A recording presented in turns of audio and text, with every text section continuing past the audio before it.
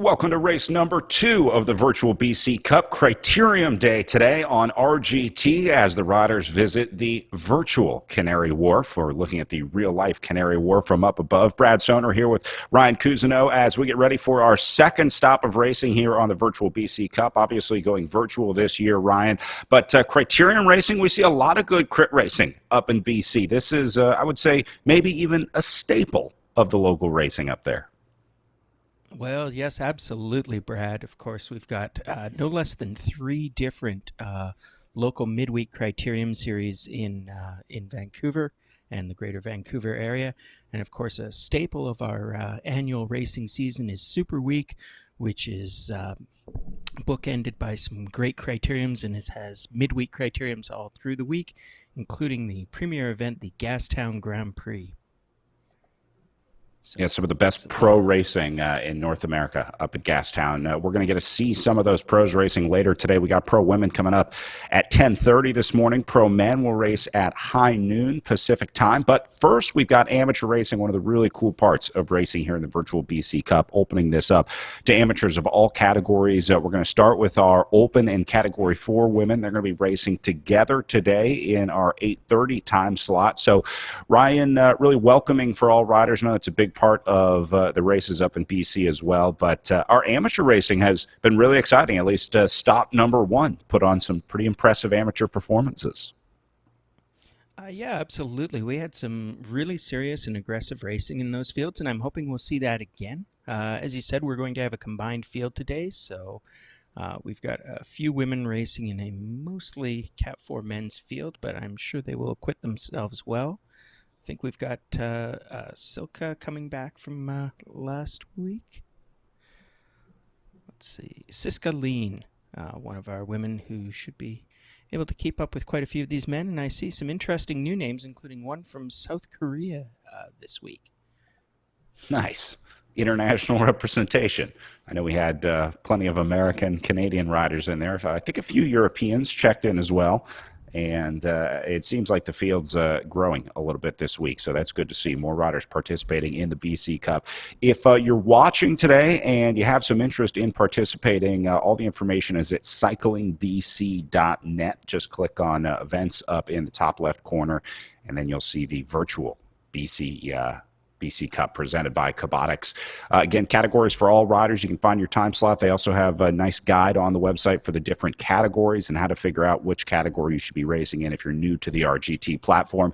RGT is based on real-life courses, so this one based on a Canary Wharf-centered criterium course. It's only 1 kilometer long, four turns here, sort of like an oval, I guess, maybe even close to hot dog-shaped, as we would say down here in the U.S. I'm not sure if that term works internationally here, Ryan, but we'll say an elongated oval on this Canary Wharf course. I'm curious, how does this one compare to the Gastown course? I mean, I guess Gastown, the most legendary course.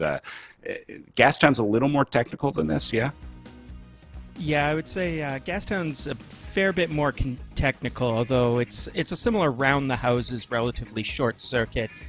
Gastown is characterized, though, by a little more elevation change than we'll see at Canary Wharf. With only 5 meters of elevation on the course, Canary Wharf is basically a flat 1 kilometer circuit. I think that Gastown is both a hair longer, but it's characterized by 2 crucial turns. At the top of the course, not far from the start-finish, is a very tight climb-in hairpin turn, and the bottom turn of Gastown is the notorious turn around the Gassy Jack statue. And the problem with that one is it is tiled in some slick brick. And I remember a race about 10 years ago where the pro men were basically losing at least one rider a lap for the first 30 laps by just crashes on that corner. Oh, good news. No crashing in RGT. They have not written that into the software yet, so riders won't have to worry about it. They do have to worry about technicals in virtual racing, believe it or not. We saw it on the first stop of the BC Cup, where riders either lose internet, lose power, the Wi-Fi drops out, the Bluetooth disconnects, whatever the issue is. There's so many connections going on in making this virtual racing happen. If a rider loses that contact basically with the game or with the internet, they register 0 power on their character, which means obviously they stop moving forward in the race. So got to deal with that. Got to make sure that everything's dialed in. You're close to the router. Nobody's watching Netflix or anything like that in the house or training center or wherever you are. So just like I guess real life, you got to be prepared for the style of racing that you're about to undertake. Yeah, yes, absolutely. The Canary Wharf course that we're going to be racing on today, the real-life location, is actually quite interesting. It's located in the center of London on the Isle of Dogs, so it's surrounded on 3 sides by the shore of the Thames River. The area was once an active dock busy with the fruit trade to the Canary Islands, which are, of course, named after the dogs found there by the Spaniards, not the birds. So we have Dog Wharf on the Isle of Dogs. The tallest building you'll see on this course is One Canada Square, and like all great business projects, it bankrupted its developers. Oh, See this Canada. lovely footage. Yeah, did some research here today. So let's look over our list of Category 4 riders. I think we've got a few returning riders from last week. We already mentioned Siska Lean.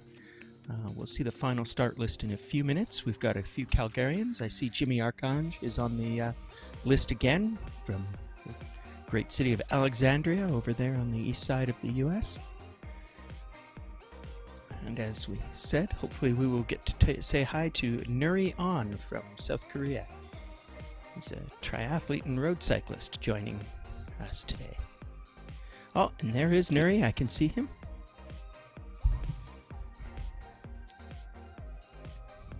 Yeah, this is our first look at front row here as we're just under 3 minutes away from start time here.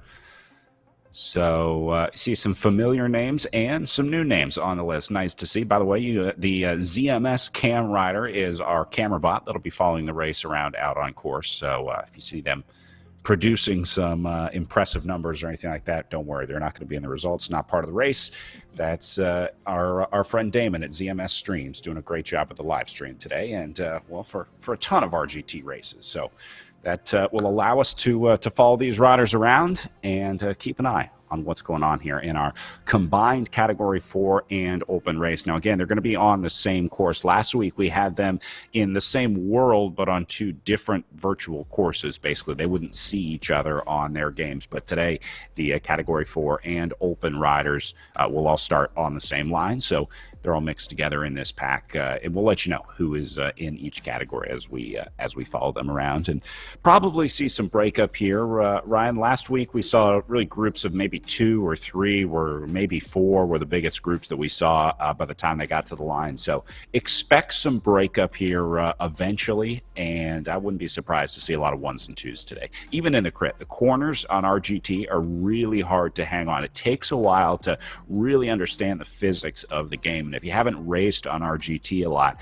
that might be surprisingly tough on what is supposed to be a flat day today.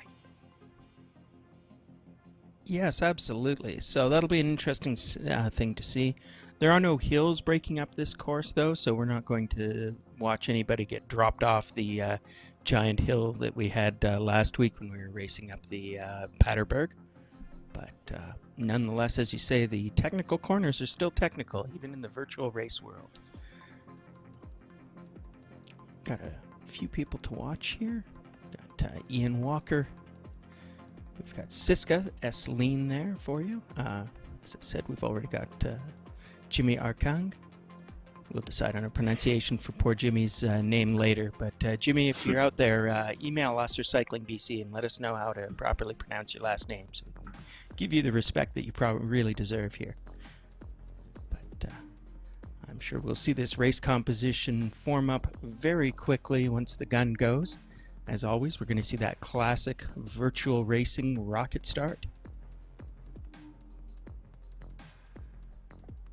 Yeah, the important thing on, especially on RGT, is to make sure that you have the highest power possible when the race actually starts. And so that involves winding up your power to the start. You can see the riders that did and the riders that didn't. You want to be in the red zone right here. That's just sort of how racing on these virtual platforms has evolved, these explosive starts. So we'll keep an eye on that front group. Barnes doing a nice job trying to get up there. Here's Siska Lean, we were just talking about, staying in the red zone here. Great effort by Siska. And then On going to be the one setting tempo up at the front. Looks like things are starting to calm down now with this group of 4, Ryan. But wow, look how quickly that separation came. Indeedly doodly. Yes, we've got this group of 4. So we've got Nuri Ahn, our South Korean rider. Shane Alfreds, I believe that is. We already mentioned Jimmy Arkang. And the last rider, I think that'll be Ian Walker. Ian Walker is going to be the oldest one of this group. Let's see if age and experience counts for anything. He describes himself as just an old dude trying to stay in shape and have a little fun doing it. And he's one of a couple riders that we'll see today from the Lake City Cycling Club. Aren't we all, Ian? We're all just old dudes trying to stay in shape at the end of the day. Well, Ian's doing a better job than I am, that's for sure. Well, virtual racing has certainly been one way to do it for a lot of people in the last year or so. We've seen the platforms explode in usership and competition available on the platforms as well. Starting to learn some names that maybe we had never seen before. We saw some breakout virtual stars that we're going to see racing in our pro races later today. Names like Jackie Godby, who came from the triathlon world but was unknown to us here in the bike racing world until she moved on to some virtual racing platforms on Zwift and RGT. And she'll be in our pro women's race later today. Won the pro women's race last week and back for more, but I think she's going to have some competition. I saw some new names on the list. We'll talk about that a little more as we get closer to the pro women's start time this afternoon. Say 10:30 Pacific start for them. So it's interesting. We've got actually, believe it or not, in a group of 4 here that started out, we've got 2 teammates. The other Lake City rider, aside from the first one I mentioned, is Shane Alfred. So Shane and Ian are the 2 Lake City racers here. Shane is also 51, so these are also, I believe, the 2 oldest riders who are in this field. And Shane's actually a pretty experienced rider. He's raced at the Burnaby Velodrome Club, and he even was racing back in 1989 or 90. I was busy going to high school. So he says that according to his bio, Shane started racing on virtual platforms in January 2020. So he may have the best timing of anybody in this group for getting into virtual bike racing. Yeah. Saw it coming. Now he's an expert, an early adopter, if you will. Indeed. So it looks like we've dropped Nuri into no man's land here. He'll be desperately trying to get back to what is now a group of 3. He's still fairly far clear of Siska, but at some point, if he keeps losing time, I suspect that Siska may start hunting him down from behind, so watch for that dynamic. But he's already near enough 100 meters away from that group of 3, which is staying together. But Siska Lean is slugging it out. Bravo, Siska. You'll win your category if you can just make it to the finish. You can see Siska's power changing a little bit, trying to sort of find that sweet spot, that zone that you want to stay in for as long as you can for a majority of the day. And then we were talking about the turns on RGT as well. You see how Walker up at the front here went green there into the turn and then red on the way out. You can't put any power into your RGT character or player basically while the riders are in the turn until you hit basically the apex of that turn. No matter how much power you're putting on the trainer, it'll register as 0 in the game, because just like in real life, you can't really pedal through turns per se. So the game, to make it a little more realistic, will eliminate that power when you're going through the turn. In fact, you'll see in the upper left corner when riders are going through, it'll give them a warning letting them know that they're wasting energy or wasting watts in this scenario. That's how we measure the energy that a rider's putting out in the game. And so until you learn those physics, it can be frustrating, because you're like, I'm doing 600 watts. How am I getting dropped from this group? But if you're doing 600 watts in a corner, it doesn't do you any good.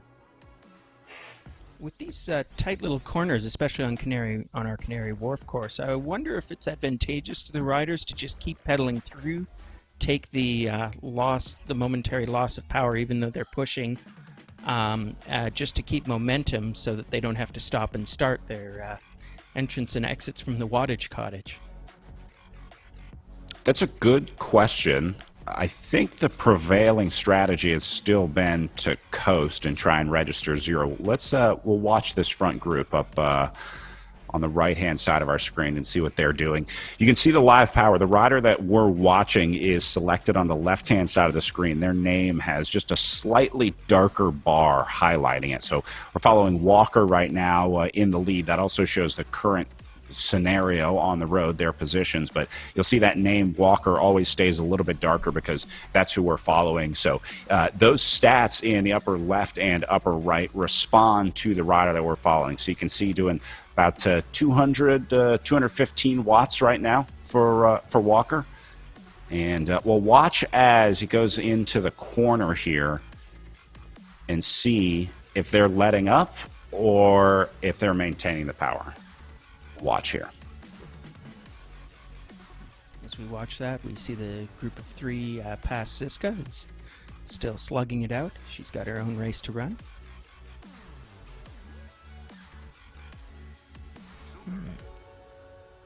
Don't think I saw much let up by these riders as they went through the corner there.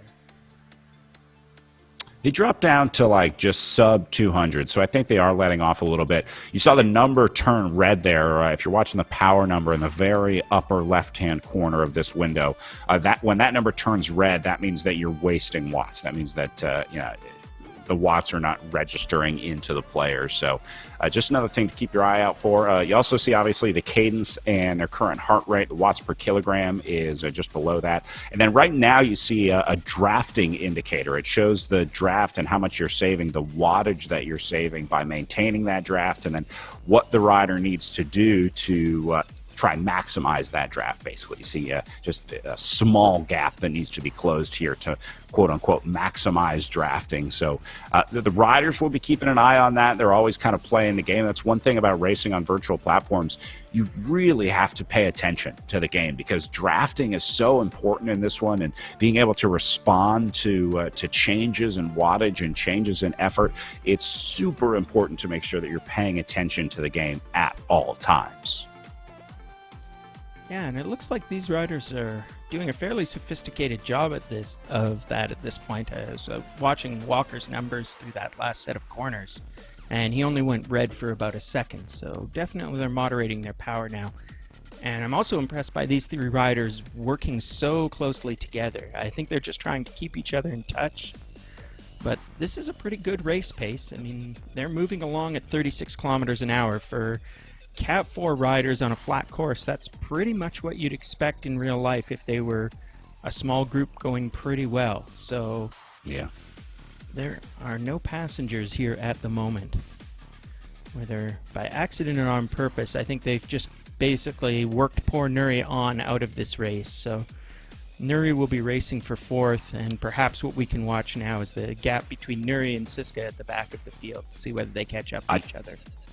I feel for Nuri because there was definitely a fight there to try to stay in. The fact that it's only 300 meters back right now for Nuri up to that front group of four. And again, we're watching the number to the right of the rider's name shows the distance to the riders around them. So when we were following Nuri earlier, you could see it was right around 300, 400 meters back.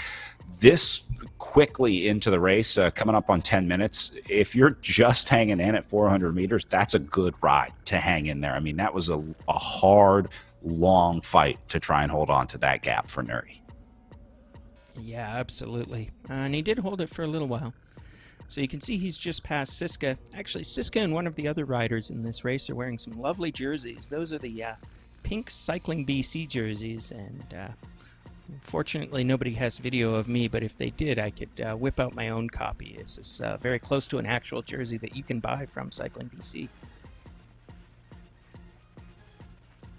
And you can very see cool. That, Mr. Walker, Ian Walker has also got that same virtual jersey in the game. So if you're looking at the dynamics in this group, in this front group of three, it's sort of like watching the World Championships, where you see everybody in their own jerseys for their own country, but you might know that there's secret teams consisting of trade teams who may or may not work pretty well together as well. So in this case, we've got Shane Alfreds and Ian Walker, who are wearing different jerseys, but normally race for the same Lake City cycling team.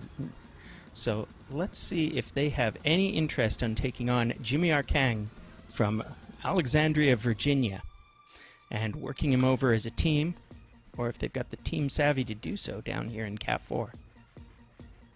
Jimmy Arkang rocking the USA Crits jersey I see up there. USA Crits, one of our Criterium series down here in the U.S. They've also been hosting some virtual races on RGT, and they also got their jersey into the game for anyone to be able to choose.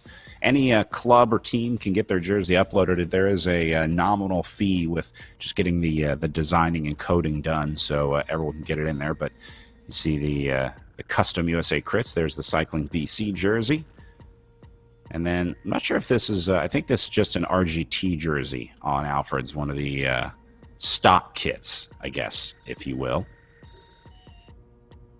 Yeah, I think so. It herds so good. Oh, maybe not.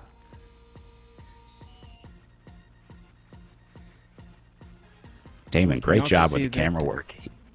Oh, the herd. This must be another virtual team. I don't know about the herd.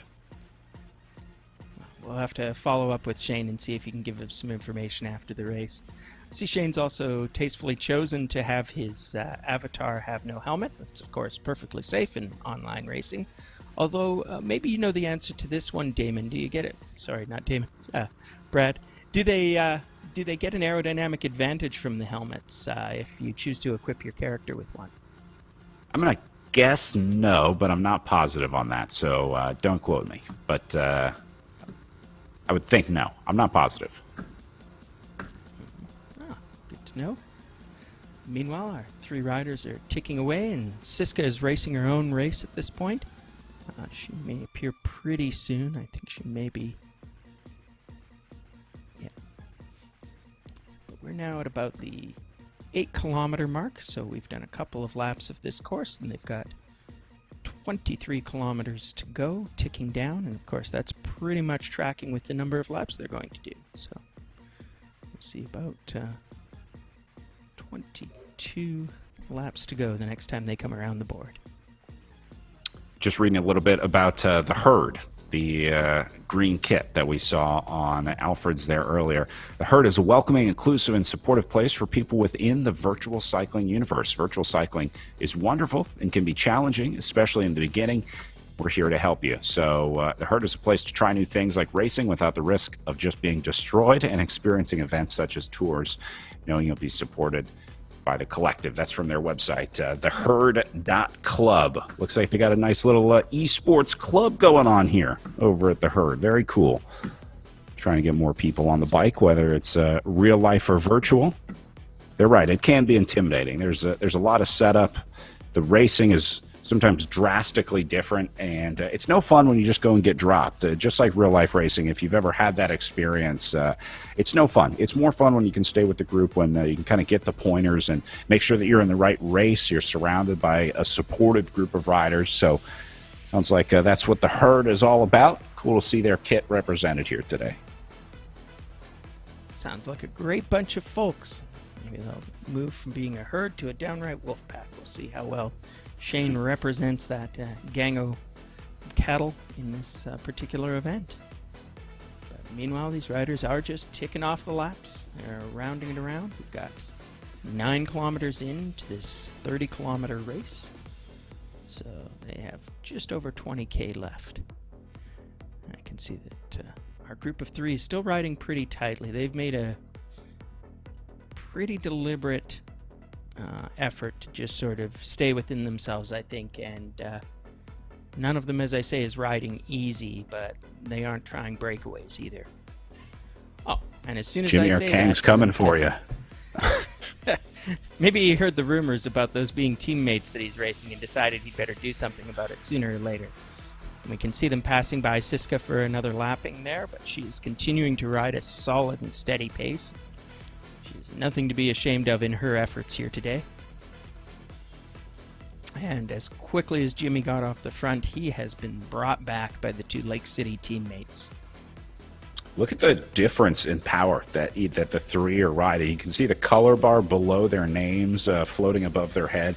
There's a sliding scale based on the rider's FTP, their functional threshold power, and it's basically from blue, which is the easiest zone, into red, which is the hardest zone. And so you can imagine that color scale from green to yellow to orange up to red. And you see the changing colors all the time. Like Jimmy R. Kang there was up at the front, and he went into the orange zone and then kind of drifted back into the blue, and now orange to bring him back up to the front. So it kind of gives you a good idea of how hard the riders are working based on their power numbers. And again, that scale is unique to the rider based on their weight, the maximum power that they can produce. There's a whole test to figure out what your FTP is that people smarter than me will conduct and understand what the numbers mean. But the point is, it measures your effort basically individually. And so we'll be keeping an eye on those power bars throughout the day. You can also see that on the left side of the screen to the very left of their name, you'll see a tiny little bar of color, and that shows the current power zone that the riders are in. Right, and you can see the fluctuation as each of these riders takes a turn off the front, although just as we say that, our Kang is trying another attack. And now Walker has gone momentarily into the red to get back to him.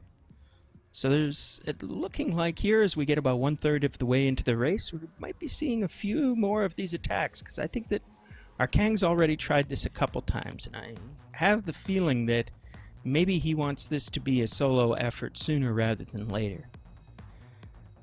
The other interesting thing about this particular course is that with no elevation changes, we're getting, and our fans at home can also see the watts per kilogram numbers on each of these riders. And while that's not irrelevant, this is going to be a course that is much more about the raw wattage. There's no climb to disrupt the Clydesdale riders who may or may not be in this field.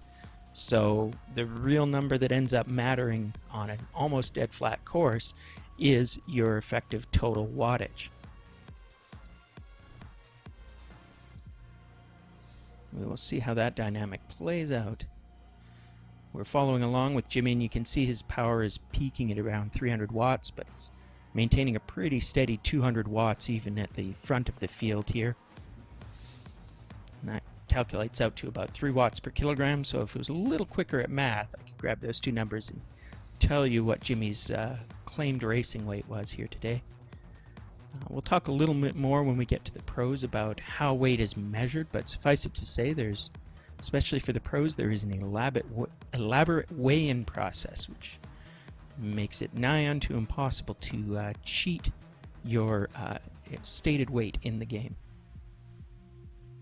Yeah, they'll be checking the riders' power and weight. They have to submit proof of the weight, and there's a couple ways that they verify the power numbers in here to make sure nobody's hacking or changing the numbers or messing with the computer or whatever the kids are doing these days, trying to up their numbers on these virtual platforms. So I think the integrity of the racing, people feel pretty good about where things are at this point. There was definitely a period in virtual racing where everyone was like, I don't trust any of these numbers. You know, it's pretty tough to trust the people in these, the people around you in these games when there were virtually no checks early on in terms of the rider weight. But we're starting to see that sort of normalize a little bit and getting a little more trustworthy, I think, of some of the other riders for the participants in these esports races.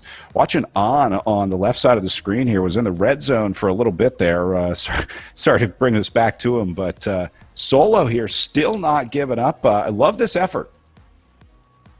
Yeah, and he's down within 800 meters of the other riders, so I'm starting to watch that. I'm not sure if he's drawing them back, but he hasn't been lapped yet. So solo effort, he's doing way more work because he doesn't get to draft anybody, but he is losing time very slowly. You know, he's lost about 1 kilometer in 12 kilometers of racing, so he's still on track to get lapped here, but he's working himself to make that catch come as far into this race as possible. So if nothing else, Nuri is getting a really good workout today, and I certainly hope that he'll keep it up and come back for future races here.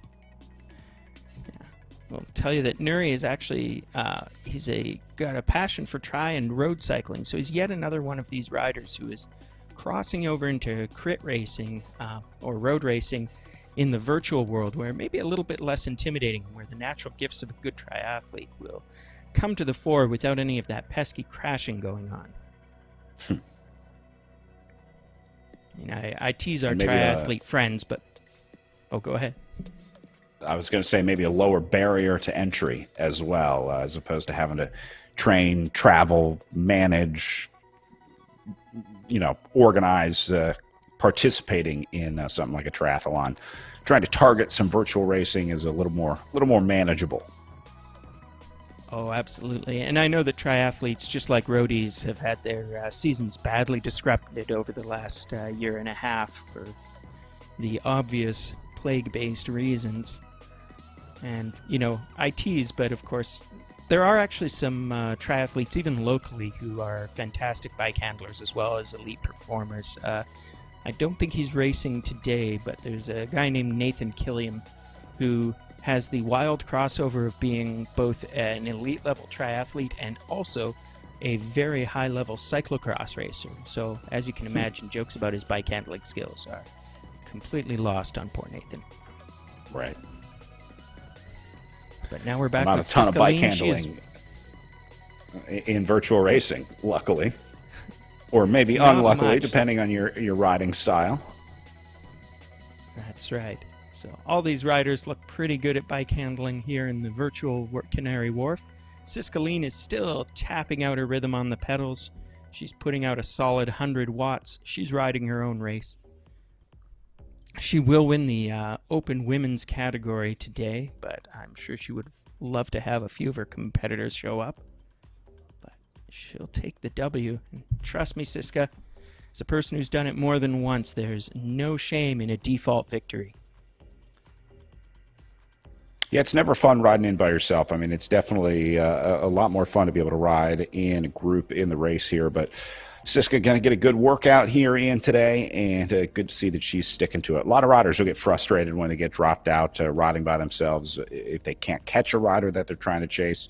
The kids call it rage quitting in the games, but Siska hanging in there today. So nice to see that she can get the workout in and maintain an impressive effort out here today. Keeping her FTP right where it needs to be in the blue zone is like the perfect spot to be riding, let's say, a 40-minute criterium effort. Yeah, it's one of the nice things about doing virtual racing is you really get the data right in front of you to ride whatever pace you want. You literally can be head down the whole time for the simple reason that you aren't riding in traffic, you aren't even having to steer for yourself. Although I suspect that steering is something that a lot of the virtual platforms, including RGT, will be adding in the near future as we watch our group of three coincidentally lap both Nuri and Siska at the same time. So I think that's Siska caught for down 2 and Nuri caught for down 1. But so this is a one new of them chance can- for Nuri to try and catch on here. I would expect to see. I guess not. I thought he Nuri didn't would be able to really hang up with it. them for maybe a lap or two. I'm not sure if he was tastefully deciding not to take advantage of that group. I'm certain That there'd be could no be. penalty That for could him be. doing so, but he's kind of riding his own race at his own pace, putting out his 2 watts per kilogram or so.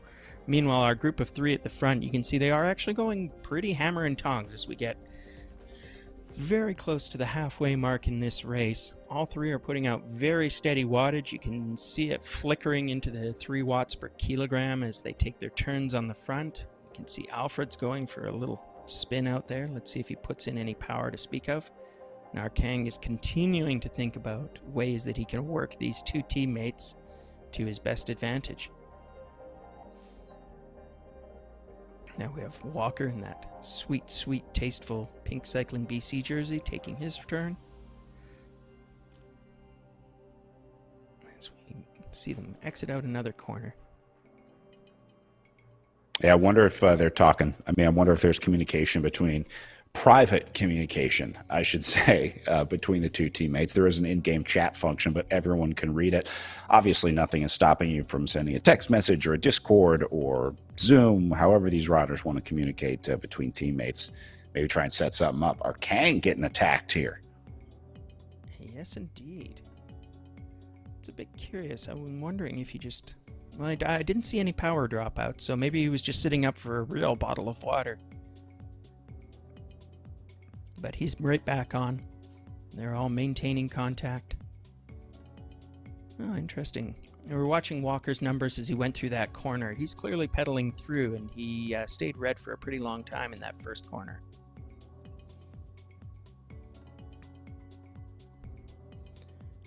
But nonetheless, all three riders do certainly seem to be fairly comfortable with this pace. They've been maintaining it now for near enough 25 minutes, and they've got just about that much time to go. So this race is looking like probably a 50-minute, give or take, finish time, depending on how tactical or attacking these three riders get in the second half. See Walker taking his turn back. Alfreds is on the head of the race, and Arkang is content to sit in for the moment. And if you watched Arkang's power numbers through that last corner, as he was the rider we were following, he's very canny about how he races these. He's not going red, and therefore he's easing off the power and the pedaling through those corners enough that he's not doing any wasted work as he follows wheels here.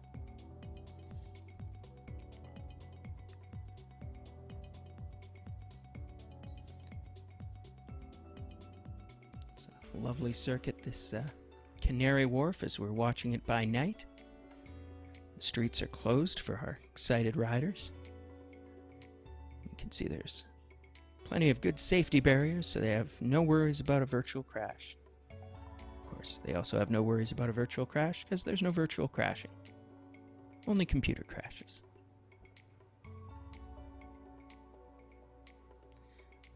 Alfred's at the front of this race. His teammate Walker hanging out the back. Arkang They do seem like they're rotating, don't they? I mean, it seems like they're taking turns at the front. Absolutely.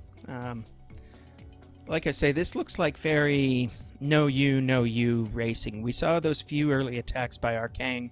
He hasn't tried anything in a lap or two. The pace is not dropping. I mean, they're still maintaining here on this slight descent, 44 kilometers an hour. We'll see where they land on the flatter parts of the course, but as I said, that's indicative of a solid pace for these three Cat 4 riders.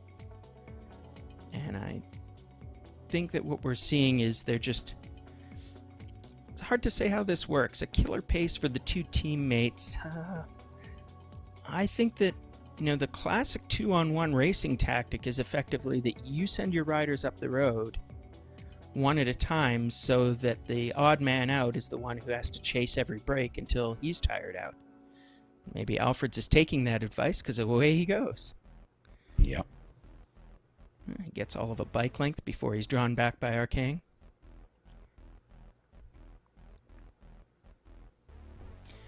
We saw Arkang do pretty well in the first race of the season. Not sure if I know where to grab those results at a moment's notice, but bet if I keep talking, either you or Damon can find us the results from last week, because I know that Arkang was there, and I think he did pretty well. I will start working on that. Okay, I'll talk about some bike racing.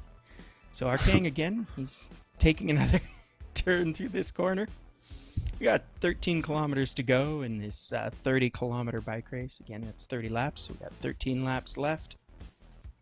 These three riders have just been rolling through. Watching them, they're going to come up pretty quickly on Siska Lean again for another lapping. And Nurion is still in no man's land. He's down at about 1.4 kilometers down and only very slowly losing time. So if Nuri has something to race for, it's that if he times things right, he might not get lapped one more time. It's not the most awesome thing to be racing for, in your Cat 4 event, but nonetheless, I've had more than one race where don't get lapped was absolutely the goal by the end of the race. I was going to say, have something to race for. Having a goal, whether it's the next town line sprint, trying to finish in the main group, trying to win, whatever your goal is, just having that target can be a big help sometimes. So, not getting lapped, that counts as a target. I like it. Oh, absolutely. And when I got into virtual racing, one of the things I found is, of course, trainer racing is notoriously one of the dullest things or trainer riding is one of the dullest things that any bike racer can do. But it turns out that, at least for me, having even the smallest sense of there being somebody else there on the road that you're either riding with or trying to catch or trying to drop or trying to hang on to was enough to really change the dynamics of riding on the trainer. And it made it that go from where 20 minutes on the trainer was a slog to the place where even an hour ride is pretty achievable when you're highly goal-oriented or actually doing a race, or even, as I've done a couple times, just training with a friend. In fact, shout out to my friend Tobin Henderson. He had a bad beat last week. He managed to hurt himself pretty badly on a mountain bike, but nothing permanent, but it's going to keep him off the real bicycle for a little while now. And so later this week I'm going to go out and do some virtual riding with Tobin so that he can keep his sanity while he can't get out on the roads. But as for the riders in this race, we can see that Walker, Arkang, and Alfreds are continuing to swap the lead, continuing to virtually look over their shoulders as they try to figure out, each of them, how they can make this finish come to their advantage. And Arkang is, of course, continuing to wonder about how he's going to deal with Alfreds and Walker if they indeed work as a team.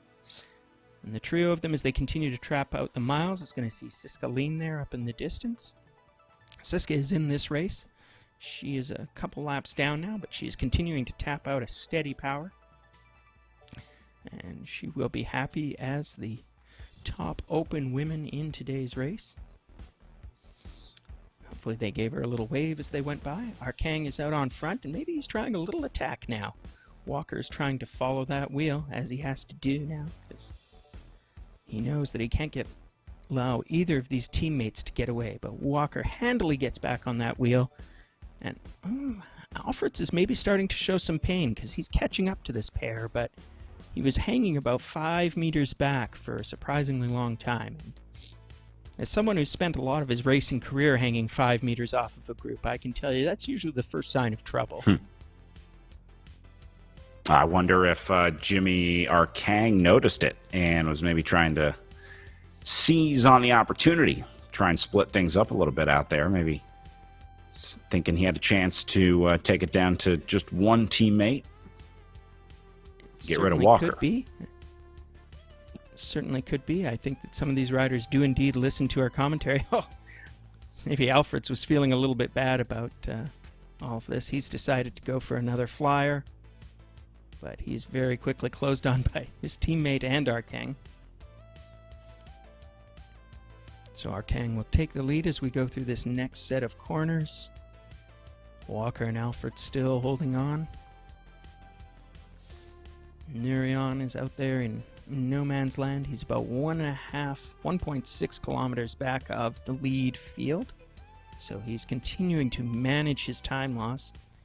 Come on, Nuri, you've only got 12 kilometers to go before you get to the finish line. So you just have to lose less than 500 meters in 12 kilometers. But I don't think your competitors are going to make it easy, because Alfreds, Arkang, and Walker are all keeping up a pretty steady pace at the front. They're moving at just over 30 kilometers an hour along this flat section. And again, it's Arkang and Walker. And again, I'm seeing that tiny gap suddenly develop as Alfreds rubber bands off the back, then shoots straight through the corner to the front of the field again. He gets less than a bike length away before Walker gets back on that wheel. Arkang is right there. So these three riders continue to swap the lead. But these little attacks will be taking their toll. I mean, you can see them. They're going above 2.5. They're going to 3 watts per kilogram. In this category, that's a lot of wattage. That's not quite redlining, but that's enough that that's not a sustainable amount of power for them to be putting out for an entire 10 kilometers. As we pass through the 2/3 mark on this race. And once again, it's Arkang rolling through to the lead. Ian Walker follows him, and Shane Alfreds holding the wheel. But I see Alfreds again, he's rubber banding out to the 5 meter mark. So I don't know if he's getting tired and then doing a tiny sprint to get back on, or if he's in no difficulty, but just not metering his efforts quite as sagely as the other two riders. But when you see those little 5 meter gaps, it means that he's just not smoothing his power and getting right on that wheel perfectly. And you'll notice that, for example, I haven't seen Arkang doing any of that, and I don't think we're seeing it from from Ian Walker either. Yeah. So I think our Kang has been the most aggressive out of this group, I would say. It just seems to be sort of when the other two are willing to just sit in, our Kang will put some pressure on every once in a while. Alfreds and Walker really haven't been sort of wolf packing him per se, kind of trying to distract him or take him off the back or just continuously launch attacks on our Kang, anything like that. yeah, and it doesn't require much coordination. Really what needs to happen here is whichever one of them is at the front needs to jump, and whichever one of them is in the field at that point needs to sit on our Kang's wheel. But here we see our Kang doing a little bit of a pull. He's getting up to 3 watts per kilo. Pretty sure that indicates that he's just putting in enough effort to see if these guys will follow. But now we can see Alfred's making a little attack. Maybe you heard some commentary there. He gets all of a meter away, but you can see at least he's forcing Alfred's into the red zone there to catch that back on. But again, Walker is he's getting to be the odd man out. Let's see if he can come back and do an attack. So classic coordinated attack here. Alfred's went for one. We'd hope that Walker will do the next attack and that Alfred's will follow our Kang's wheel, but I think the corners are just arranging them slightly. Last week it was our Kang and Walker on the front together in a admittedly different, much different course, the road race course. But our Kang and Walker dropped Alfred's at, let's see, about 30 minutes in. Alfred's was out of the picture at a kilometer back. So our Kang and Walker were the two strongest on week 1. And looks like Alfred's hanging in there this week. Yeah, it's a fascinating dynamic. So we've got our good riders still at the front and still working each other over. So they're surely enjoying this revenge battle from last week. We can see our Kang again. He'll take the lead here. Let's see if he tries a little attack. It'll be hard to say. He knows that he didn't drop Walker, or rather, did you say he finished with Walker or Alfred's at the last race? Walker. Alfred's got dropped, right. I think. Okay, so we've got Walker and our Kang as our lead 2 riders, although it's Walker that I thought was showing a little more difficulty in holding on to these attacks, but he's showing no difficulty now. We've got Alfred's taking another turn at the front, then fading back. It looks like they're going to put our Kang on the front. So Jimmy Arcang takes another turn, goes through this corner, nice and smooth. You can see him hovering around 200 watts. It looks like a pretty maintainable pace for Arcang and for these other riders. Last week, Walker at a 35.50. Arcang was 25 seconds behind him at the finish. And then Alfred's in third at just under 5 minutes back on Walker and Arcang. Well, 5 minutes back on Walker. I guess that would be 4 minutes and 35 seconds back on Arcang. So Walker and Arcang really had a good day on week 1. Looks like Alfred's having a much better week on week 2. Yeah, he's giving a little dig. Let's see if... and great, his teammate is leading the return. I'm sure they'll have words about that after this race, as Walker is counterattacking his own man there. Come on, boys, work against the American, not for him. Well, who hasn't had the glorious experience in low-category racing of being chased down by their teammate? Heaven knows I've probably been on both sides of that equation. But Alfred's little mini attack is brought back by, well, Walker. But you know what? Look at that. They've actually made a gap here. Arcang is in a lot of difficulty now. He's 50 meters back. And unless that was a technical difficulty or he looked away from his monitor for a moment, this may be the decisive moment of the race with 6.5 kilometers to go. If Alfreds and Walker are smart, they will make this move go and go hard, because this is their chance to turn it into a 2-up teammate-on-teammate sprint with a guaranteed first and second. And Arcang is literally watching the race ride away from him as we speak. That gap has risen up to 80 meters. and it shows no signs of stopping. I think this is the race right here as Alfreds and Walker, after all my teasing of them, it turns out they knew how teamwork worked better than I did. As the saying goes, teamwork makes the dream work, and right now, Alfreds and Walker are dreaming of a beautiful all-team finish, reminiscent of Steiner in their classic Monuments Challenge. Arkang 138 meters back and dropping fast. I'm not even sure. I mean, it doesn't look like his power numbers have gone down enough much, but once you fall out of that draft, it doesn't matter if you're making the same power. Whoa. Yeah, you saw that fixed shot. He was almost out of the picture up to Alfreds and Walker. Great attack by those two. I mean, they put the hammer down on poor Jimmy Arkang here today. Just absolutely decisive, and it looks like they've sort of targeted 3 watts per kilo for the two of them. That's what the lead rider is doing. Arkang is having to maintain that, but unlike those two riders, he doesn't get any rests. He's not getting any pulls, and the gap has just not stopped increasing. He's now 200 meters back. It's almost a quarter of the course. I see no chance that this break is going to be drawn back. I think Arkang is going to be I don't think he'll be content with third place, but that's what he's getting today. And Alfreds and Walker will be your two riders fighting it out. That was obviously a decisive move, and chapeau to those two.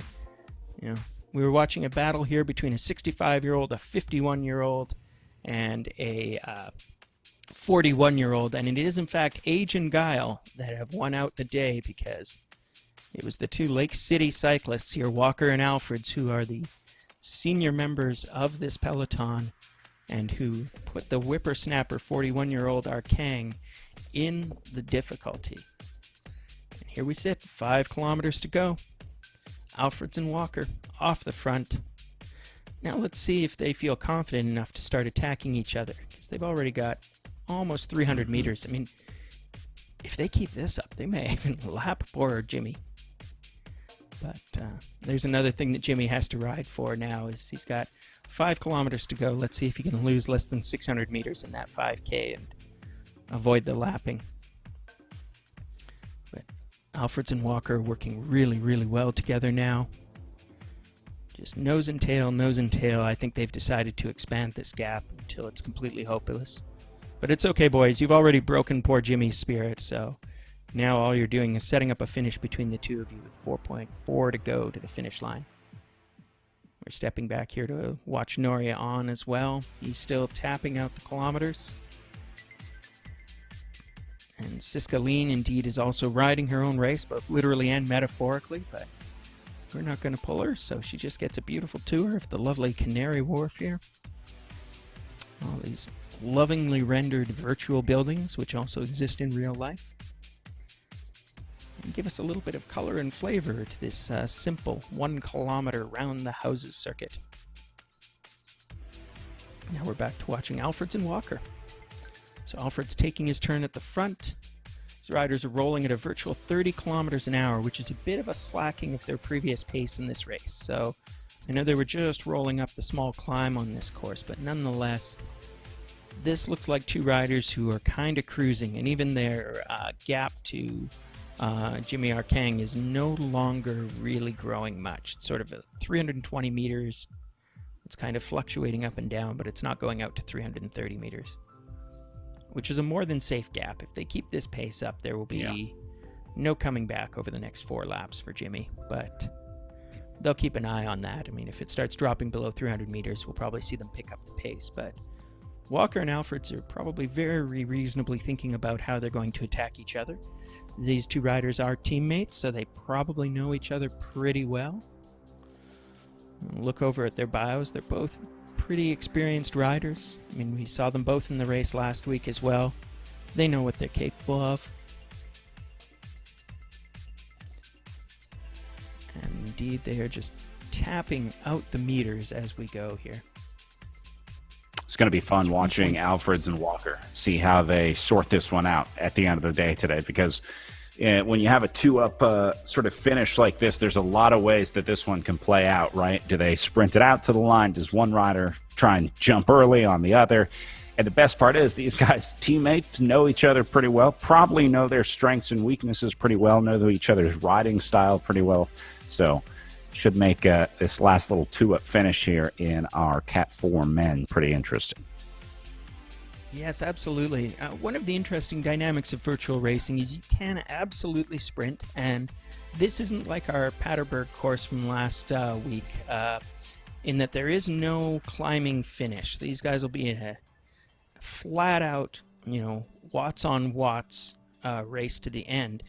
But it is a little bit tricky to get those sort of max-out sprint efforts. If you're like a lot of riders, unless your trainer is very well stabilized, eventually it'll start rocking a bit on you as you try to go over, say, 1,000 watts or something.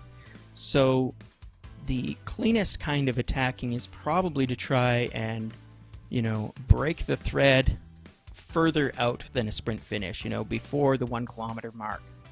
But right now, these two are sitting at 2.6 to go, so if either of them is going to try a Cancellara attack from the field, it pretty much has to go now, or else they're resorting to a sprint finish. And when this race comes down to a sprint finish, I think there'll be a bit of tactical you go, no you go. I know one of these riders at least has some velodrome experience, so maybe he'll think about a classic drill that we do on the velodrome called the rush-in. And the way the rush-in works is taught to me by the late, great Kaylin Acuna, is you sit just a couple meters off the rider that you're pacing into for the start of your attack. And the reason you're sitting a bit back is it allows you to rush into the best draft possible right on the back of their wheel as you zoom by them. So you're accelerating into the draft, you're accelerating as you go over the top of the rider, as we say in track cycling, but of course there's no top in crit racing. But as you go around the side of the rider, and you continue to keep that big speed delta as you pass them, so that it makes it as hard as possible for the other rider to accelerate up to and into your draft. It's the classic attacking move, but now we're seeing Ian Walker make a break for it. 1.9k to go, and away he goes. He's trying to break that thread from Alfreds. Alfreds had better get on it. Walker's in the red zone. This is a full-on attack. He's doing 300, 400 watts of power. Huge numbers for Cat 4s. Alfreds is giving it a big dig. Can he get back there? He's trying. The gap is about 10 meters. He's desperately trying to pull Walker back, but Walker's going for it. This is definitely Walker's move. Oh, no! Wow, Alfreds is putting on sprint power, and now I'm wondering Alfreds can hold this, because he's got 1.4k to go. That's going to seem like a lot longer distance than Alfreds expects, though. But he did go by Walker like he was standing still, so maybe he really does have this reserve power. Alfreds is showing over 600 watts. Yeah, and you can see he's stop pedaling now. Here. Yeah, this is going to be crazy because these two have both gone all out. Like, this is sprint speeds. 1 kilometer to go. That'll be the bell as they go through that arch where they'll finish in just one more lap. Oh my goodness, though. Look at that gap. Alfreds has put 140 meters on Walker. So he's done his all-out sprint. I don't think he's got another one of those in him, at least not for a few minutes.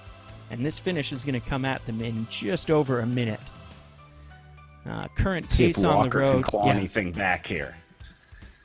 Oh, look at their relative speeds, 40 versus 30 kilometers an hour.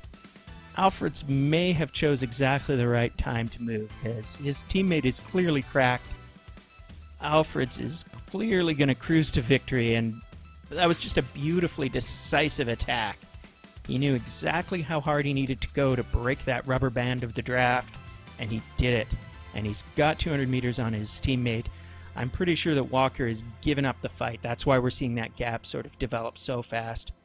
Alfreds is still on 50 kilometers an hour. He's getting a bit of an advantage from the one sort of small descent on this course.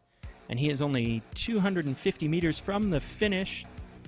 Alfreds is going to cruise to victory. He'll have time to zip up his virtual jersey, make sure all of his virtual sponsors are displayed, and the Lake City cycling rider, wearing that lovely herd jersey, sees the finish banner now, and he gives a little gesture. I don't even know how you do that in the race, but nicely done to Shane Alfreds, our winner in the Cap 4 field today. He will wait for his teammate, Ian Walker. Ian Walker getting it done at age 65. He will cruise to a well-earned second place. And then we're going to wait a few seconds longer. And very quickly we will see our other three riders coming through to take the minor placings. Now, Arkang, On, and Lean have all been lapped, but maybe you know the answer better than I do. I think that the race will shut them down once they finish their next lap, just as it would if it was a real race. I think they do the full distance on a criterium course. I think on a circuit they might shut them down. Let's see. Okay. They're showing We'll Arkang finishing find out. here on the way in. So I think Arkang going to be in and done for the day. Sounds So really, overall, won't have lost that much time after getting dropped out of this group of three at, I don't know, maybe 6K to go. Winning move came at 2K to go, where Alfreds and Walker split. And Yeah, he did a... Arkang going to come in here. That's right. Yeah, no, Arkang was not lapped. I shouldn't slander him like that. So we've got On, and On is showing another 2 kilometers remaining, so he may be cruising out his race here. And we've got Siska. She is also on the road there. Maybe On and Siska this time around will decide to work together as they come to the finish. They're not really racing each other. They're both on different lap counts at this point. But I hope they both had a lot of fun because they did some good, credible racing. I think that Nuri had a lot of fun at the start, holding on to those 3 hammerheads up front. I can only console you, Nuri, that if all goes well, those guys will get an upgrade to Cat 3 pretty soon.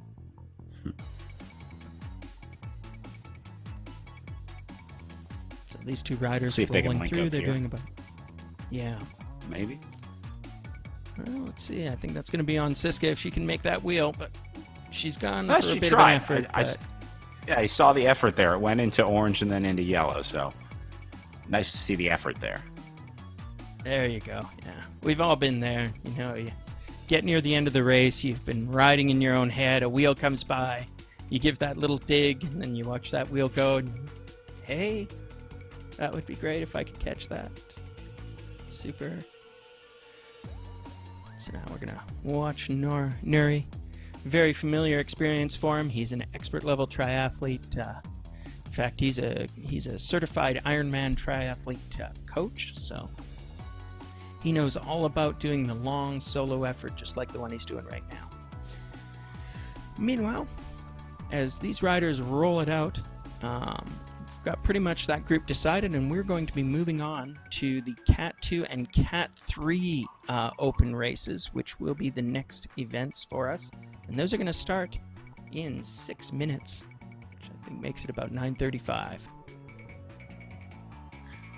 These riders doing a little longer race than our Category 4 and open race. They'll be doing 32 laps instead of the 30, so we'll tune back in with them here in a bit as we go back and take a look at our Category 4 results. 21 seconds for Ian Walker behind our race winner, and then Jimmy Arkang at 1:21 back on the day.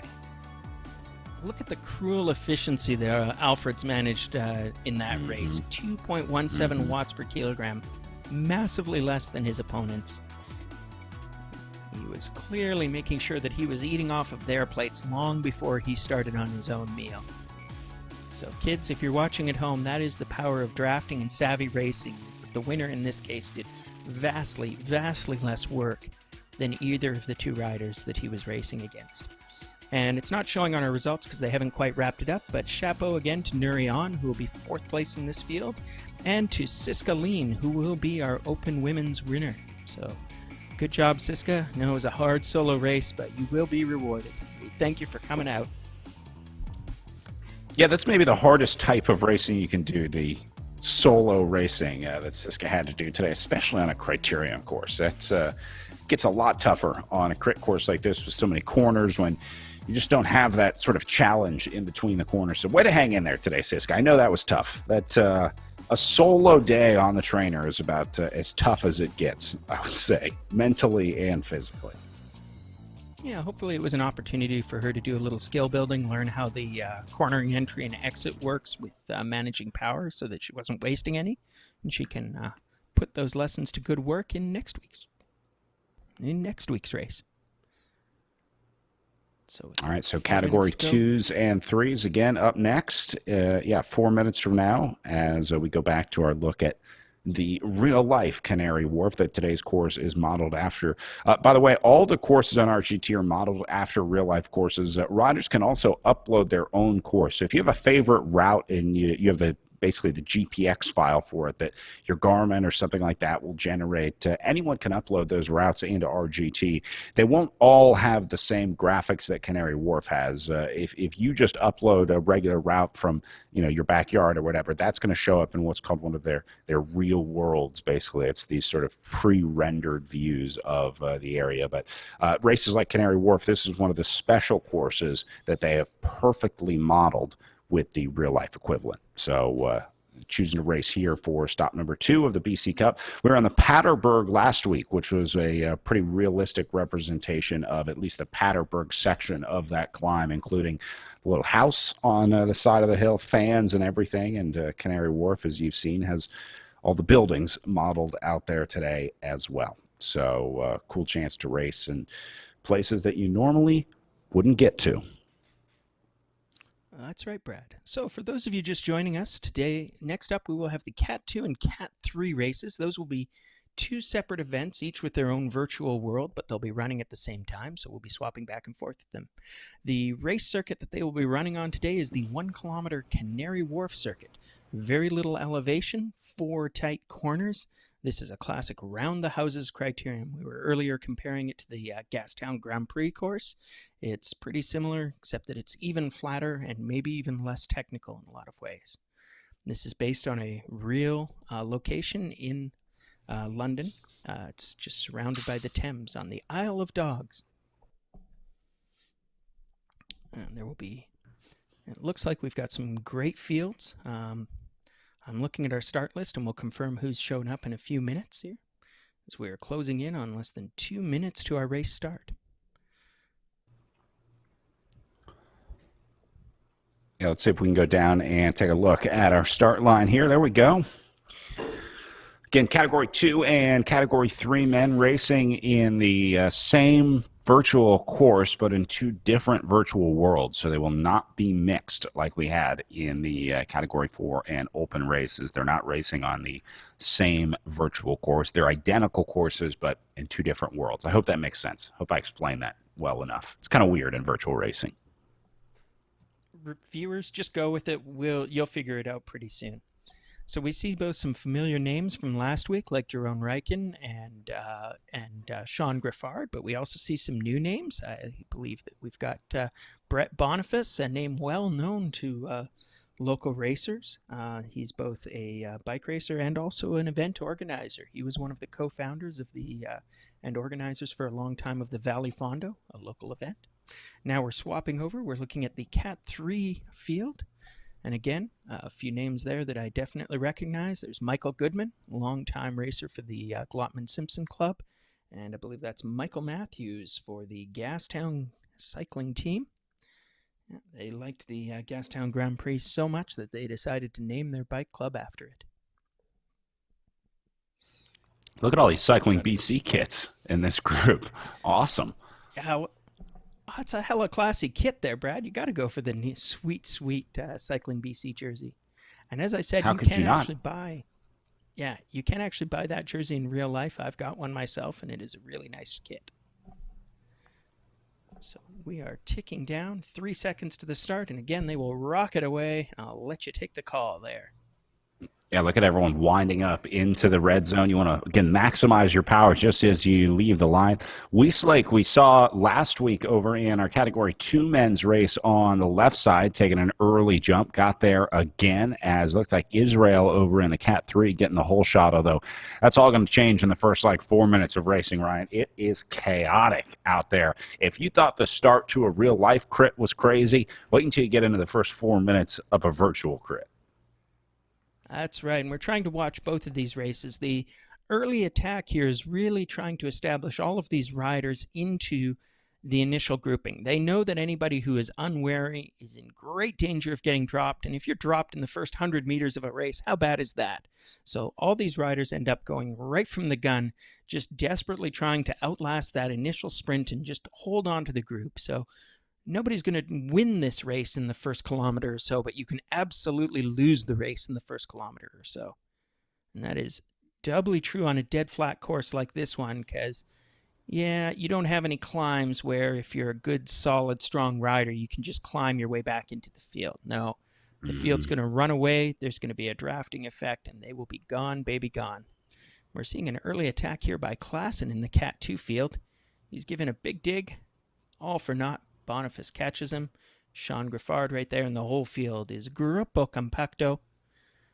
Out of this group, we're seeing, I think, in the Cat 2s, I believe there are now no riders actually dropped. The last rider is constantly swapping up and down.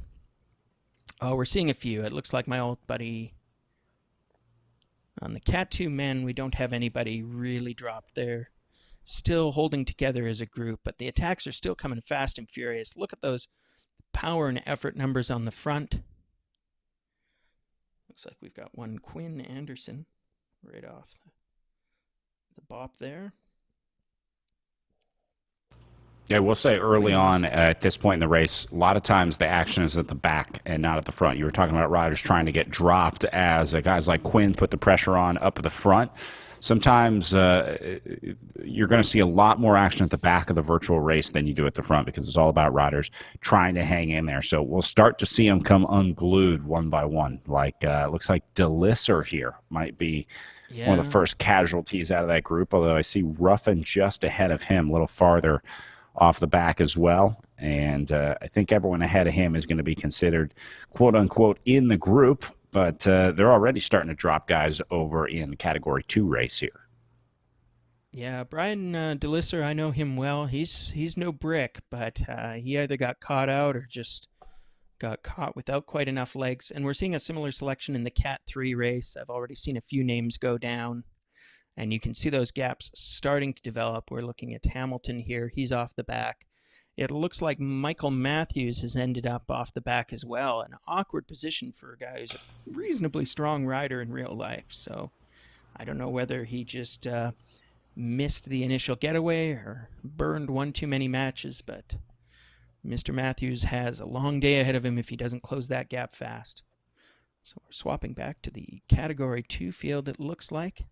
Let's see what Damon has to show us here. They're going away. And this field, I think nobody new has been dropped quite yet, but they're still going hammer and tongs. You can see that race pace is 44 kilometers an hour, and that's not a killing pace for these Cat 2s, but it's definitely a solid pace. And you can see that sort of bubble and boil as people are getting up to the front and then immediately dropping back. Sean Griffard making a dig. And good. Luke Hubner was in trouble earlier. He was riding at the back of the field, but that young 17-year-old has the legs, and I think that this very flat course may suit him really well. He was punished on the Paterberg last week, but there are no hills to make Luke's day bad. So he's a smart, savvy rider, and if you can translate his track experience over here to the virtual world, then he'll do just fine. Yeah, I think the up and down nature of a power profile in criterium racing is even more pronounced in virtual racing with the accelerations out of the corner. That's what makes these criterium races tough.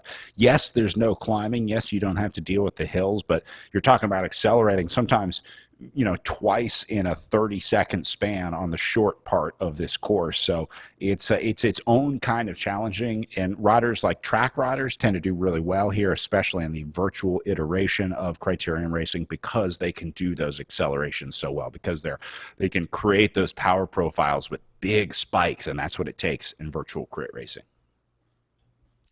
Yes, absolutely. It almost becomes like a series of micro sprints. Closest thing I can think of is there's a type of race called the Devil's Race, or a missing out, where you essentially eliminate the last rider on every lap or two. And those races privilege this kind of semi-threshold sprinting where you're never riding a sprint, but you're frequently doing just enough effort to change your pack position. And that's exactly how you have to ride a criterium race, both real and virtual, that every corner becomes this little effort to make sure that your position is right, that you're not losing time, and that as you exit the corner, you aren't getting dropped. And just like with a real race, as you see this field, as these fields bunch up and string out, the actual shape of the field becomes a keen indicator of how the racing is going. So when you see a bunched up group, it means that nobody's really attacking. It means that everybody's able to hold the pace. And when you see a strung out group, it means that everybody is right on the rivet and they're having to take maximum advantage of the available draft. And so we're seeing that sort of forming up into those two shapes, the blob and the string, in both fields. Like right now, the Cat 2 field is stringing out, which means that that's Giesler on the front, clearly doing a legit attack. You're starting to see the Cat 3 field also string itself out a little bit and then reform into a blob. And there you see as Giesler lets off the attack, the field blobs up in the Cat 2s again. So just this constant sense of, is the field a blob or a string right now? And that can give you a good idea of sort of what the effort levels are like even before you look at the wattage numbers.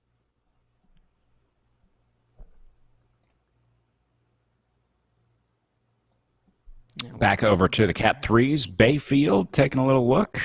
And this group doing a nice job of hanging in as well. Looks like first casualty here is Israel back in 10th. Took the whole shot from off the line.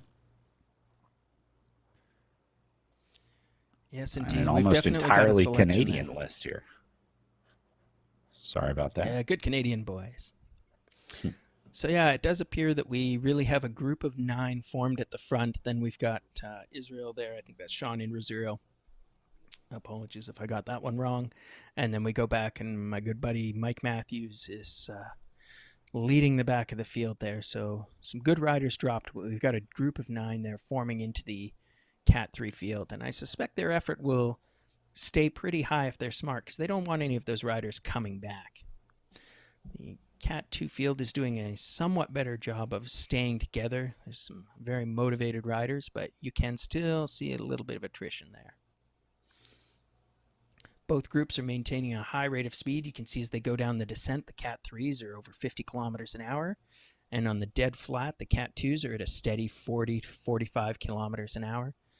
These are 40 to 45 is a torrid pace, but these Cat 2s can probably maintain that for pretty much the whole race. That's kind of just a standard, not even attacking race pace for these riders.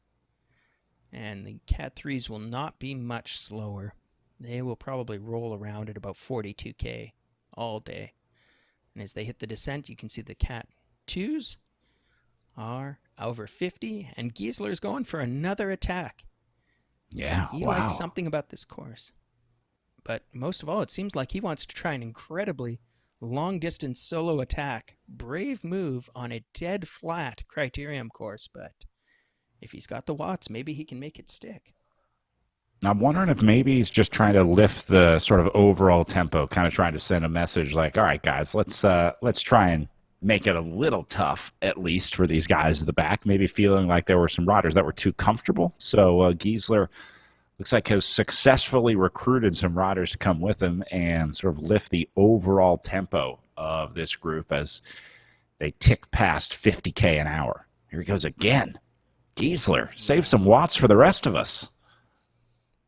Well, he says that he's got the watts to burn. He says his fear is climbing, and he describes himself as a man who descends like a rocket ship, and that's a very particular code in bike racing, but it certainly means that he'll be very pleased about this dead flat course that accepts him for who he is, which is a man able to generate an enormous amount of wattage, and probably for a pretty long time, considering that he's credited to the Tri-Nerds team.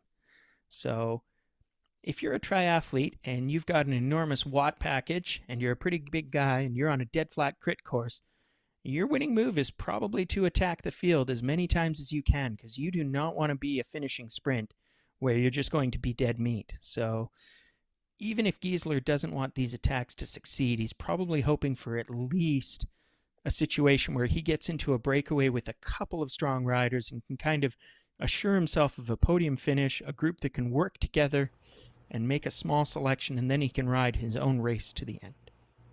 Yep, great point. Great strategy there as well.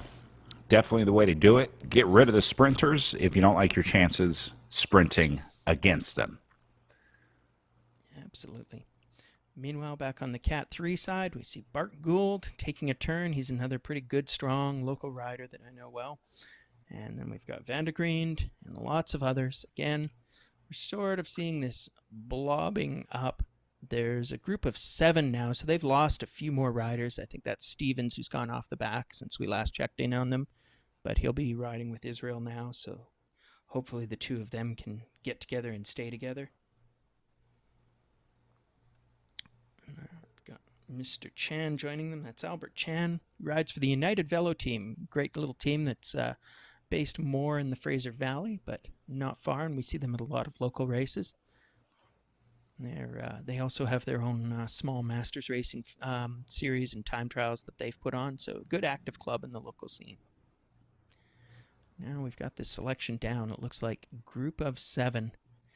And I think we can pretty confidently predict that even only 9 kilometers into this race, with still almost 25K to go, this is your finishing group of 7. These are the guys that will matter for the podium. Yep, so, I'm with you. I think Israel and Stevens probably link up behind them, and then looks like Matthews and Patterson going to ride together for the day. Bayfield in the red at the back, but most of the guys in this group look pretty comfortable. I wouldn't be surprised to see all 7 of these go to the line. Still a long way to go till we're done with these guys. A little under 24K to go right now, but this group of 7 could absolutely go to the line together. So we'll keep an eye on them, see how well they stay together. We were watching the riders sort of trading position at the front, like you're seeing right now on the right-hand side of the screen. Bayfield sort of surging up to the front. Don't read too much into that for viewers new to watching on RGT. You're going to see a lot of sort of churn up at the front. A lot of times that's just riders trying to adjust their power, adjust their speed to make sure that they stay in the group, and then you just sort of coincidentally get pushed to the front. The game has some physics that will try and separate riders a little bit to make sure that they're not overlapping in this virtual world. It will kind of push some riders up to the front or maybe to the side, and so when you see that constant changing up at the front, it's not quite as realistic like in real life, where that would matter or that would be impressive, let's say, to see in real life. So even though we're going to be seeing a lot of churn, especially in these criterium groups, don't read too much into it in terms of who's riding on the front. Again, you're going to be watching the power numbers. That's the big thing. If you see a rider that goes to the front and they're in the red and it stays there for a while, then we know we got something. So that's kind of what we're looking for new RGT viewers. That's absolutely right. And right now we're seeing both groups. They're going along at steady, solid paces, but they're kind of blobbing up, which indicates that either nobody's really attacking very decisively, or lots of people are willing to make something close to an attacking pace. And I think what we're seeing is, it's not that the racing has gotten passive, but they're all looking around at each other. We're sort of in the middle of the race, passed through about the 1/3 mark. These guys still have a long way to go, but we're going to see probably sort of some tactical assessments. We'll see folks like Giesler in the Cat 2 race, and maybe some of the Cat 3 riders assessing whether they need to make some attacks or try to shrink the selection. I mean, sometimes when you go for an attack at this point in the race, it's not so much that you're trying for solo victory. What you really hope is you get a few friends to come along with you, because if you attack and you pull, say, 2 strong riders with you, then all of a sudden you've got a group of 3, and that group of 3 can work really well together. They can be almost as powerful as a pack working together, and the truth is usually the pack isn't working together. So a group of 3 can easily keep off what would be, say, a group of 4 in the Cat 3s, or we've got about 15 in the front field right now in the Cat 2s. So if we can get 3 riders that sort of go off and are able to work closely together, they can make the decisive break in the race, and that can be your podium. But it's a good point. I think what we're seeing right now. Yeah. I think what we're seeing right now, though, is that however much those attacks are happening, they're just getting absorbed right away. Nobody's in difficulty yet. It's still early in the race, so everybody's got plenty of matches to burn, and they're starting to use them up. The other effect we might see if we're seeing these sort of constant attacks is eventually a few people will start to slowly disappear out the back. We've already seen that happen to a couple of riders early on, but that is the other form of attrition you'll see in these races. Big surge going on over in the Cat 2's left-hand side of the screen. Saw some riders go into the red zone. In fact, red all over the place now. Both Wieslakes here into the red, one at the front, one at the back. My goodness, yes, and you can see that strung out formation, which definitely indicates that this is a race that is going for it. That is, of course, Soren Wieselake, and I don't know what the relation is to the other Wieselake in the race, but we'll be sure to look that up for you. Meanwhile, we've got Luke Hubner taking his turn at the front.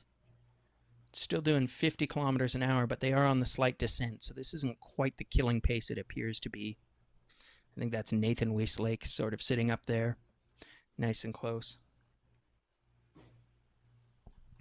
And then we've got my good friend Sean Griffard showing himself very credibly.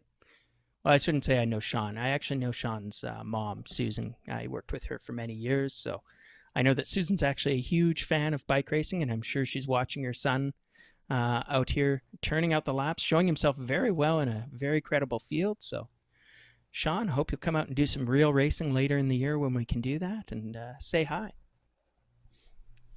And a big wave to Mrs. Griffard. Hope you're enjoying this broadcast. We're popping back for, looks like, a view of the Cat 3 men as well. And the Cat 3s are now starting to look very strung out.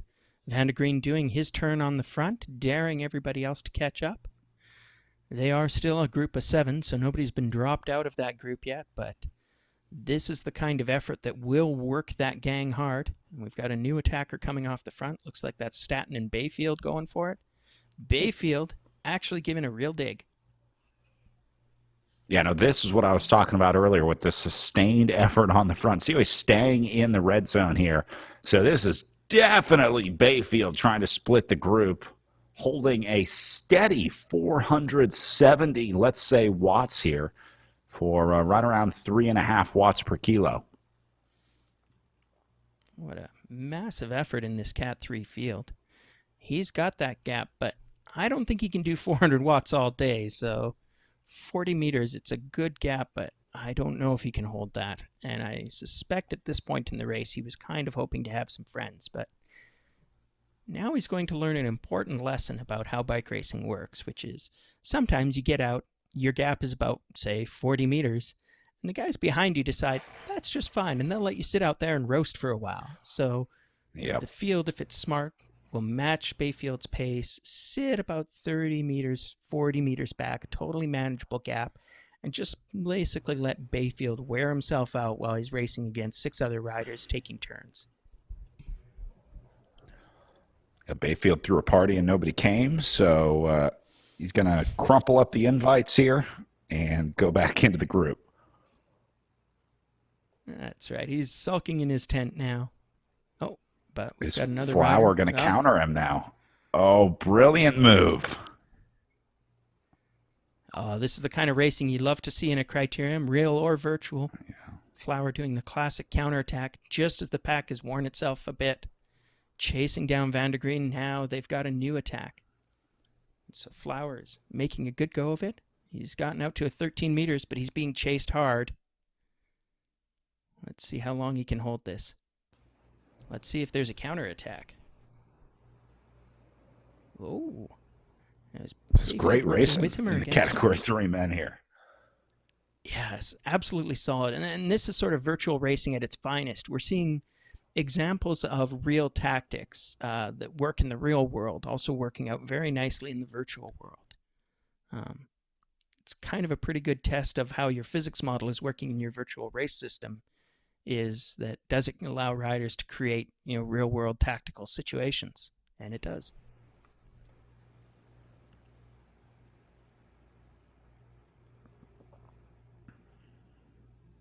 Looks like some surgeon going on over in the Cat 2 men, as well as McCall got to the front here. Going to spend some time in the orange and red zones, but just dangling off the front should be enough to reel him back here. You really need to make a quick, clean jump to get away, especially on the virtual platform. Obviously true in real life, but even more so on RGT. It's not a 10-second effort. It's not a 15-second effort. To make a split that's really going to work, you need to invest like 2, 3, 4 minutes of effort, of orange or red zone effort, I should say, into the attack in order to make it work. These little attacks off the front aren't going to cause a split. You're not going to be able to get enough space and be able to take a rider with you to make it work. So you really just need to be able to put your head down, do a long non-sprinter effort, let's call it, to get away. And that's what's ultimately going to cause a split on RGT. We haven't seen anyone that's been able to do that yet. We've seen riders trying, but I think they're quickly learning that lesson that you got to have a lot in the bank before you start making withdrawals on that. Yeah, absolutely. And we're at about the 17K mark, so we're just past the halfway. And part of it is there's that classic crit racing dynamic where the attacks early on will pay off because people will stop being able to follow those wheels. So it's not the first attack that wins, but sometimes the 5th attack, the 6th attack, the 10th attack is what separates the field. And so a lot of this work is sort of setting up for the second half of the race. And indeed, we're seeing the Cat 2s continue to just test each other, push a little bit, make sure everybody can follow wheels, make sure everybody's doing some honest work. There's surges and sags, and it's punishing anybody who falls even a little off. I think we may have just seen another rider get dropped out of the 2 leading group.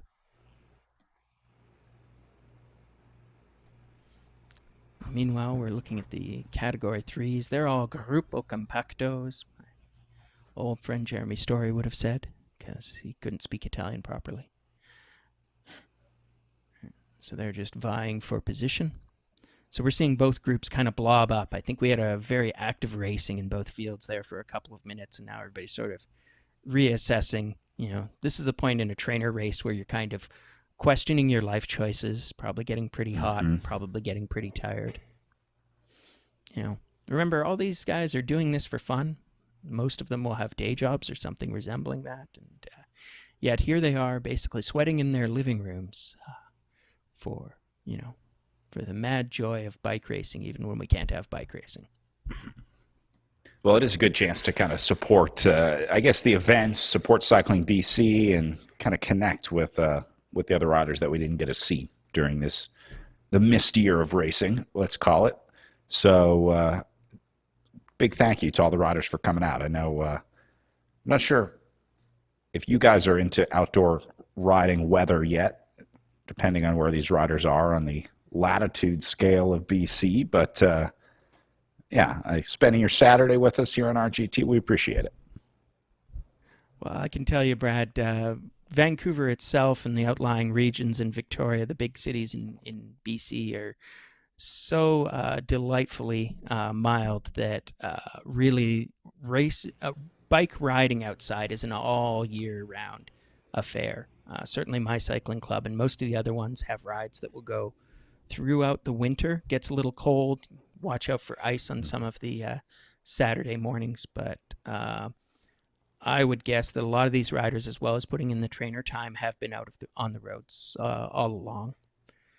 I mean, not to inject a bit of reality into this racing conversation, but COVID numbers have had a rather complicated trajectory in BC over the last week or two, and we're not sort of on the same vaccination pace as you're seeing in the U.S. at the moment, which means that we're starting to see the start of real racing schedules slip again. But I'm pretty close to the powers that be, and I think we're still pretty hopeful for something like a summer restart of racing. And I think we'll have some clearer numbers and information for bike racers on that in, say, about 4 weeks. Well, everyone's got to do their part, and hopefully we're back to it sooner rather than later. But big part of making that happen and making sure we're back at some point is making sure we don't let our guard down too early. And it's getting harder and harder every day with more vaccinations out there. The lines kind of getting blurred with what's safe, what's not safe, what's okay, what's not okay. So we're going to stay vigilant for at least the next few months until we can be sure that we can get through this thing safely and then get back to racing for everybody for good sooner rather than later. Absolutely. And right now we'll continue on with some nice, safe virtual bike racing. Both fields are sort of boiling the pot here. Looks like the Cat 3s are giving a good old try. You can see them all strung out. You can see the numbers creeping up in the Cat 2 men. Be interested to see. It looks like the 3s have maintained that same group of 7, so nobody's been dropped out. And they're now at about 14K to go. The Cat 2s are just a little ahead of them in their own virtual world. So we're looking back at the 3s here. Van der Green still showing on the front, but again, it's a blobbed up field, so they're not pushing each other into great difficulty. Looks like this whole group is just sort of thinking about how they can make this field go from 7 to not 7. Van der Green has been ticking out the laps there on the front of the field. And we're swinging back to take a peek at the Cat 2 men now. They're starting to show a little bit more attacking nature. Looks like the speeds are ramping up, and once again you can see the field stringing out there. Looks like it's Sean Griffard making a little dig off the front. He's actually got a tiny gap, but I don't know if he can hold that. Field is chasing aggressively. Not sure if my numbers are right, but it looks like we're down to a field of 14 at the front of the Cat 2s, which I believe means they've lost a few riders over the last 5-6 laps.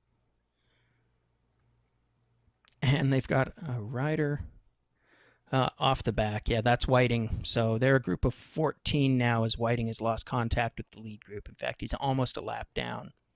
So his winning move will probably be to wait until he gets overtaken by Ruffin in 16th and ride it home there for the minor placings. But at the front of the field, you can see again they've blobbed up.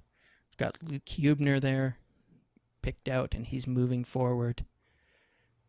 And sort of getting a sense of the usual suspects. When you keep seeing the same names appear at the front of the field over and over, and look, it's Giesler again.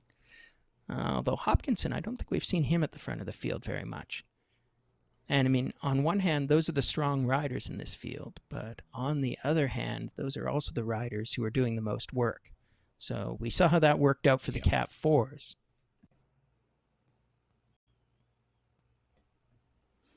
Once again, efficiency is key. Yeah. So we've got both races kind of in this sort of decisive zone. They've gotten past the 2/3 mark. There's only 10K to go for the Cat 2s. Not much further for the Cat 3s. So they're doing the same distance, but the Cat 3s will be, again, they're on a totally different virtual course. Basically a different instance, if you will. And so they are moving at a slightly slower overall pace. You can see it's a slightly smaller lead group, so that's part of it, and partly they're Cat 3s, not Cat 2s. But there's a new name that I haven't seen at the front of the Cat 3 field for a while. Mr. Green. I'll have to look up who that is. And again, they're attacking away. They're managing that as they go through the dip on the course. They again ramp up to 50 kilometers an hour in that 3 field. And the Cat 2s have just passed through that dip. There's another attack going off the front there. Looks like Staton. Looks like, Bayfield in the Cat 3s is not quite getting away with it. I think he had about 2-3 meters, what we'd call a slight gap, if you were reporting it to the commissaires from the road. Bayfield's been up there, though. He's been kind of taking these little, I think they're just poles on the front. I think what he's trying to do is lift the overall tempo of the group and just sort of consequentially gets off the front. But Bayfield's definitely been aggressive at the front of this Category 3 group. I've seen his name up there a few times.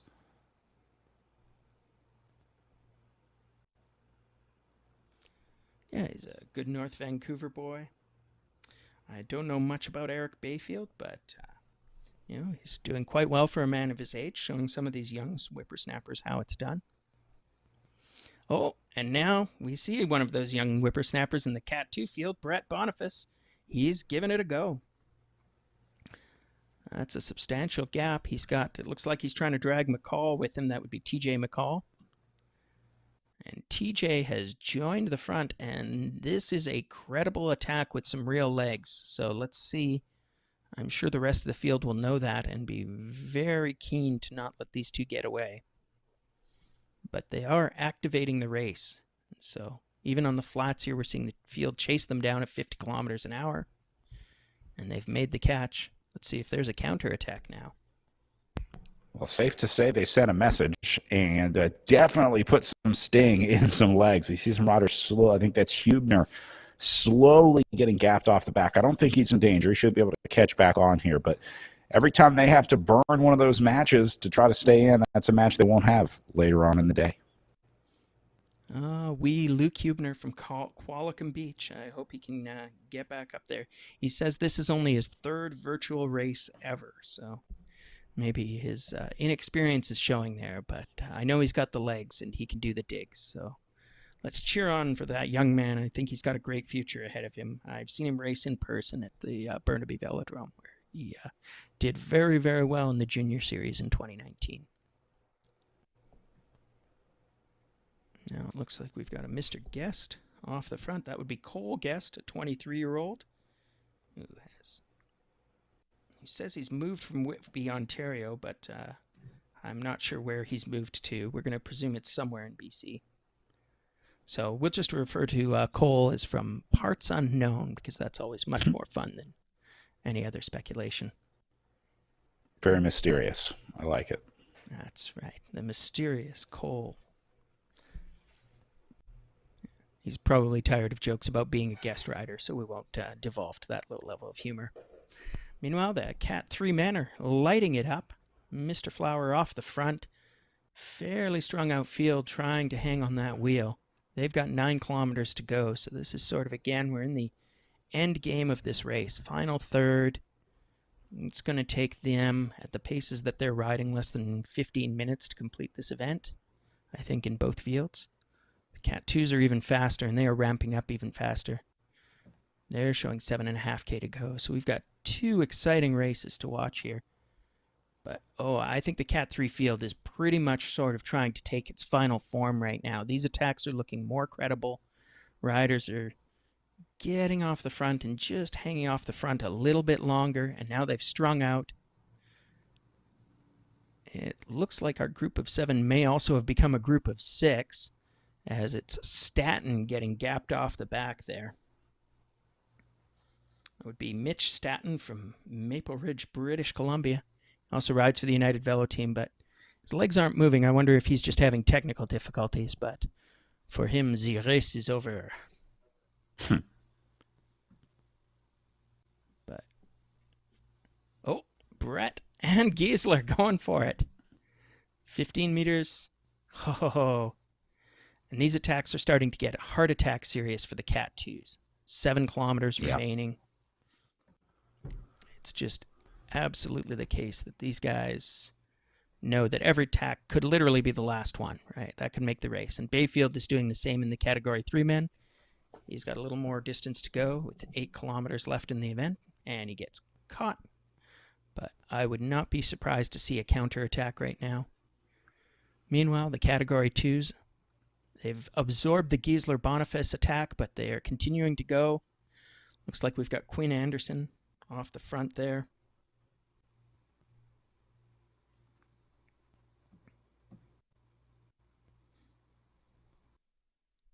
Quinn Anderson races for the local Lost Boys cycling team. I can tell you that their real-world kit is very tasteful. It's got a purple fade that would not look at all out of place in an episode of Miami Vice. And so he must love this neon-lit night course, perfectly suited to their vaporwave aesthetic. But they carry on, and I see that's Jerome Ryken and a couple other guys at the front.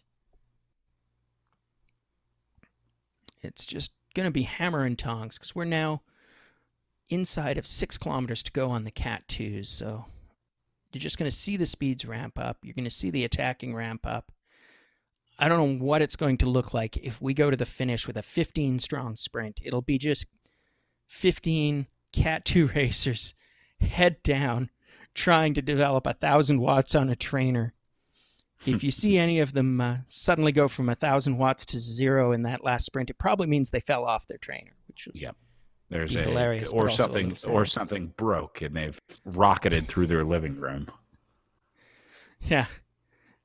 If any of you riders breaks or falls off your trainer, take a selfie right after. We'll insert it into. We'll get Damon to insert it into the coverage for next week. You can win an I Got Screwed award for heroic attempts to win a trainer race. Meanwhile, we see Mr. Green over in the Cat 3 men trying to activate that race. Again, they are strung out here, so that's how you know that this is some legitimate attacking. Even though everybody's in contact, those wattage numbers are huge. You can see that Green is flirting with 5 watts per kilo there as he gives up the front. It's kind of a battle here. If any of these riders are not dedicated sprinters, and I know quite a few of them are not, they've got to be worried about their chances because... Yeah, you're also watching your fields. window start to shrink here. If you're hoping that, you're going to see a breakaway you're going to go with, you're kind of waiting to see that move. You got the bullet loaded in the chamber, but you're just waiting to launch. If that never comes with each kilometer that ticks away, you get more and more nervous as we'll call them non-sprinters in this group. We'll come to find out. So there's got to be some guys that are starting to think I might as well try and go inside 5K because I got no shot of winning in a sprint. So I hope we see some good last-minute attacks, some good desperate attacks, we'll call them, as we get down to the last 5K here.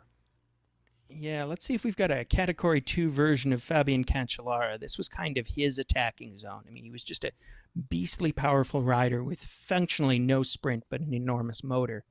And so any of these riders who fit that prototype, triathletes, will be desperately trying to separate themselves right now, as you can see Giesler doing.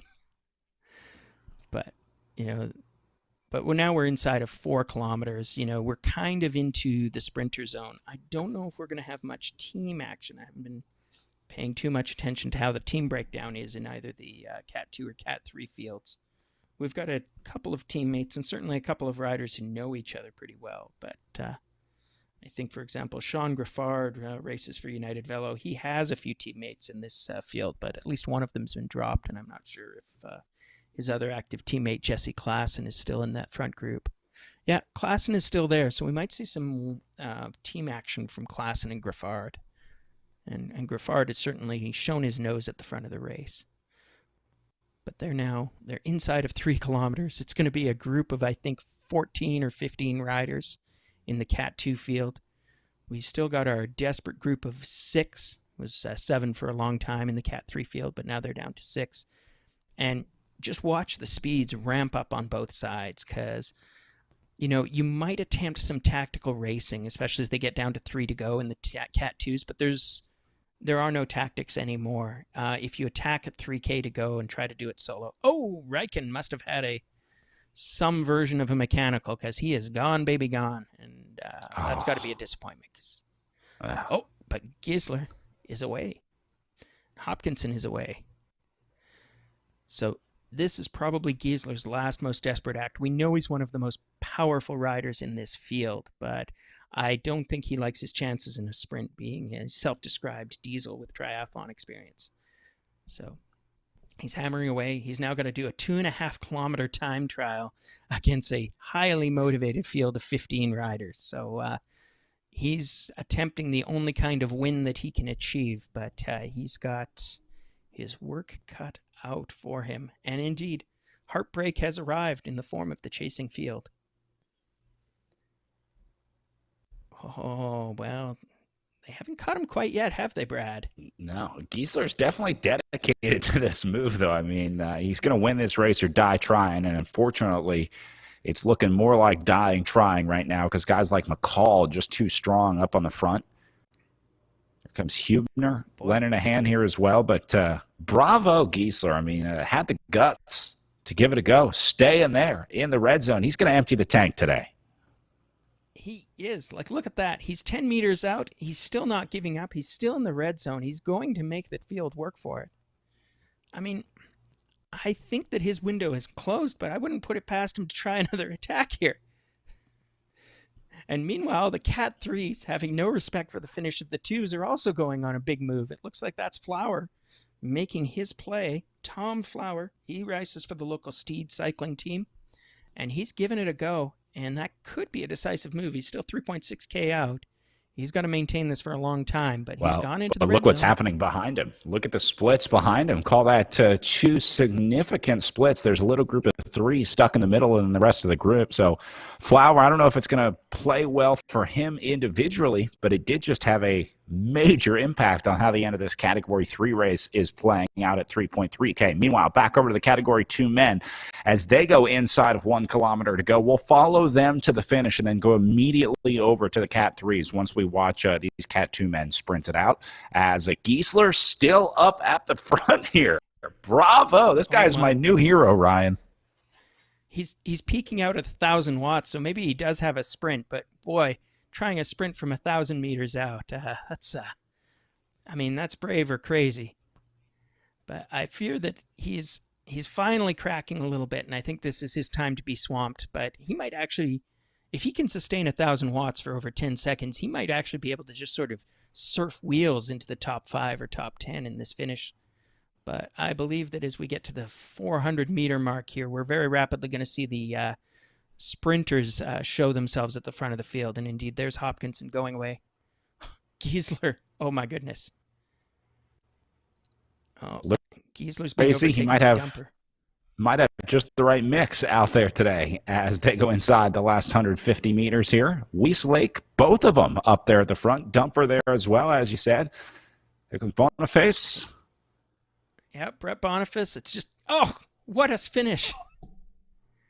Guest comes around. That was a sneaky, sneaky finish. So it's going to be Guest, Brett Boniface, and then so Cole Guest, Brett Boniface, and it looks like Quinn Anderson for your top 3.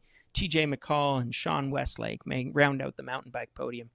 Huge all-out finish, nothing but red numbers and thousands of watts being expended. Now we switch over to the Cat 3s because they are only 2 kilometers to go to their finish.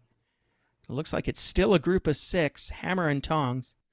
I think we may be seeing a fair number of lapped riders sort of appearing and disappearing here, but it's this core group of 6 from Bayfield down to Green right now that are the real finish. Yeah, no, I think this one is going to be probably significantly different than the last sprint that we saw, just because this group is so much smaller. It'll be a little harder to hide in a group of 6.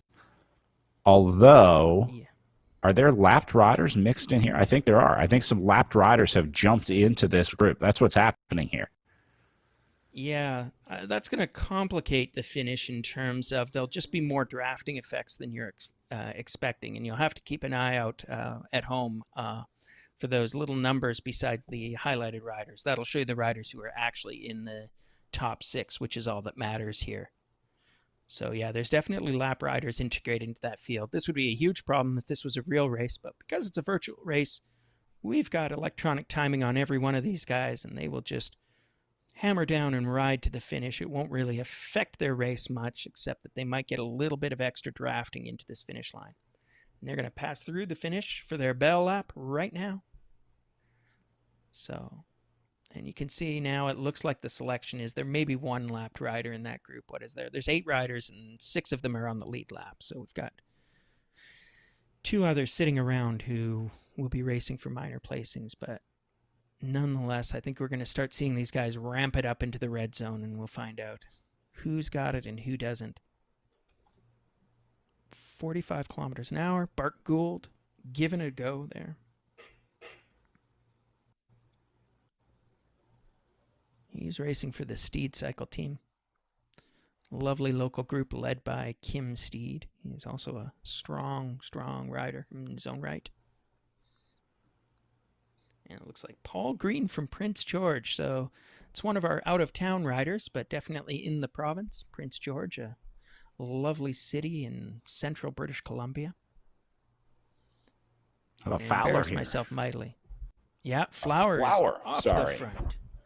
Tom Flower, the steed cyclist, lives in Vancouver. He's British by nature, so maybe this is his home course and is suiting him thus. 70 meters to go. Flower's going to do it.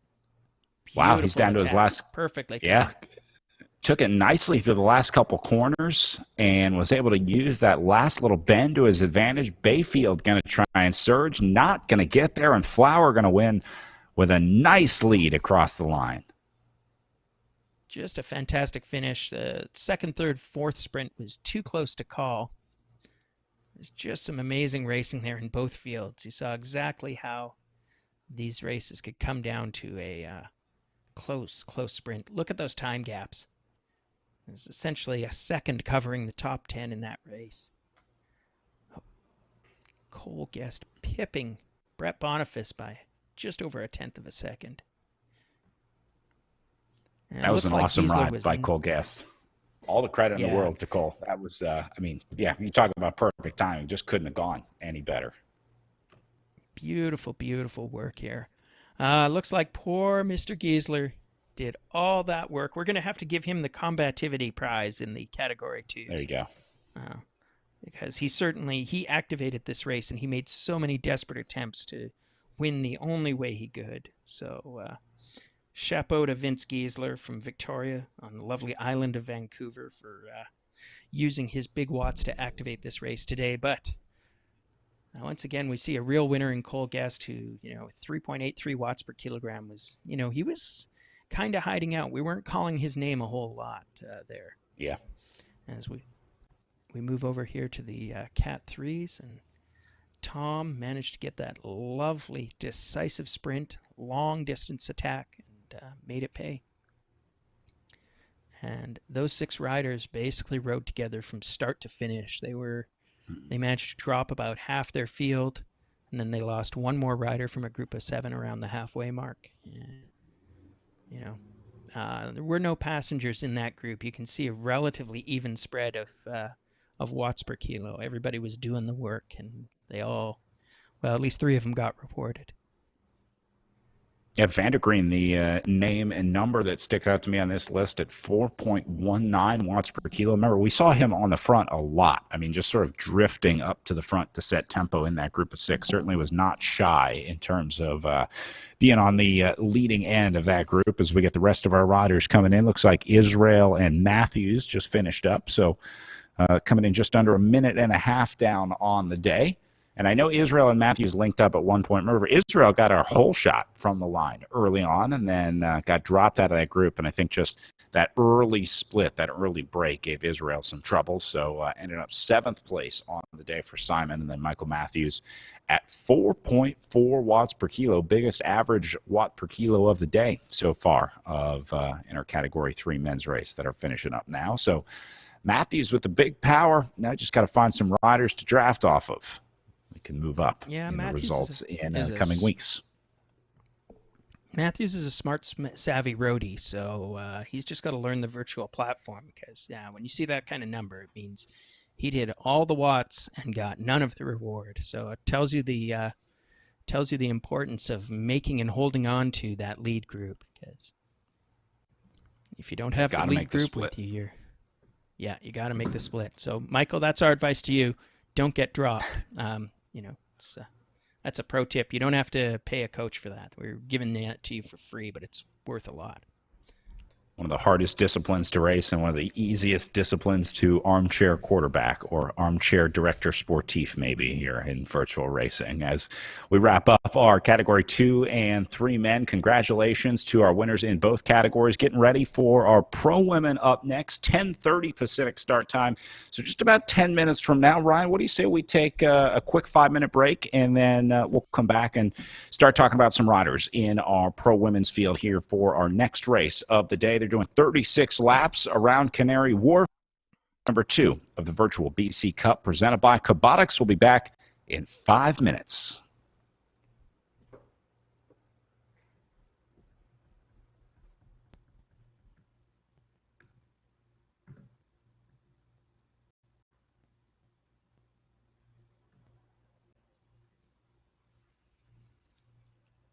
I'll just start with introduce yourself, your name, age, and nationality.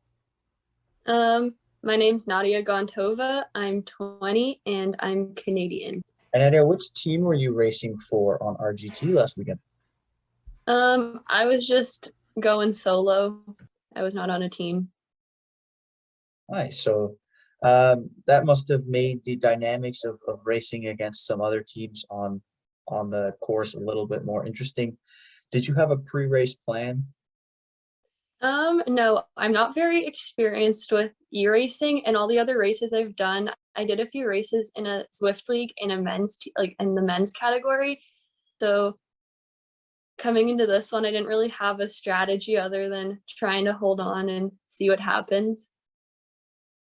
Amazing. And how did the plan work out for you? I see you got some pretty good results with a podium in there. So how did the race end up playing out? Yeah, so this was my first RGT race. And I got two pieces of advice from my friend Laura, who's a big e-racer, and she told me to not get dropped at the start and practice on RGT. And I didn't practice on RGT and I got dropped at the start. So then it definitely took a pretty big effort to catch back up to the pack, but I was super happy about that. And then I guess from there, I was just holding on to wheels for as long as I could. And so I guess that ended up working out well. So I was definitely happy. I was even happy just to finish, like what I told myself I'd be happy just to finish with somebody else. So I was definitely super happy with making the podium. That's amazing. Now you say this is your first real experience on RGT. So what's the one key thing that surprised you the most about it? I think drafting was a lot harder than I expected, and definitely different than Zwift. The first two laps of the race, I couldn't stop kind of surging off like the front and the back, just trying to get into the draft. So that was really different, but I think like once you get used to it, it's pretty manageable. Right. So it's all about the in-game dynamics that you have to get used to. Yeah.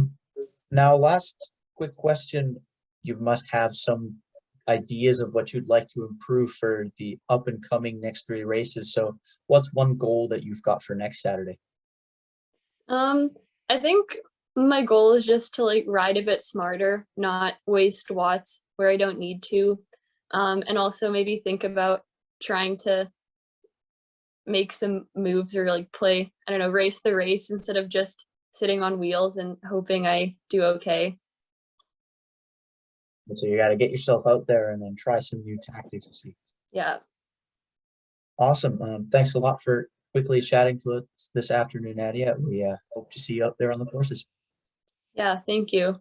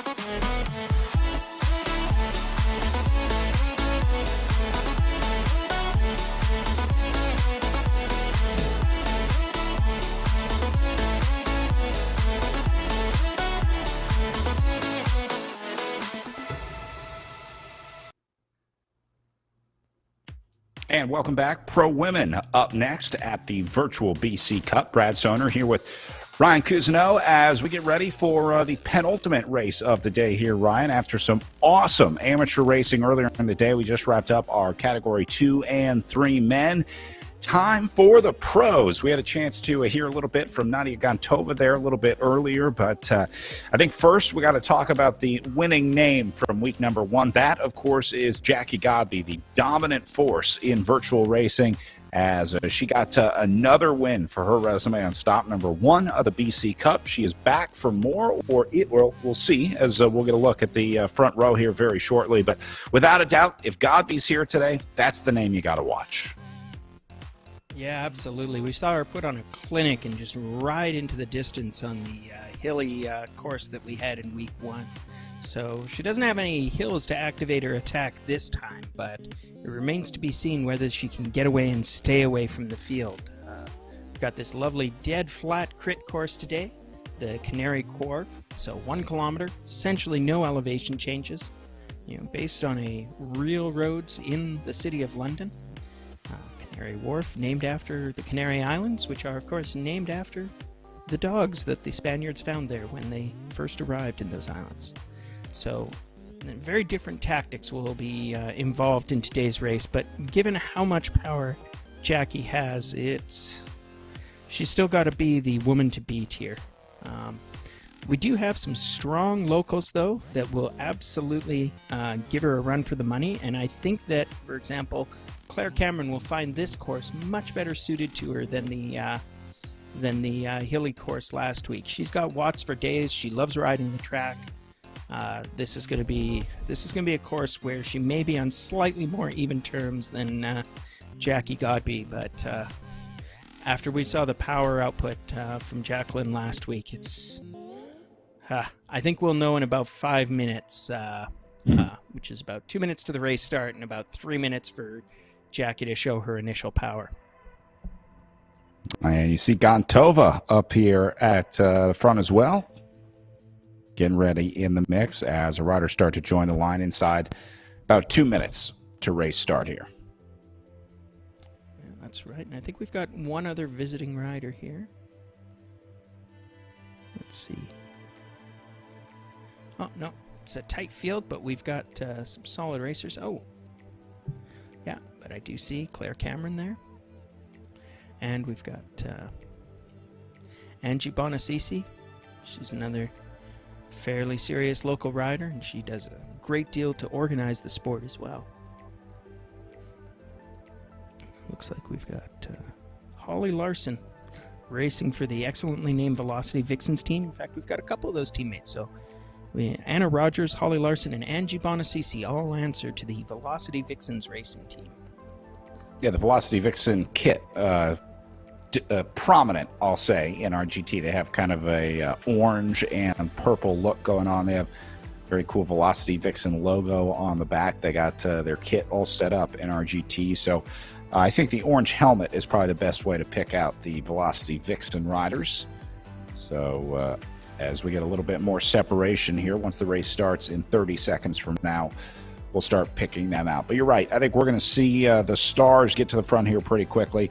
The real question is, how do the other riders play amongst each other? Because Jackie Godbey is kind of in a league of her own here in the pro women's field. And so the other riders are going to be fighting for those last 2 podium spots, or 5 if you're or last 4 podium spots if you're a mountain biker. So we'll keep our eye on Godbey on the front, but we're also going to be watching all the other battles out there, because a lot of times those are the ones to watch. Riders like Gantova can have really good rides on days like today, battling against other riders in this field, even if it's not at the front of the race. Right, and we can't sleep on Pam Troyer. So Troyer was the only rider to stay with Godbey for any amount of time in the first race, and it looks like she's made a big dig again. The one dynamic that might be changing here is there's going to be no hills for Godbey to simply just ride away from her competitors on. And so you can see all these riders desperately trying to get on that wheel. Honestly, if any of them can even just hold Jacqueline's wheel for long enough to get away from the rest of the field, that might make their race. I mean, it's kind of a free podium position. Holly Larson in difficulty already. And it looks like she's got to close that gap or she will be in deep trouble. This pace is currently being set by Godby, so that is effectively the pace that Larson is having to ride at. So as soon as she gets capped, she doesn't have the opportunity to draft, and now she just has to be as strong and powerful as Jacqueline Godby is. And Godby is basically a world-class powerhouse. So, good luck, Holly. Dig deep. If you've got a sprint, now's the time to use it, because this is your race. Yeah. But she's 40 meters out, and that could be trouble. Oh, who's taking a little dig? It's Ribs Magendi. Fiona Magendi is off the front a little bit. Now Claire Cameron.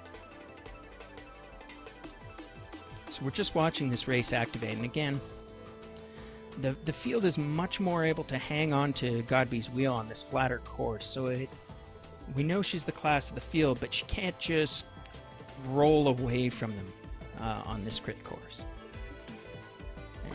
I think that maybe her tour de force last week may have hinted to some of these riders, been a wake-up call that, hey, Godby cannot be allowed to get 5 meters off the front, because that will be the last time that you see her. Meanwhile, Godby is about 5 meters off the front.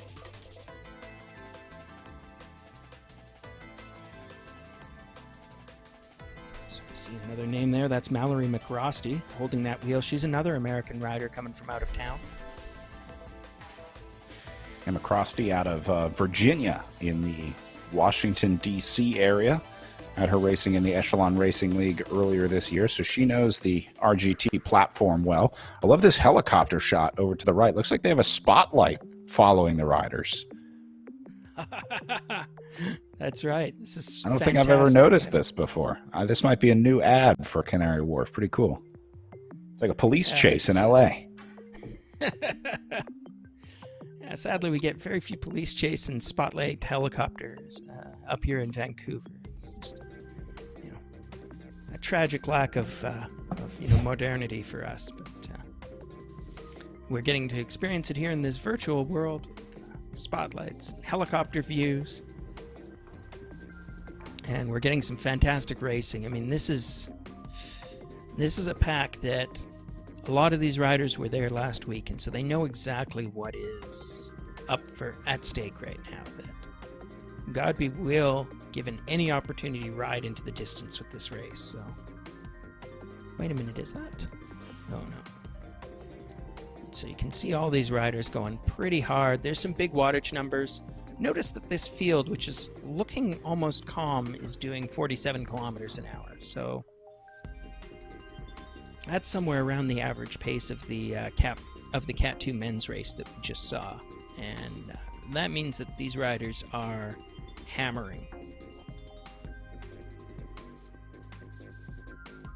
I think Godby's going to play this crit a little different today. Looks like she might be letting off the gas a little bit to try to stay with the group, keep this group together as long as possible, because I'm really not seeing her like go to the front and go into the orange and red zone early on. This is her coming to the front right now, but she's doing it in the green and blue zone. So Godby really hasn't stepped on the gas yet. Maybe she's happy to just let this group roll around, have a chill race for once for Jackie Godby, where she doesn't have to be in the driver's seat from kilometer zero. Yeah, it might be a tactical choice that she knows that any attacks that she executes will be chased down without mercy. So perhaps she's hoping that one of the other riders will try to activate this race and, get a little bit of weariness into these legs before she goes away. But I don't know if Godby wants this to come down to a sprint. Maybe you know better than I do whether she's got credible sprinting power in this field. I mean, she may actually be able to do one of those Cancellara-esque attacks that we talked about where, from 3K to go, if she ramps up to full speed, maybe that's all that she needs to do. Maybe sort of a sprint in slow motion. But I'll tell you what I know about Jackie Godby sprinting. She's a triathlete.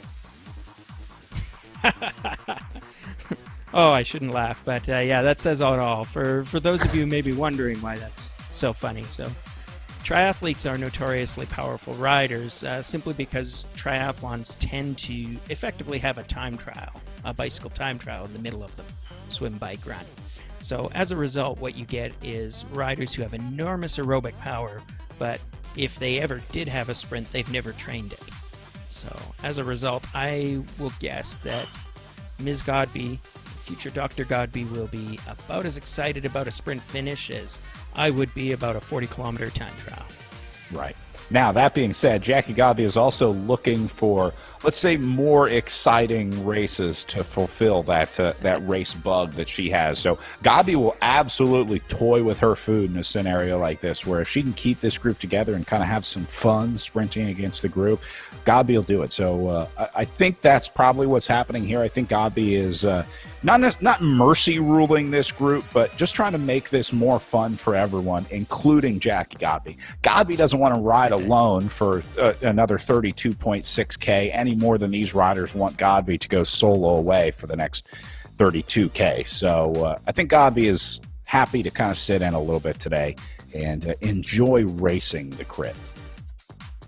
That's true, but I mean, all these other riders have to be thinking about Jackie Godby as the Chekhov's gun of bike racing, right?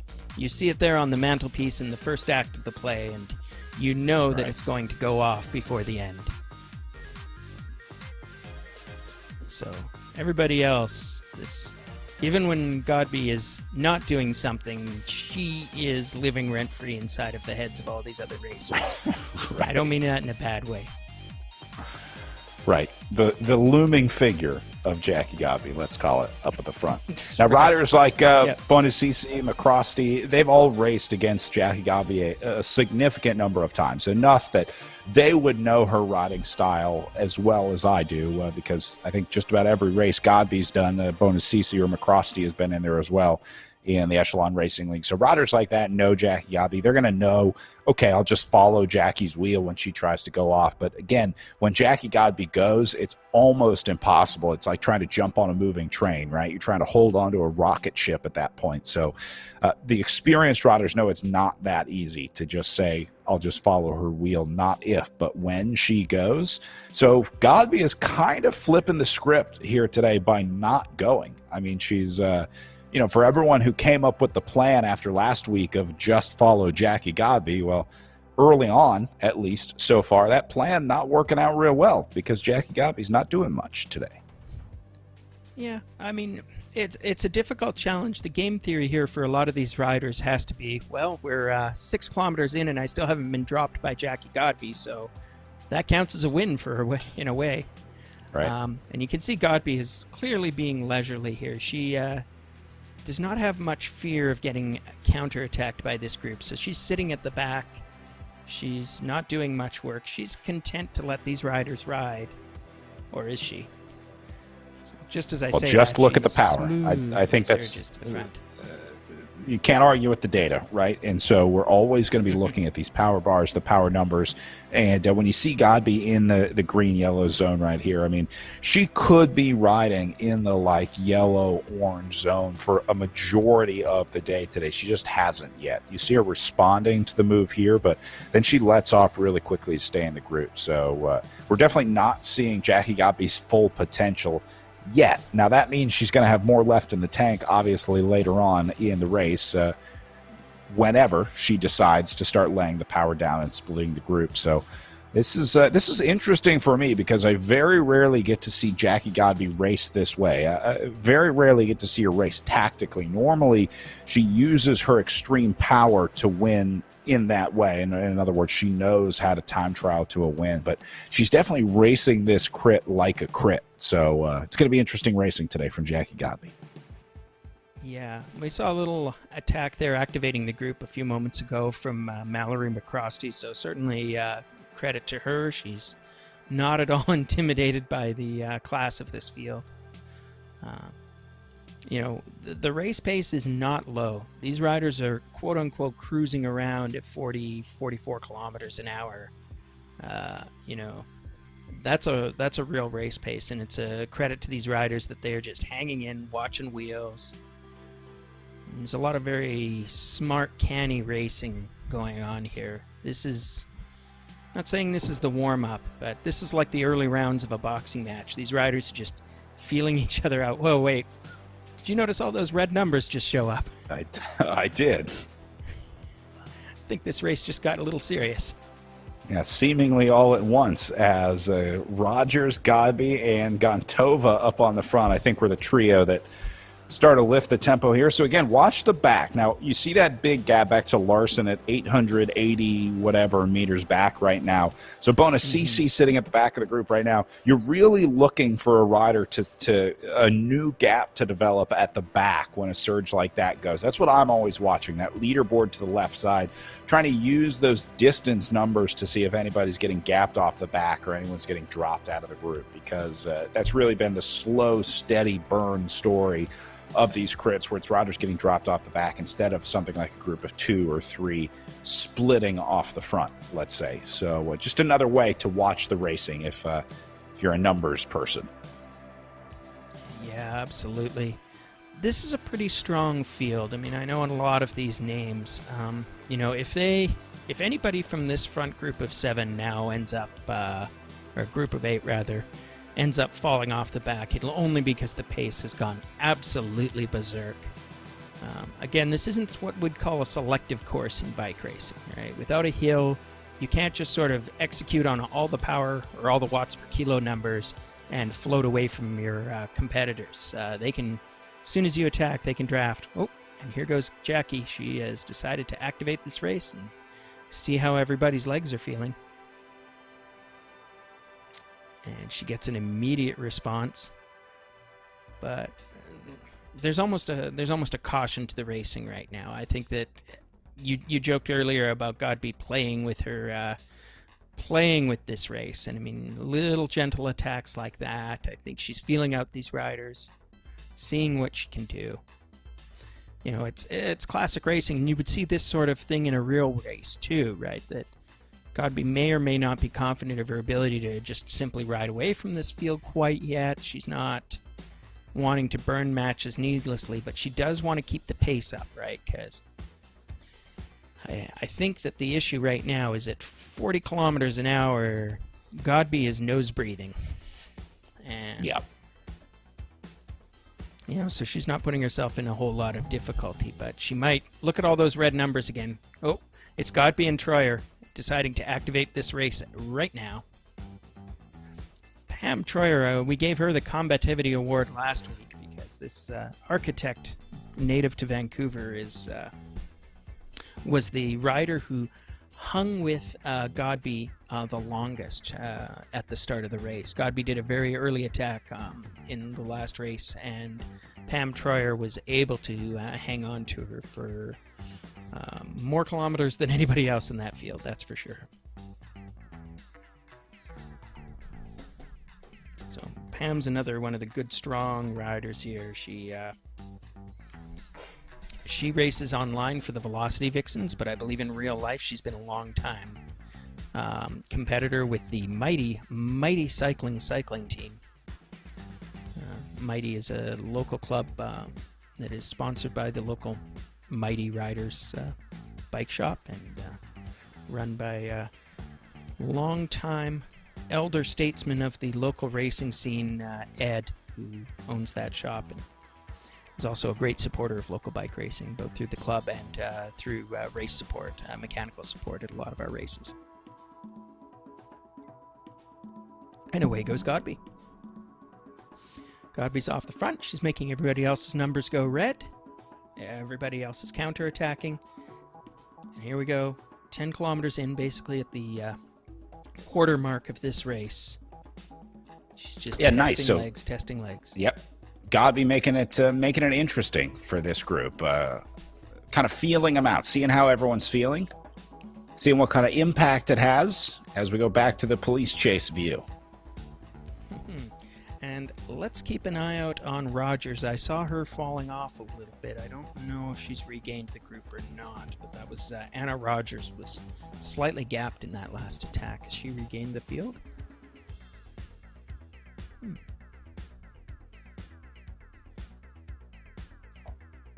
I think she must have made it back, but it looks like we still have a group of 7 there.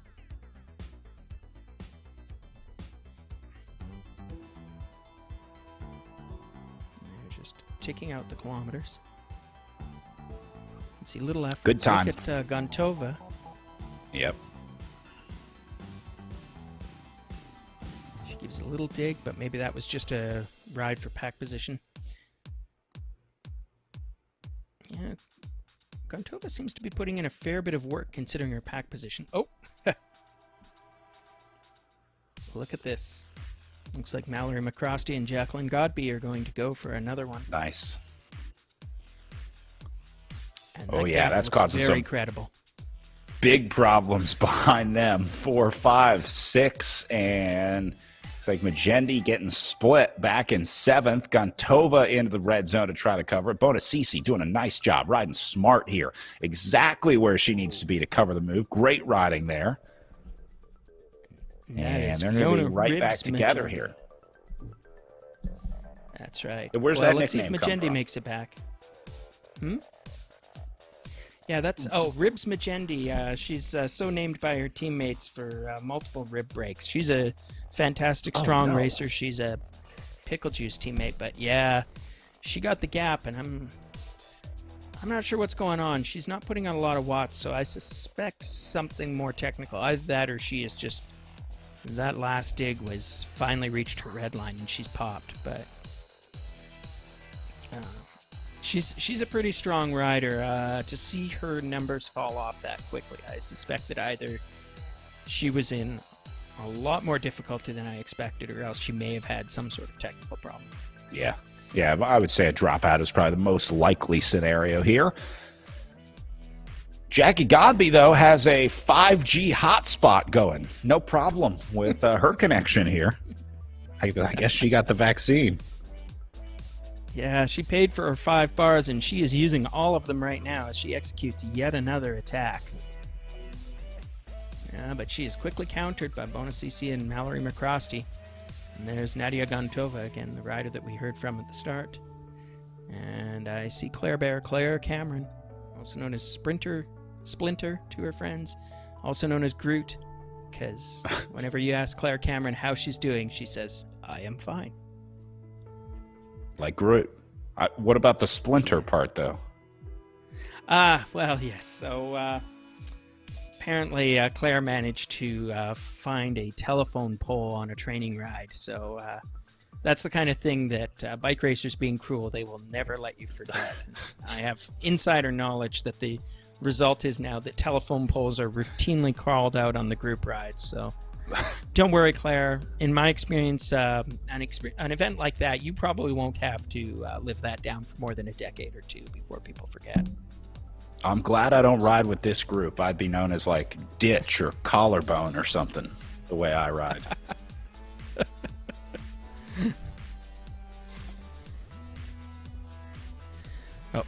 We've got a technical report that says that apparently Anna Rogers has dropped out, so she's turned in her numbers.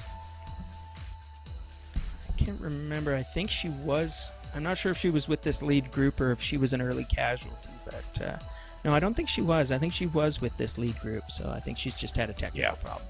Yeah, I think she lost connection. The other problem is once you lose connection, you can't get back into the race. When you get kicked out of the race, once the race has started, new riders can't join the race on RGT, so you can't get back in once you're out, basically. I guess there would be a way to give them a free lap in the virtual world, but yeah, once a rider gets kicked out of the app or loses connection, whatever the issue is, that's it. There's no getting back into the race. Even if you are going to be appropriately timed down once you end that connection, that's it. No more riders in there. So bummer to lose Anna Rogers out there today. We hope to see her back for week 3. Maybe find somewhere with a better connection. Get back to it. Yeah. Well, yeah, there's always next week. I mean, and just like in real racing, you occasionally have casualties that are nobody's fault at all. You know. So, an awkward mechanical, a bump-up crash that takes you out, or in the world of virtual racing, a network glitch that you've never experienced before. But right. Whatever the cause, we're down to 6. And sometimes it's completely beyond your control. Did a race a few weeks ago with Frankie Andreu as my commentary partner. About halfway through, completely dropped out. And we were like, oh, Frankie, come on, man. You got to get better internet. Blah, blah, blah. And turns out there's an AT&T truck parked outside of his house. They had been working on some fiber internet in the area and turns out cut it to a number of houses, and he was part of that. So even the best preparation in the virtual world sometimes doesn't go your way. I guess that's why you have two commentators. There's a backup one. It's sort of leave one on the team car, right? Right. We wouldn't want to leave poor Damon Bates here doing this race all on his own. For those of you who don't know, Damon is our UK-based editor and mixer and everything else, so that all that Brad and I have to do is watch the race and talk about bike racers. So if you think this racing looks awfully lovely, that's all Damon's work. Yeah, check out ZMS live stream on Facebook. They have a bunch of virtual races that Damon hosts for a bunch of groups, a bunch of different organizations throughout the year. And I broadcast all of those on their Facebook. I know I like to watch on Twitch, trying to get with the kids on the new platform. So I've been trying to watch more content on Twitch recently, Ryan. That's where esports live. So trying to get on board with that. Get off MySpace and get onto Twitch. Well, it's good to see that you're plunging headlong into the 21st century there, Brad. Glad to hear it. As we have exited the first act of our little 3-act bike race, 15 kilometers down, 21 to go. And if this was a play, I think we would call it Waiting for Godby. Yeah. She is sitting there. We know she is going to arrive. It's not as Beckett wrote it, but it's just a question of when and in what form. But meanwhile, she is content to sit in that field. It is now down to a group of 6. We've got poor Ribs Magenda digging it out, but she's in danger of being lapped. We may actually see her on screen pretty soon. And then we've got 5 other riders besides Jacqueline Godby. We've got Angie Bonacici, Mallory McCrosty, Nadia Gontova, Pam Troyer, Claire Cameron. I think I've got all of them there. So they're just sitting, waiting, watching. Oop, little spike in the wattage. So you heard in that interview with Gontova before we started today, she was like, didn't really have a plan first race, and I don't really have a plan for the second race either. I think that's actually the right way to approach these races because they're so dynamic. Anything can happen. If you try and set a plan and say, like, I'm going to get into a breakaway or I'm going to make the move at 20K to go or something like that, that's unrealistic to try and have a plan and stick to a plan like that coming into the race. So you can paint with broad strokes when you try to come up with a plan on RGT, but as Mike Tyson said, everyone has a plan until they get punched in the face. And so that might be the right play on a day like today, especially with a wild card like Jackie Godby, who's really able to dictate what happens in this race. It might be pointless to try to come up with a plan with riders like this on a course like this. So nice to see that Gontova is rolling with the punches here today. Yeah, absolutely. So we're watching Fiona Magendi. She's actually reintegrating with the pack, but just be aware she's 1 kilometer down. So that's a lapped rider. She'll be able to continue riding, and I'm sure she's very glad to be back in this field for the exercise. But if you see Magendi's name, just understand that she won't be figuring in the final results. So, but good on her for continuing to ride this out. That'll allow us to give her further ribbing as we see her name pop up on our screen. Meanwhile, at the front of the race, we've got Jackie Godby. Just keep calling that name. This looks like Jackie Godby is almost literally putting on a clinic today because you'll just see her kind of drift up to the front like she's giving instructions to the group and then kind of drifts back in to set tempo. So, yeah, all eyes on Godby here. I will say McCrosty has a pretty good sprint on her. I think McCrosty is a decent finisher. So, might have a shot if she can keep Godby within striking distance at the finish. And here go Godby and McCrosty today. Ooh, yeah, that is a very dangerous attack. And I see Gontova and Cameron trying to trace that down. And are they going to make contact? Gontova and Cameron are strong. They might be able to make this group of 4. And I know that Angie Bonacici here is riding for her life, but she is closing that gap. Nice job, Angie. Bravo. And now there's Troyer Pam trying to get up there. Come on, Pam. I know she will she will dig until she explodes, but she's got to dig it. This is her race. Come on, Pam, you can do it. Show those mighty, mighty cycling legs. Use the power of pickle juice. That's her. That's right. I think that's her new team. Well, for a lot of year. this, a lot of this is going to have to do with the response of that front group of 5 here as well. If they let off just a little bit, that'll be all Troyer needs to get back in here. And I think she might be waiting for that moment. See how she's sitting in the kind of blue-green zone right here. I'm wondering if she's kind of looking for an opportunity, but that window is starting to shrink as that gap gets bigger and bigger. I fear the window has closed. She's moving at about 32 kilometers an hour versus a lead field that is descending through the fast part of this course at almost 50, and seem to be pretty steadily pacing at 40. So I fear that we have to list Pam Troyer as another casualty of war here. And then there were 5. So we're looking at this lead group. Actually, is it 5? Yeah, it is. So we've still got Guntova, Bonacici, Cameron, McCrosty, and of course Jackie Godby. And I think that if you see, I think we'll see 6. No, I don't see Fiona Magendi. She's actually been redropped, so she's now about 1.3k behind. She'll probably join up with Pam Troyer, and they'll likely ride it home. So we now have a very solid, steady group of 5. We're at pretty much the halfway mark of this race.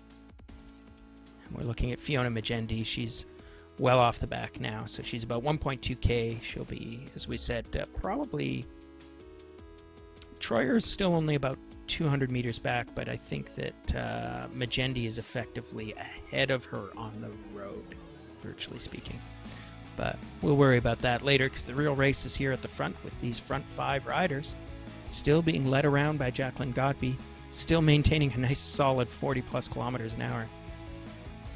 That's a pace that indicates to me that Godby is just sort of willing to dictate the pace never falls too low here, and that just inhibits anybody sort of aggressively counterattacking her. If this field was lolling around at 35 kilometers an hour, somebody might be jumping off the front and, trying to catch someone napping, but when this race is doing 40 kilometers an hour, it becomes a very different proposition to try and attack the field.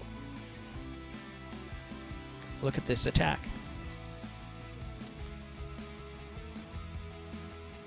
Credit here to the riders. There is not much respect being paid for Godby right now. I'm seeing legit attacks. She is having to follow wheels all of a sudden. So I don't know if they're going to make anything out of it, but these folks are not just going to live in fear of Jacqueline Godby's well-earned reputation.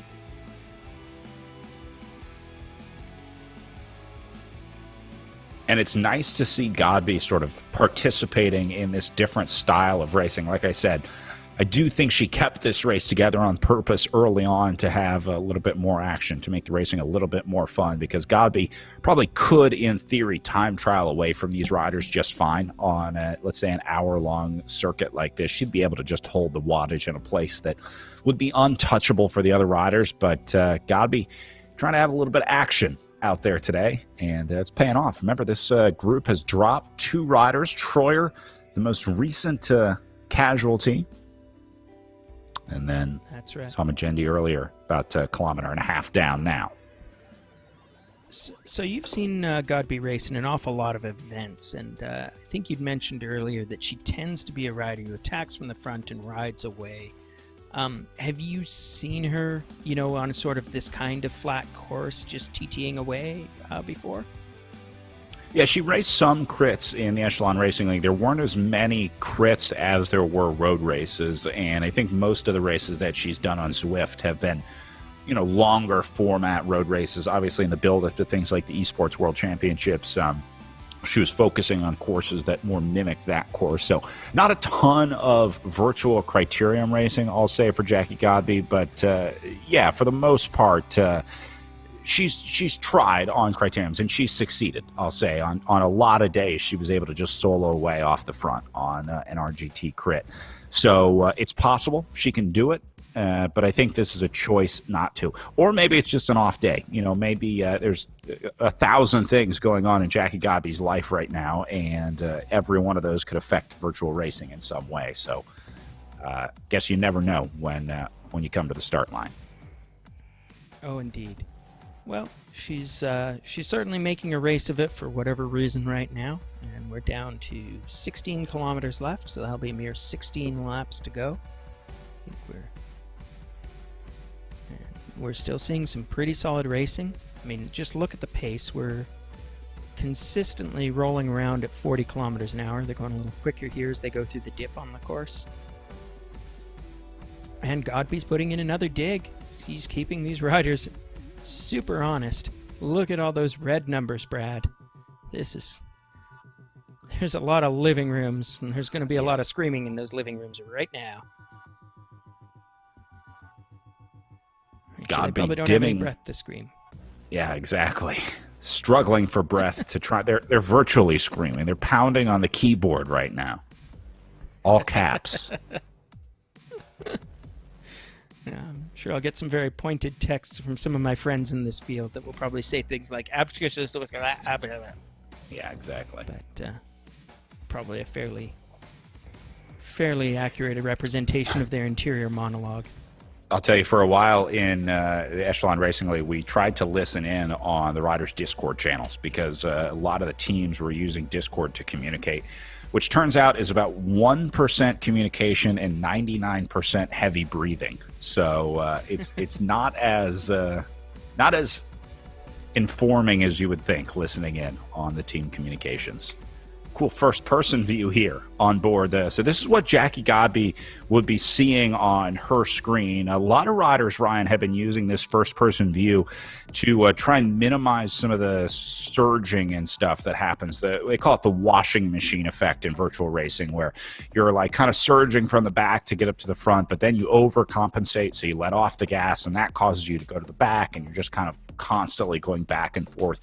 That happens a lot when riders are in that third-person view and are trying to sort of match the speed of their avatar to the other riders. But a lot of riders recently have been using just this view because it kind of locks you in. You don't see as much going on around you. So, for example, you're not trying to telephone a rider coming up behind you. If you see them surging from the back, you don't surge too. So this view has become popular for riders that are trying to kind of calm down the racing a little bit. Oh, that's a really interesting choice. I mean, I would be afraid of losing some of the peripheral vision, but I can certainly see the advantages in terms of keeping your race, as it were, calmer and avoiding some of that sort of overreaction. Right. Yeah, like right here, you see Godby surging up to the front. It would be easy for a rider like Bonacisi or whatever to see that rider coming and then step on the gas themselves. And that's where you get these really, lumpy power meter profiles throughout the race. But that first-person view kind of helps to eliminate some of that by not being able to see what's behind you, so you don't try and jump on it, compensate for it. Yeah. We're certainly seeing these riders. They're riding fairly smoothly. They're kind of within themselves, and I think there's a couple of reasons for that. It's a small group, so virtual or real, it's relatively easy to keep yourself organized and in the position that you want. We know that there's sort of one rider who is the danger woman here. Speaking of danger, she's decided to express some danger. Mm-hmm. I think her 4 chasers are feeling a lot of fear right now, so they're expressing that fear in a quick surge of wattage, but they get back on that wheel. But, I mean, that's the kind of test that's just got to be demonstrating to Godby that, okay, so she has the measure of this group as they pass through the start-finish once again. They're 13.4 kilometers remaining, so I think that'll equate to just around 13 laps to go. It's just surge and nap, surge and nap. So 13K to go. I wonder if Godby's going to try and trust her sprint, or if she wants to, or if she's chosen that she's going to try to select this field out sooner than the sprint distance. Because if she chooses the former, I think that she's very close to the red zone, where she would start doing those attacks.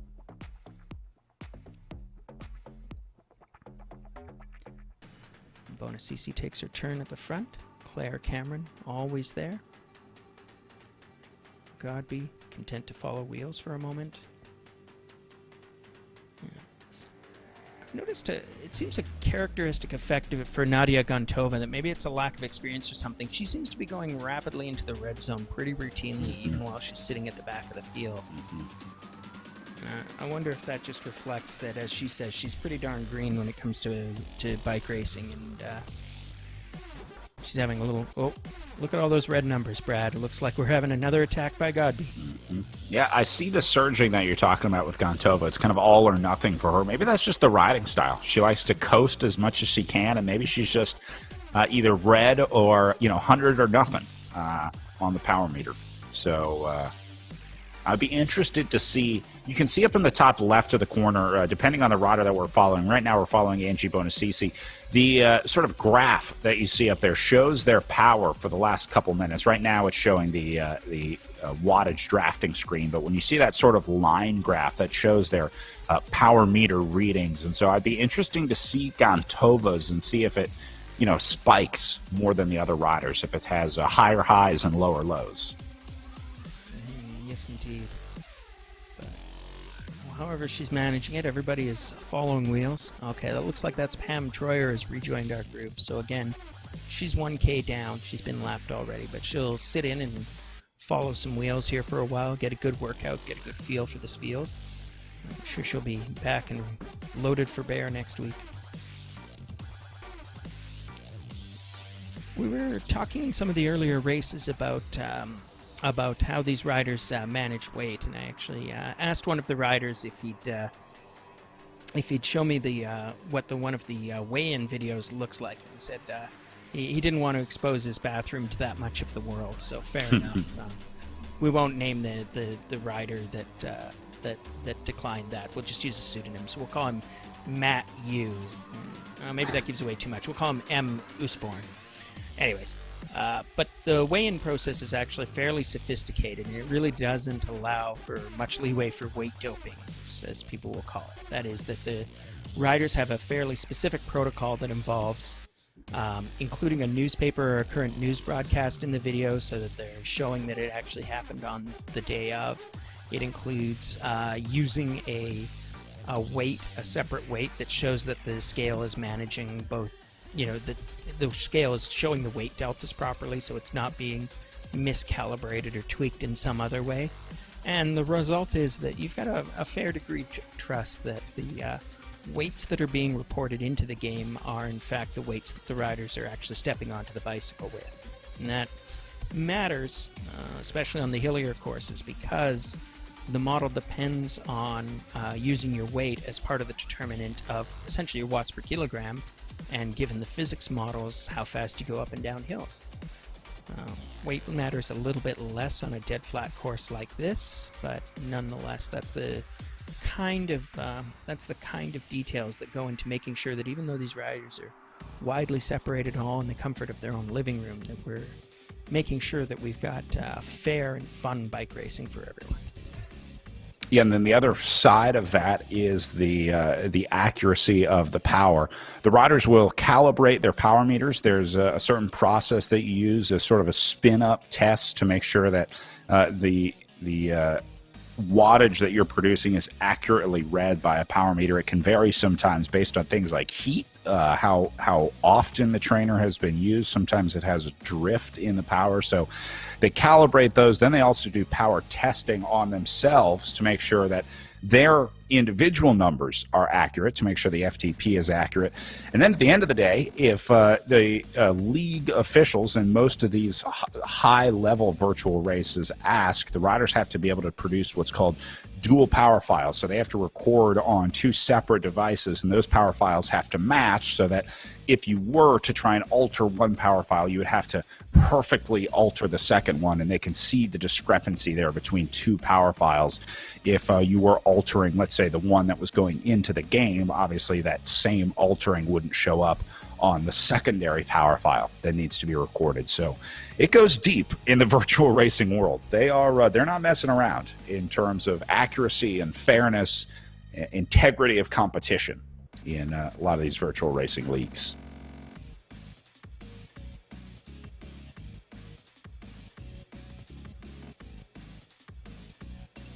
Godby again. surge in just a little bit. McCrosty has consistently been the one that's been able to follow her. And then Claire Cameron sitting in third, I would say third favorite out here today, able to cover that. Here comes Angie Bonacisi, hanging tough all day today. Great riding from Angie and the Velocity Vixen team out here. As we go, Nice attack. just outside 9K to go here. And all these riders have made it into the Jackie Godby group. They can be proud of that at 9K to go. That's right. We're past the three-quarter mark of this race. My math, well, math is hard. I don't think that's quite true, but we're close to the three-quarter mark of this race.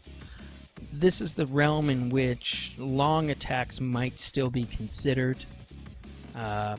We've talked about Godby's ability to ride away from this race. It'll be interesting to see whether she determines that she's going to try a really serious all-out attack at this point, or whether she's decided to keep her powder dry and try out a sprint for a change. But she's brought her friends with her. She's got 5 riders here, and they are all still in it to win it. Going back, we'll check in with those riders. It's Godby, Bonacisi, Gontova, Cameron, and McCrosty.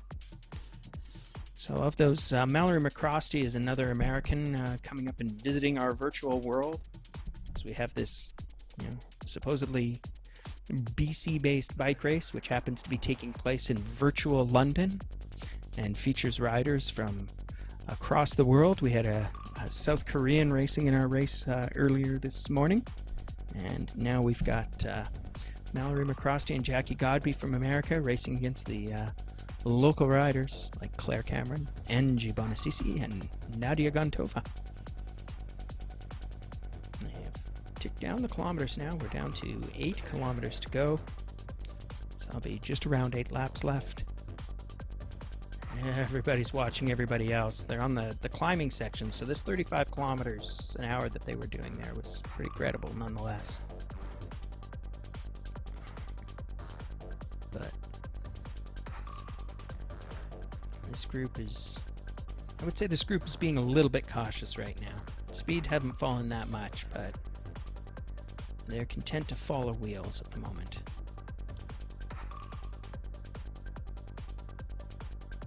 Yeah, not much else you can do right now. I mean, I think at this point everyone's pretty much waiting until this either an attack comes inside the last 2K, 3K, or it comes down to a sprint. Not much going to happen, I think, between 8 and 2K to go. Yeah, and we'll wait and watch to see what the speeds do during that period. If they fall too much, I don't think that Godby will allow that. I don't think she wants to be sort of sitting around and finding out whether somebody else wants to activate this race. And she's gone red right now, so maybe this is a something. Godby goes to the front. She's put everybody into the red. I guess she wanted to pick up the pace there a little bit. As quickly as she attacks, she eases back. Yeah. I've had cats before, and I've seen this behavior. You know, get a good cat toy, you don't want to kill it all at once. Right. I fear that may be what Jackie Godby is doing to the cat toys that are the other 4 riders in this field. But you never know. I might be with you on that one. Yeah. You never know, though, because better riders than Godby have been caught looking when somebody goes for a daring attack that should never work. So we shall see how this race turns out, but we are down to 7 kilometers remaining. We have this Gruppo Compacto of 5 riders at the front, every one of them watching each other. Pace now is about 35 kilometers an hour, which is, I think, a slight flagging from what we were seeing earlier in the race. So I think it has gotten down to, as you suggested, a waiting game now. And just continuing to tick out the miles here. And we're seeing it down to 6.5, same group composition. Everybody's watching, everybody's looking for position. It's a group of 5. If this comes down to a sprint, well, we've talked about how Godby basically has near sprint capability in a purely aerobic capacity, but the other riders that I would pay close attention to there, Claire Cameron and honestly probably just Claire Cameron. I don't know McCrosty's sprint, but Cameron is a very experienced trackie, and she's done a lot of crits in her day, so I'm not saying Godby is in danger. I'm saying that if Godby ends up bringing this field to the 1 kilometer mark, that things may get interesting. Well, things are already interesting having a group this big with 6 kilometers to go and Jackie Godby in it. We're rarely treated to a group that's able to stay with Godby until this late in the race. We were talking about Mallory McCrosty, sort of unsure on her where she stands on sprinting. She's a good sprinter, not a great sprinter.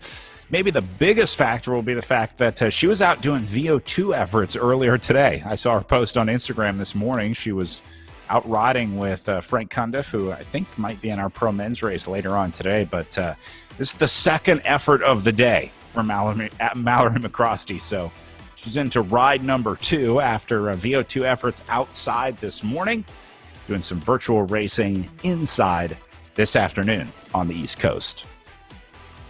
She's doing an awfully credible job for somebody who's already put in a bunch of efforts this morning, so chapeau to her. This may be a training ride, but it's clearly a training ride she is taking quite seriously. And meanwhile, we see Godby go to the front and attack again. This is starting to look more serious to me, because now we're at the 5 kilometer to go mark. She's putting everybody into the red, but again, she eases off pretty quickly. So maybe she just wanted to get that pace up to 40 kilometers again. As we pass under the banner, 5.2k to go. Should be 5 laps.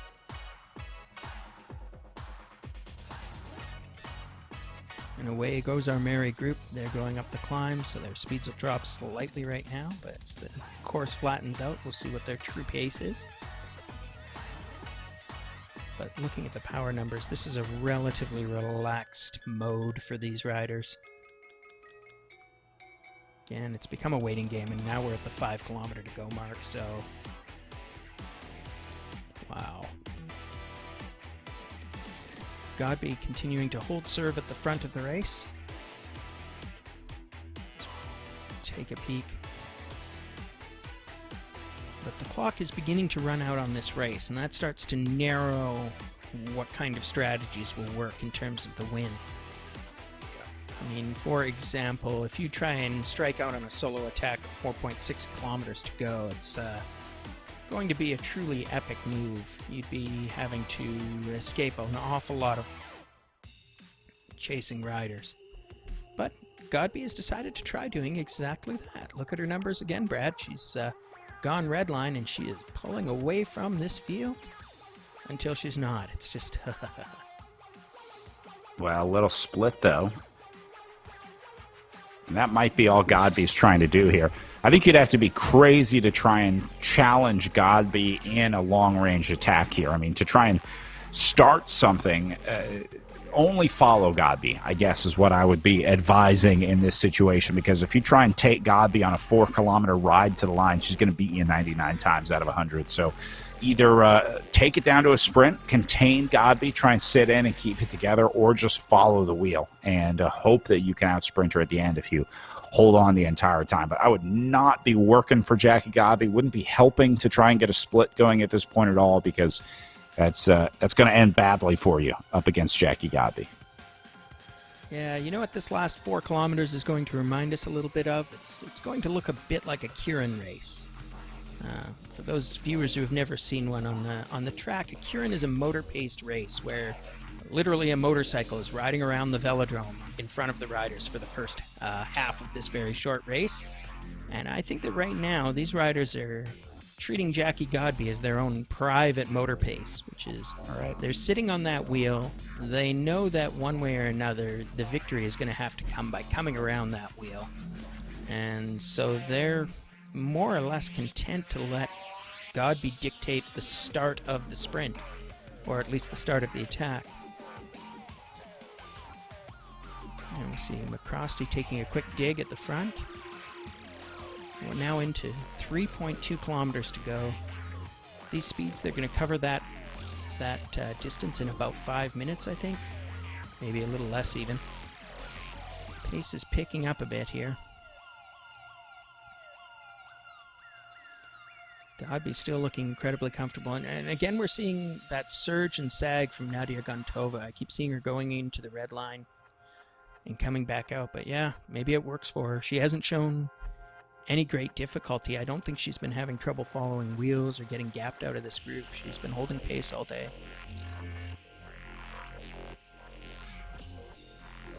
2.5 to go coming up. So we're getting down to the short straws. Yeah, the fact that Gontova is still here riding this surging style that she has been today tells me that this is a pretty incredible natural talent. I mean, there's some pretty strong raw strength here for Gontova to be able to ride. I don't want to say inefficiently this way, but certainly the only rider, or seems to be riding in a unique style to the others in this group. But like you said, just seems to be redlining more than anybody else in this group, but she's still here. So it's working. I wouldn't change it. Speaking of redline, we saw the whole field get strung out on Godby's wheel, but just as quick as that, she's relaxed the pace again, so they're going to come around. 2 kilometers to go, and they're going to go under the finish line banner. So that will be 2 laps. This is their penultimate lap, as we like to say. Yeah, I'll be interested to see what Gontova's watts per kilo numbers look like, her average watts per kilo at the end of the race, and see if she really was doing a lot more work than the other riders. The data will out.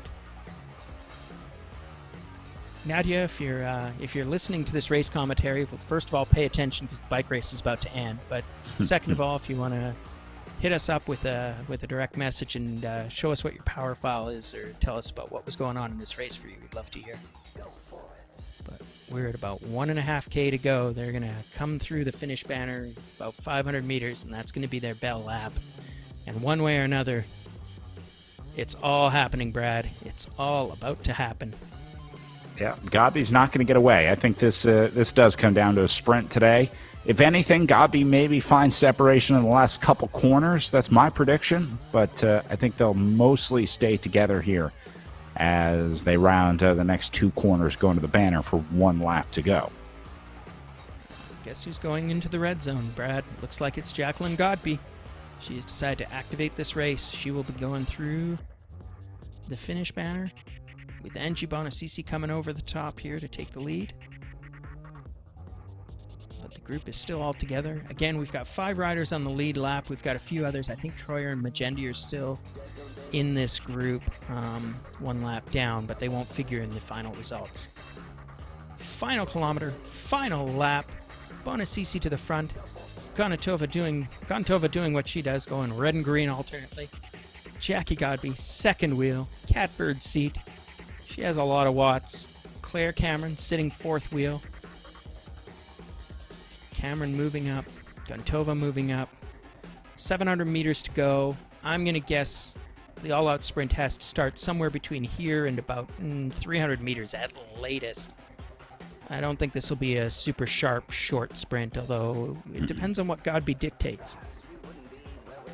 Still not there. Everyone's still in green and yellow zones here. Gontova trying to get up to the front as she goes into the red zone, albeit briefly.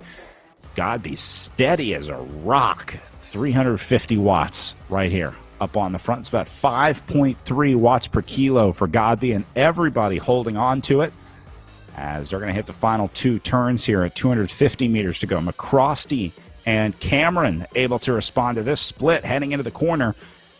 Now Godby lets off a little bit. McCrosty stays on the gas. Here goes Gontova trying to sprint through the corner. That's not going to work either. So this will come down to a 4-up sprint to the line. Godby surges up the left side. McCrosty going to hold on for 2nd. Gontova for 3rd. And Claire Cameron will come across the line in 4th as Godby gets another one at the Virtual BC Cup. Yeah, she activated Godby mode there right at the end. I thought she'd left it too late, honestly. I saw her at 200 meters to go, still not quite going into the red zone, but that's a clinic in doing exactly the amount of sprint work that you need to do. So, chapeau to Jacqueline Godby. She won that race in a very stylish fashion, and she did a lot of work doing it. So, We'd asked about whether Nadia Gontova was riding efficiently. I don't know if I can say that, but look at her watts per kilo. She did as little work as anybody else in that group of 5. So whatever else was happening for Gontova in that race, she took home 3rd place, so nice sprint, and she did as little work as anybody else on average. At 4.2 watts per kilo for Godby. Surprising how close these watts per kilo are. A lot of times you see big gaps in the work being done, but it looks like just about everyone locking in at somewhere between 4 and 4.2 watts per kilo as Godby, McCrosty, and Gontova go 1, 2, and 3. Claire Cameron and Angie Bonasisi rounding out the wide-angle podium for our top 5. Still a few riders out there to finish. So we'll see if we can watch some more go in, although not sure if they're going to finish the entire distance. And then getting ready for our pro men's race coming up a little over 30 minutes from now. So we'll probably take a little break here in between our pro women and pro men. I think we got some videos. We can try and meet some of the riders getting ready to participate in our final race of the day with a 12 o'clock Pacific start time, which, again, about 35 minutes from right now. Those guys scheduled for 40 laps as we wrap up the pro women's race here in the virtual BC Cup presented by Cobotics. So, Ryan, let's take a step back here as we wrap up our pro women and get ready for the pro men. We'll be back, let's say, 10 minutes before our pro men start. So about 20 minutes from now, we'll resume coverage of the virtual BC Cup presented by Cobotics.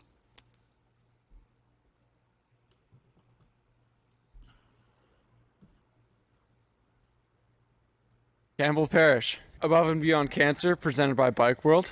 I'm 16. I've been racing bikes since I was about 8 years old. I'd like to say I'm an all-rounder because I like to do all the disciplines: track, road, cross-country, mountain bike, occasionally some enduro.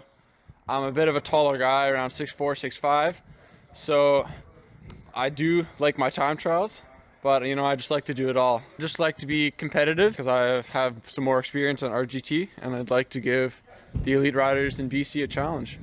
Fiona Magendi, Red Truck, Canada. Started biking about 18 months ago. I do love climbing, especially longer climbs. Working on the higher end power, sprinting still got some ways to go.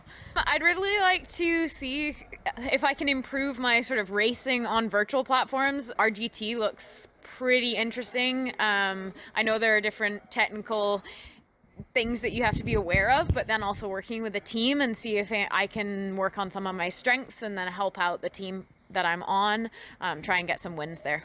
I'm John Heimlein. I'm 31 years old and I race for Project Echelon based out of Minneapolis, Minnesota. I've been in real life racing for about 5.5, 6 years now. I'd love to call myself an all-arounder. I'm a little on the bigger side, so definitely more of a sprinter. In the esports world, I've definitely have grown, really trying to finish it out strong. Definitely trying to shoot for a couple results here before the end of the esports season. Manu Moore. I'm racing for Cannondale. I'm 16. I've been racing bikes for a while, since I was, I think, 11. I would say I'm more of a climber. I'm not amazing at very steep climbs, but very long, gradual climbs like Seymour, Cypress, I'm pretty good at, yeah. I can do a bit of GC if the time trials aren't very long. Time trials are not my strength. Doing decent in GC and doing well in climbs. I'm Oliver Dowd. I'm 24 years old, racing for Restart Racing. My riding strength is uphill sprinting, and when it comes to watts per kilo, anything like a minute and under is kind of my wheelhouse. Peter Olenichek. I am 28 years old. I am in Minnesota, United States of America, and I race for Project Echelon Racing. Most people would consider me an all-rounder, primarily because I have some pretty decent time trialing abilities, pretty decent sprint abilities, but also, have the ability to make the breakaway, sprint from the breakaway, and be a pretty all-around versatile rider. My goal is to ride more efficiently and had a couple 4th place finishes, looking to make the podium. Randy Reichart with Above and Beyond Cancer, powered by Bike World, and I am the ripe age of 40. I started in my late 20s when I was in college. That was about 19 years ago. I like short, punchy courses. Circuits are my favorite because you can really kind of play out different advantageous roles throughout that course. Timmy Bauer. I'm in Northern California. I'm 28 years old, and this year I'm racing for Above and Beyond Cancer Racing. I signed up for my first race in the spring of 2015 and was hooked from there on. I'm not specifically good at one thing, but I'm really good at a lot of things. Definitely just support my teammates, help my teammates. That's really rewarding to me. I'd love to get a podium out of a breakaway. I'm Zach Nair. I'm 24, racing for Project Echelon Racing on the road. Started back when I was 17. I'm probably more of an all-rounder, 10, 20 minutes over and over for 4 hours. That's definitely my thing. I have a Ceres H3 trainer, and then I also have their MP1 platform. My goal is to be on the top step of the podium. My name's Claire Cameron. I race for the Pickle Juice cycling team, and I am Canadian.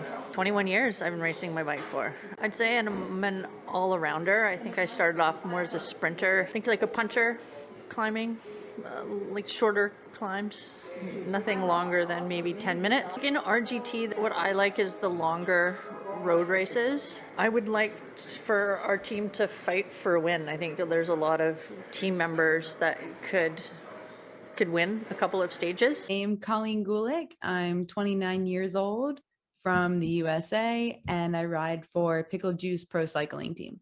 This is my 18th year, so a long time. I'm definitely more of a sprinter. The sprint finish is definitely more my style. I still have some room to grow in terms of my virtual racing skills. I want to try and gauge my fitness against everybody else. I think this will be a great chance before racing starts to really feel out everybody else and hopefully validate all of your training and hard work. I'm Jude Sands. I'm from Ireland. I'm riding for the Above and Beyond Cancer Cycling Squad, sponsored by Bike World. I started racing quite late in my career, roughly about 19, so 10 years racing. Being quite big, I'd like to say I'm a sprinter. I do sprint quite well.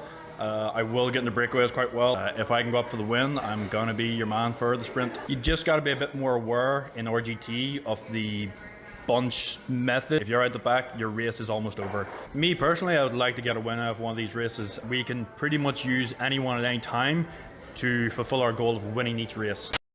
Campbell Parish, Above and Beyond Cancer, presented by Bike World. I'm 16. I've been racing bikes since I was about 8 years old. I'd like to say I'm an all-rounder because I like to do all the disciplines: track, road, cross-country, mountain bike, occasionally some enduro.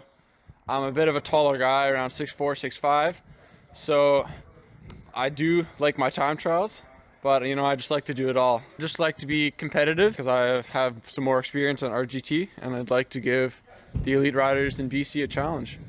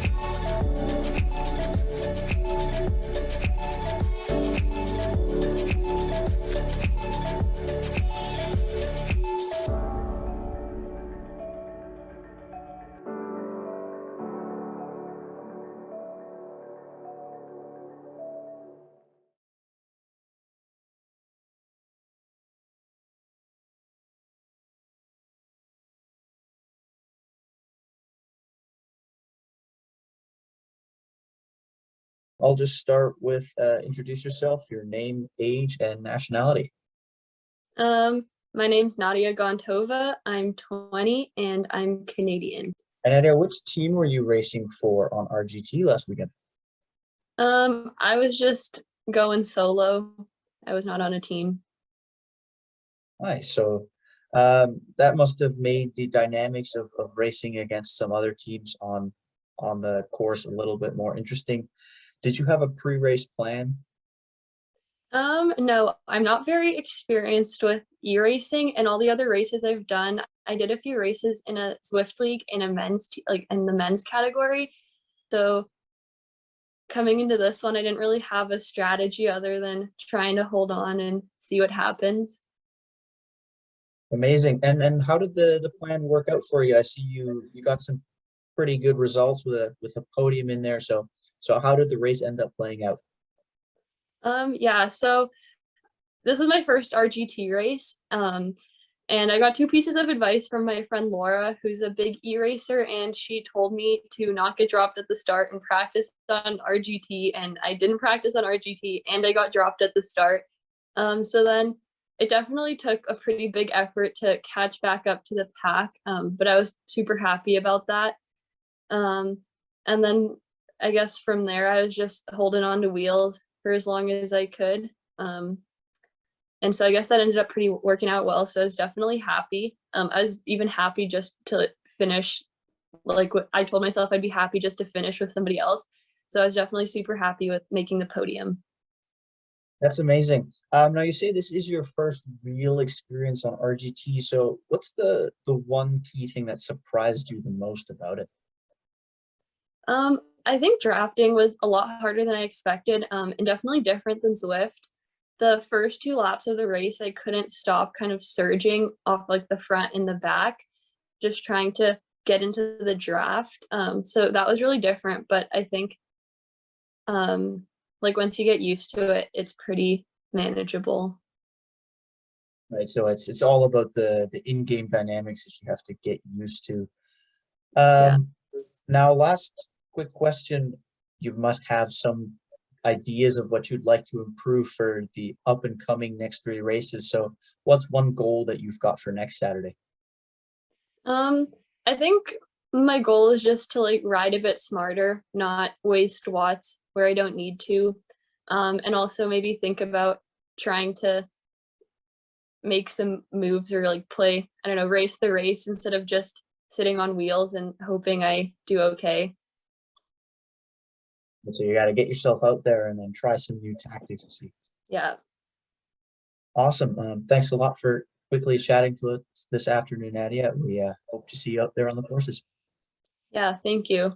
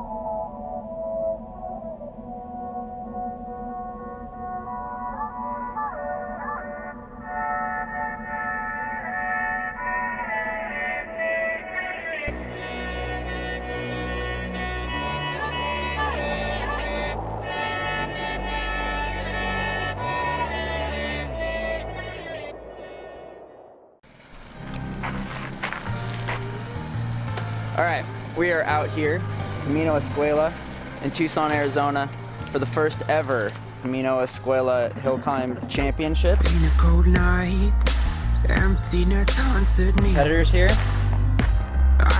Sean is going to be rocking the e-bike, the new Subito e-bike, weighing in at like 30 pounds, an additional, I don't know what that does, 200 watts.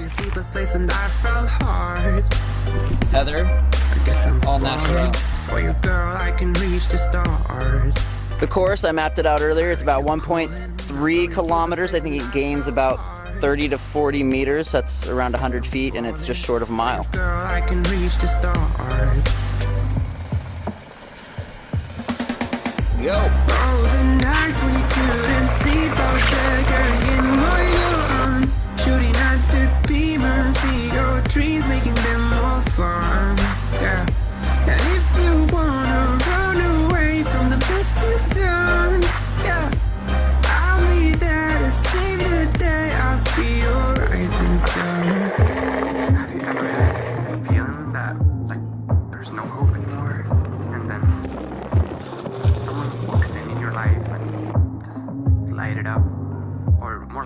up because,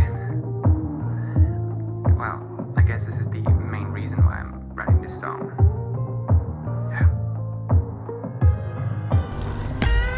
I heard you calling, I saw your sleepless face and I fell hard. I guess I'm falling for you, girl, I can reach the stars. Now. Oh, the nights we couldn't sleep, I was there carrying my gun, shooting at the demons, see your dreams, making them more fun. Yeah. And if you wanna run away from the best you've done, yeah, I'll be there to save the day. I'll be your rising sun.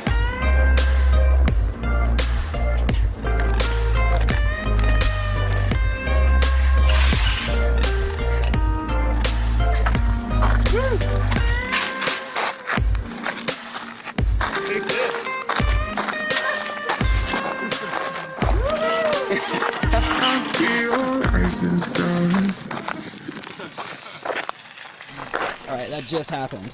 Yeah, I'm the champ.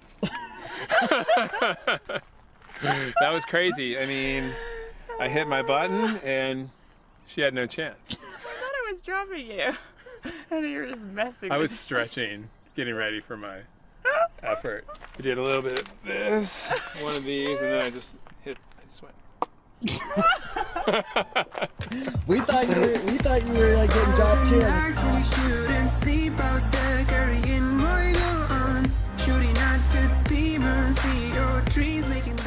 This is how it feels. I feel so powerful right now.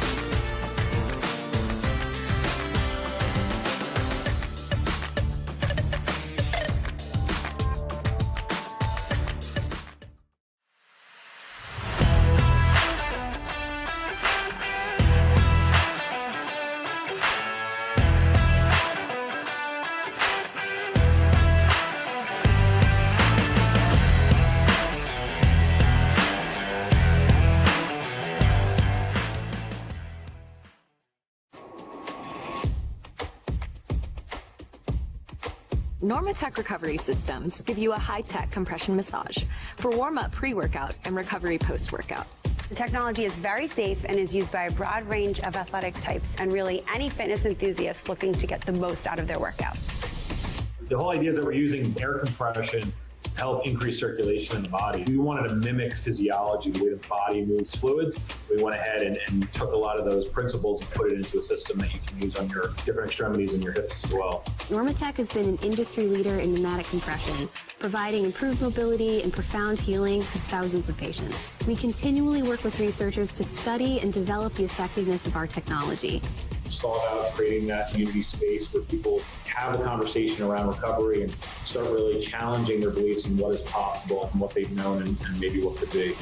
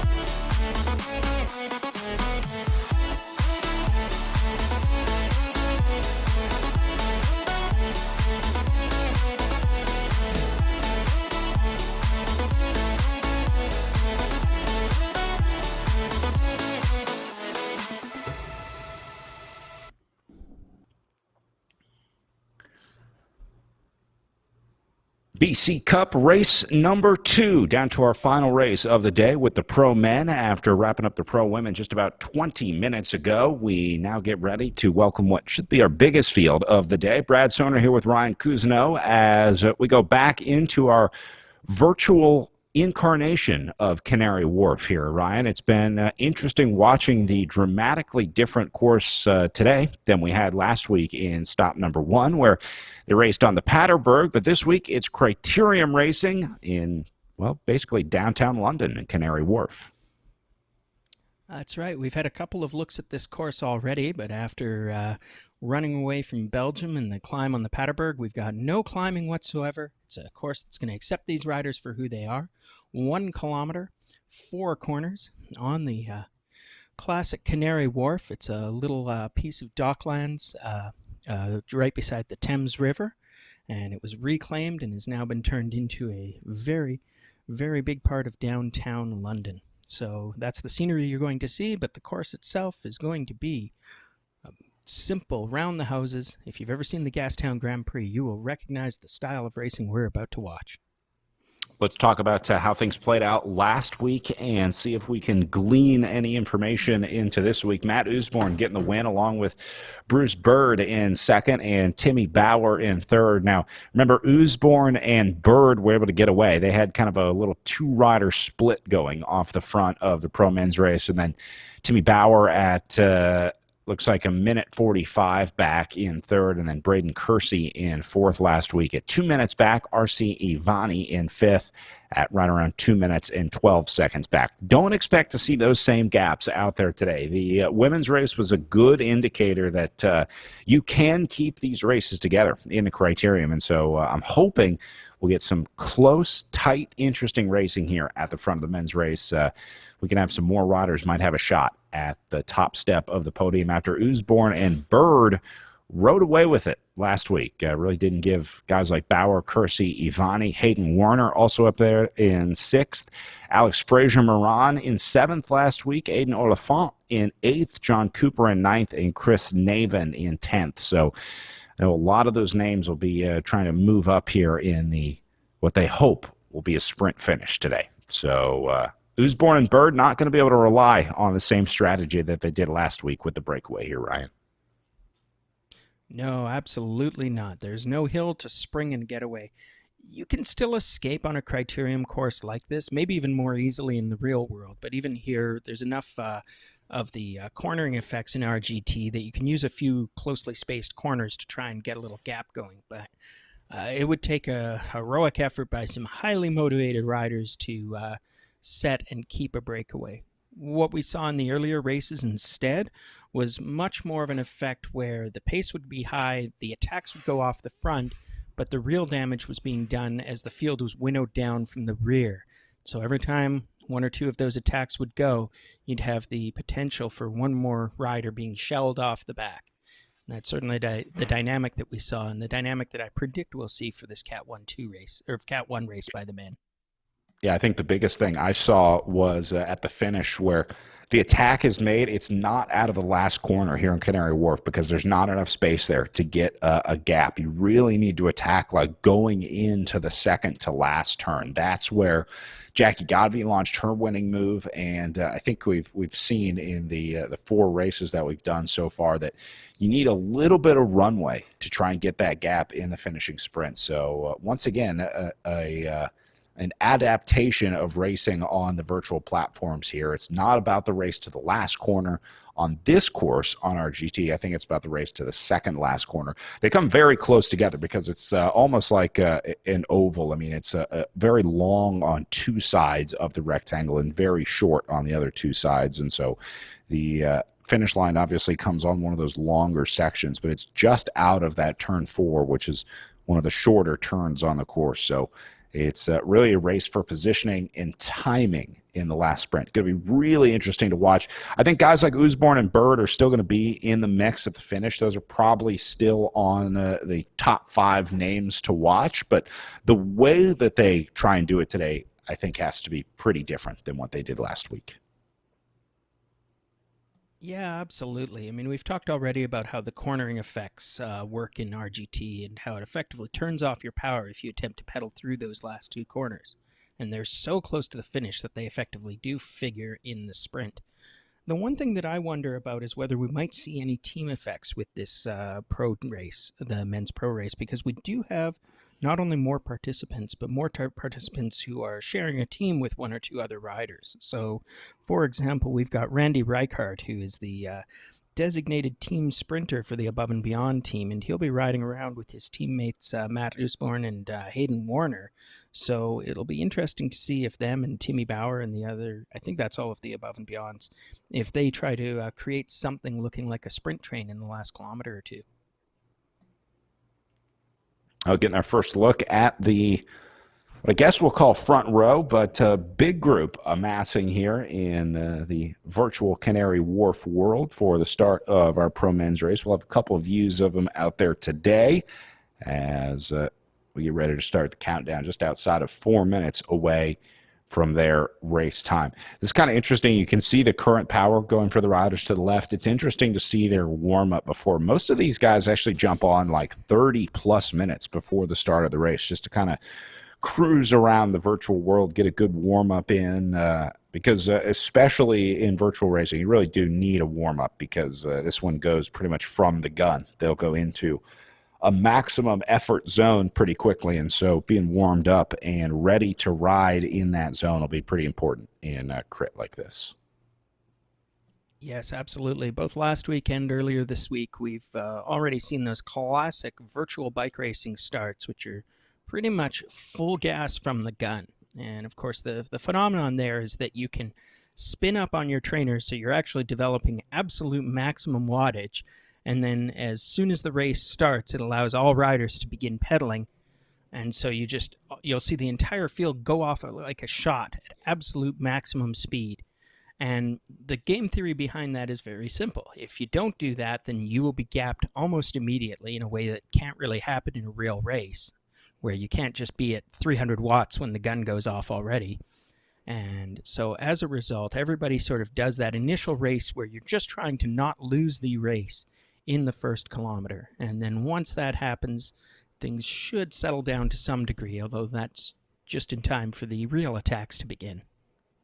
Yeah, the most important minute of racing, not in the race, is the minute before the start. So you'll start to see everyone ratchet their power up, and then we'll see them rocket off the line, and hopefully everyone can stay together, or a larger number of riders can stay together, because you hate to see a race ruined by a bad start.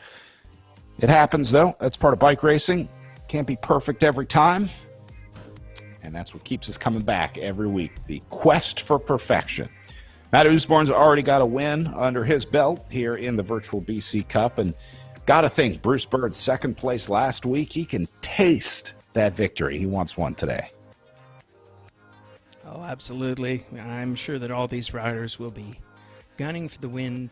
One of the strangest things about a flat crit course like this is everybody feels like they can win it, because we're very, very likely to see a large group come to the finish.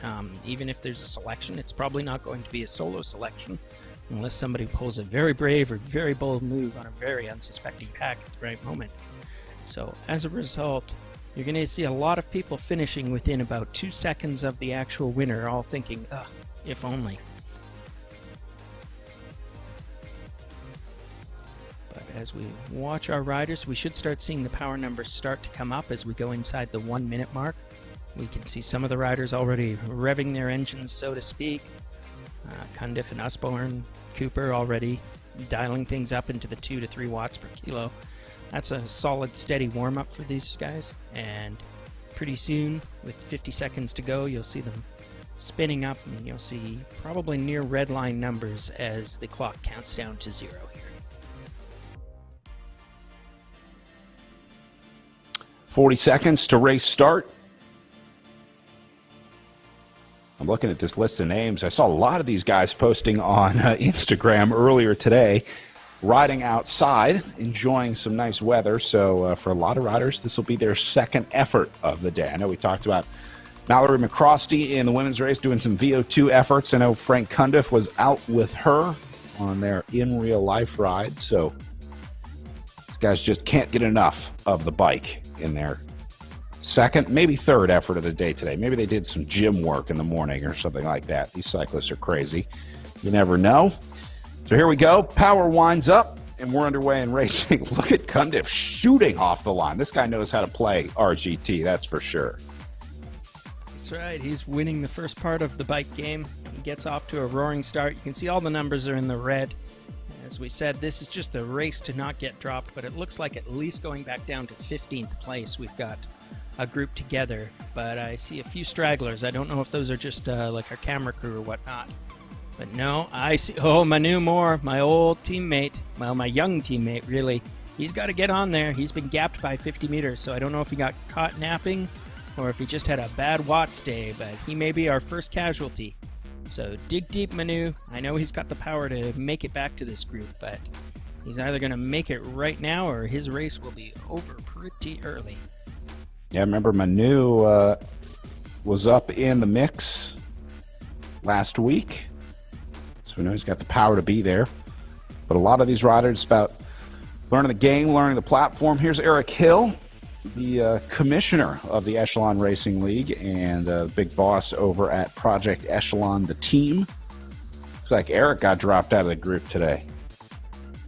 Just goes to show you how tough racing on RGT is, because Eric obviously knows the platform well, has raced on this one a lot, but sometimes it just comes down to maybe the training around it. I know Eric has been working a lot with his in real life team, Project Echelon. He's got a couple kids at home as well, so sometimes you're just not quite perfectly prepared for a pro level race. Yeah, and one always is also willing to suspect technical difficulties in these situations. Although last week I gave Alex Murison the graceful exit of a technical difficulty assessment, and he messaged me later to say, no, it wasn't technical difficulties. I was just having a really bad day on the bike. So, I just bailed. So hey, also sure one of the cool parts of falling. virtual racing, though, when you pull the plug, you're not like 40 miles from home stranded. You know, you're already in your living room. So another one of the upsides of virtual racing. I think we can all appreciate the ample parking provided by virtual racing.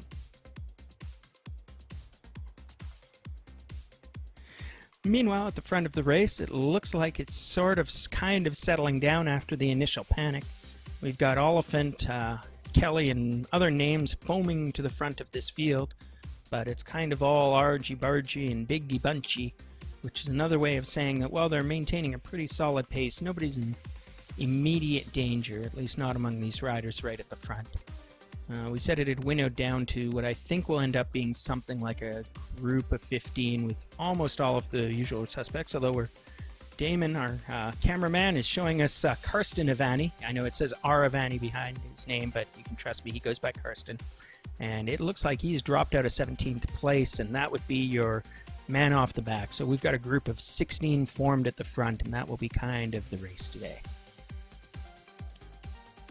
All right, so selection number 1 has been made. It's like the Final Four NCAA basketball competition down here. You got to go through these sort of waves of selections and try and survive until you get down to the Elite Eight or Final Four, which may be the situation today. I wouldn't be surprised if this one got split before the end of the day and we went down to maybe 8, although it's probably going to be even smaller, like 4. But we'll see. Anything can happen on RGT. That's what we like about virtual racing. Could be, but right now we still have the Sweet 16 up here. I don't know that it doesn't look like anybody else is getting dropped in the moment, but I bet the pain will start to arrive and will start to take its toll. We talked in some of the earlier races about how you see this sort of bunching versus stringing out. And just as in real racing, that's a pretty good metric for how hard a group this size is working. And you can see this group is pretty bunched up. That means that nobody is really in grave difficulty. When you see them strung out in a long line, it means everybody is at their absolute maximum effort and having to use as much drafting as possible to maintain their position in the field. So when you see the group go wide like this, either in real life or in virtual racing, you know that people are sort of looking around and waiting for the attack to come.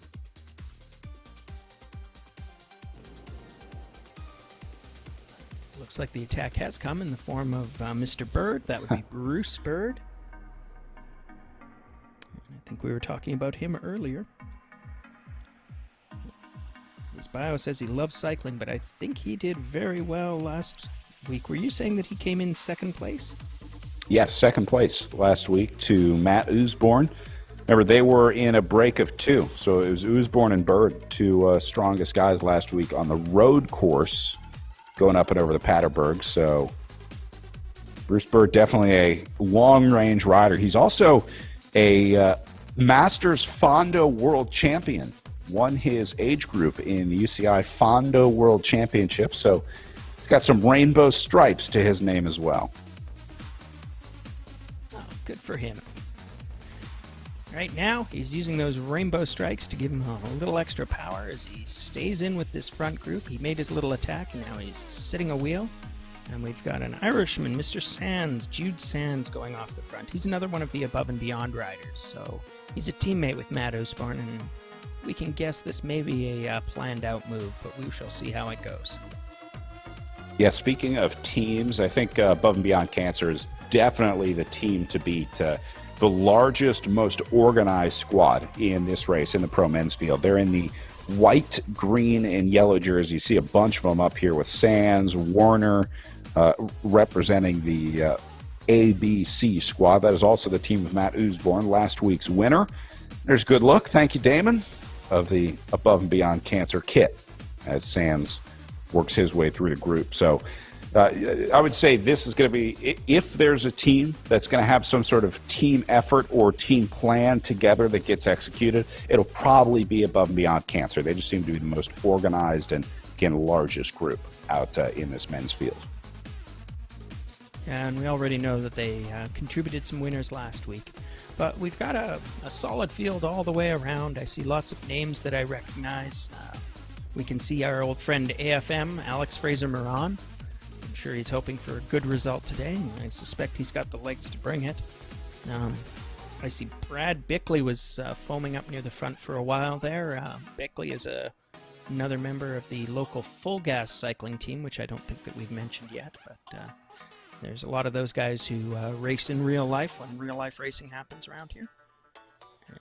It looks like we're looking back at the rider in 16th place. That's T. Watson, and I'm afraid that the reason we're looking at him is because he got dropped. So we are now down to our final 15, unless Watson can turn things around. Toot sweet.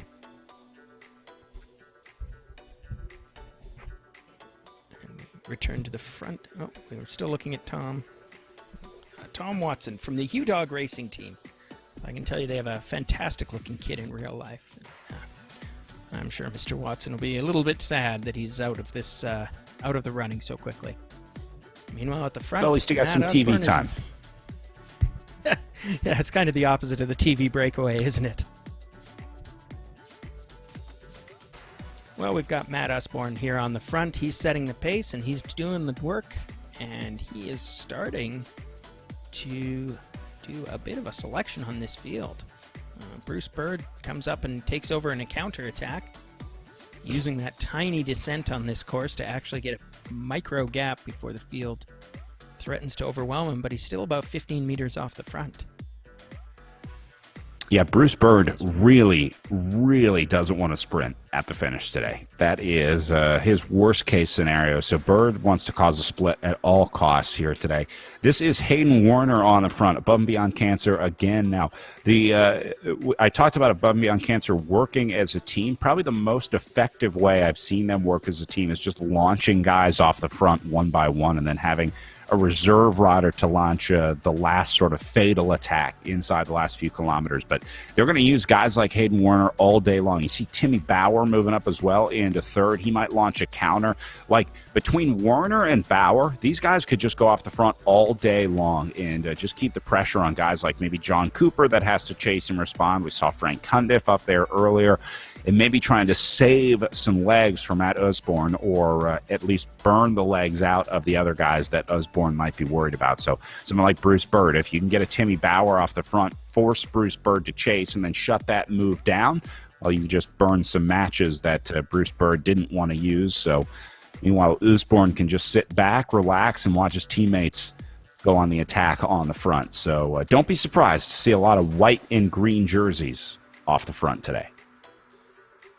Oh, absolutely, right. It's a classic attacking strategy. I'm interested, Brad. I know that Osborne is a strong, solid rider, but I don't know if he wants to sprint that bad. But he does have a teammate who might be able to do some sprinting, so we'll see if... I don't know if Warner will be used as a water carrier and support rider, or if he'll be the protected rider for the Above and Beyond boys today. And I will say, just because Osborne has attacked here doesn't mean that he's going to be a a team worker per se, you can't entirely sit on RGT. I mean, even your leader is going to have to put some digs in, have to make some attacks on the front. So we'll probably see all of the Above and Beyond Cancer riders working at some point or attacking at some point. It's just a matter of the timing, I guess, kind of like musical chairs. When is the attacking rider close to the finish going to go? So we'll keep an eye on them. Cooper doing a nice job. Again, that is John Cooper of the Triple X Racing Team sitting in second place, the fiance of our women's winner, Jackie Godby. So John will have already watched one of these races unfold, I'm sure, because he is always right next to Jackie during her races. So he watched Jackie intently racing on this in the women's field. So he'll have some good intel on any intricacies of this course in Canary Wharf. And you'll have the terrible challenge of making sure he doesn't have the lowest finish in his household. He's got his work cut out for him on that one. Meanwhile, we're seeing those riders continue to roll through. It looks like we've got Mr. Navin at the front here. He races for In a way, for the Triple X racers. Almost everything seems to keep tying back to Jackie Godby, but this is Jackie Godby's coach on the front right now. This is Chris Maven at Chicago, also for the Triple X Racing Team.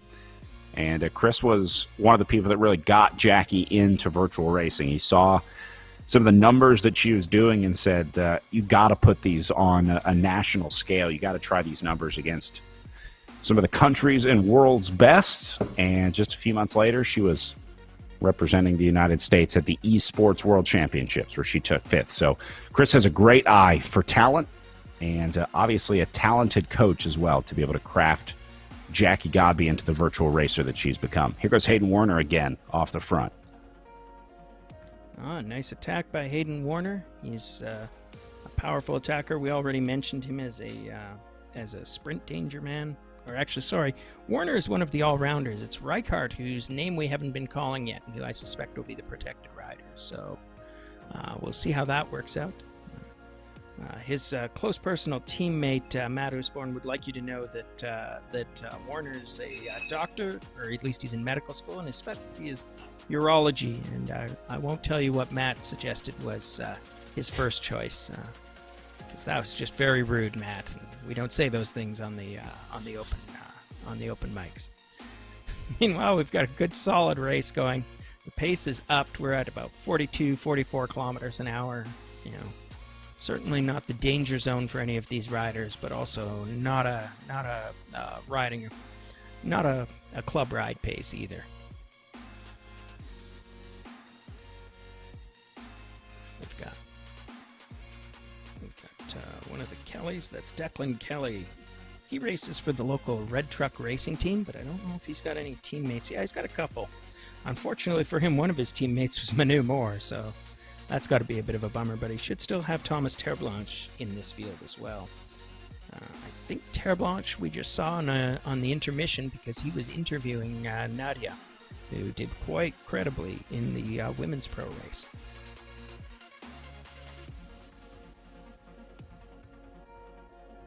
As we come back to the front, well, we've just got a big lump. I could tell you who was in first place, but honestly, it's my old buddy E.P. Sosnowski, at least for a moment.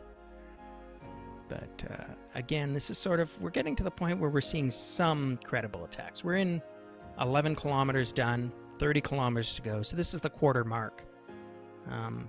It's easy to say that these early attacks don't matter, but they do matter. What they do is they whittle down the field. You'll see tests of strength, you'll see riders looking for who responds when an attack goes away, and you're looking for riders to watch who gets shelled out the back, because we already talked about this being reduced down from the Sweet 16 to the Final 15, and maybe eventually an Elite 8 or a Final or 4.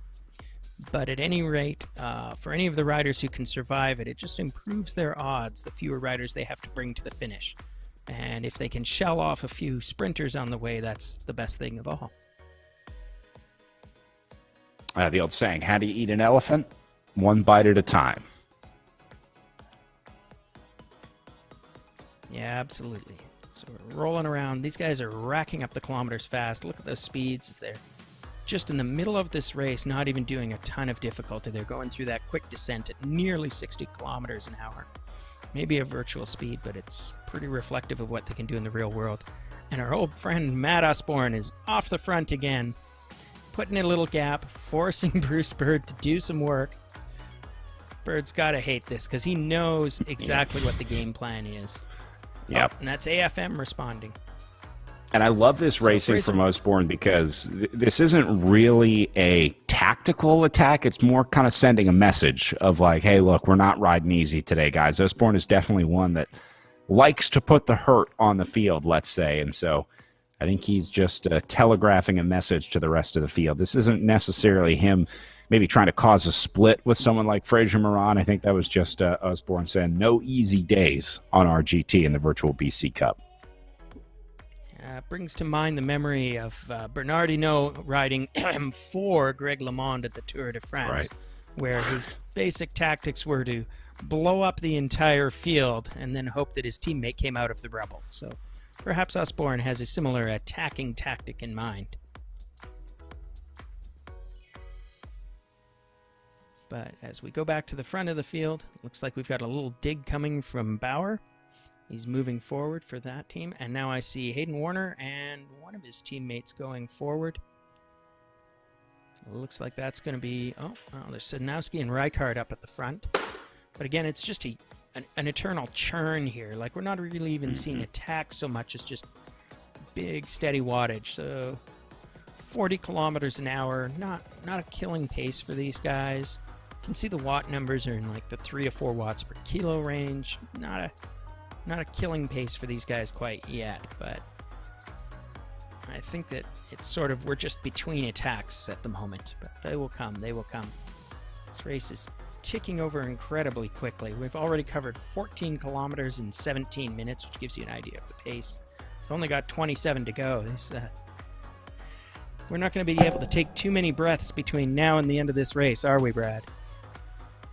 Well, especially the way these Above and Beyond Cancer riders have been racing. Just when there's a lull in the action, Matt Osborne has to go to the front. It's like he wants us to keep talking. Well, you know, Matt, try as you might, we aren't going to run out of words, so take that. No, Matt's a good guy, and he's been feeding us intel on some of his competitors, and he's been key to organizing these events. So, I mean, we're all very pleased that he was able to do his part to make this happen. But meanwhile, we've got Mr. Sands. That would be... Who is that, Brad? You remember which rider this is? Sorry, Jude Sands. He's riding for Above and Beyond, of course. We can tell by the kit. Try not to lose too much track of the race. And that's Navin and Cooper, who are indeed teammates, as their jerseys might indicate. That would be the Triple X Racing, or as we think of it, the Grupo Godby. Right. I got Sands with him. Nice job by Cooper and Navin. They always ride really closely together. They do a nice job of sort of sticking together in the group. Very rarely will you see like Navin all the way at the front, Cooper all the way at the back. I think they both try and lock on to each other when they can. Try and stay near each other, and just in case there is a split or a move that goes. Just like that, see? Right next to each other. Because they saw Matt Osborne riding up on the front. And Timmy Bauer being dispatched up there as well. And Warner into the red. Here he goes. Man, Above and Beyond Cancer just reckless out there today. Hayden Warner activating this race for his team. So, again, we know that, I think you mentioned it right off the start, that Warner is one of these big danger men who's just going to go out and attack for days. He's not only willing to punish, and not only able to punish this if you do it, because again, he's got teammates that every one of these attacks forces not his teammates to chase down and forces not his teammates to burn matches. So he'll just go out, hammer himself into the red zone at 6 watts per kilo, lead this field around at 50 kilometers an hour and dare them to chase him back. Chase being currently led by Navin. He is one of the 2 XXX racers. That's the one who coaches Jackie Godby, as opposed to John Cooper, who is affianced. He will become the future Dr. Mr. Jackie Godby if all goes well. And catch they do. Hayden Warner is drawn back, but for how long? And now I'm just waiting for the next Above and Beyond Cancer jersey to go. Looks like Project Echelon trying to keep some pressure on. Here we go. I think it's going to be Reichert. Nope, Usborne up next. Like clockwork. That's right.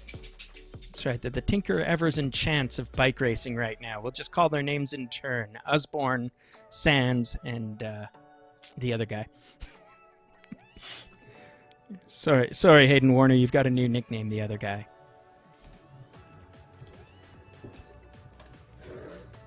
This is Brad And Bickley again, we've following in between for the Full Gas team. Yeah, Usborne's putting out a genuinely dangerous gap. I'm not sure this field actually wanted him to have 30 meters free, but perhaps the plan is to make Usborne sit and suffer for a while. If they can maintain this gap at 50 meters for a while and just basically make Matt put in a lot of work, it might be worthwhile for the field right now. It's actually a good split. Yeah, it is a good split. He's still sitting at 50 meters.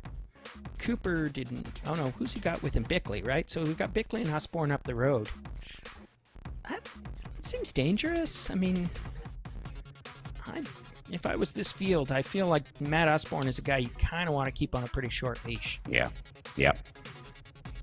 Well, I mean, I don't judge this field to be not strong enough to call back Matt. This is a dead flat course and it's 23.5 kilometers to go. I mean, if this becomes a team time trial of, the roughly 13 riders who are not on the Above and Beyond team trying to chase down Usborne and Bickley, well, if they work together well, they've got the legs, but right now the gap is expanding, so it's out to 80 meters.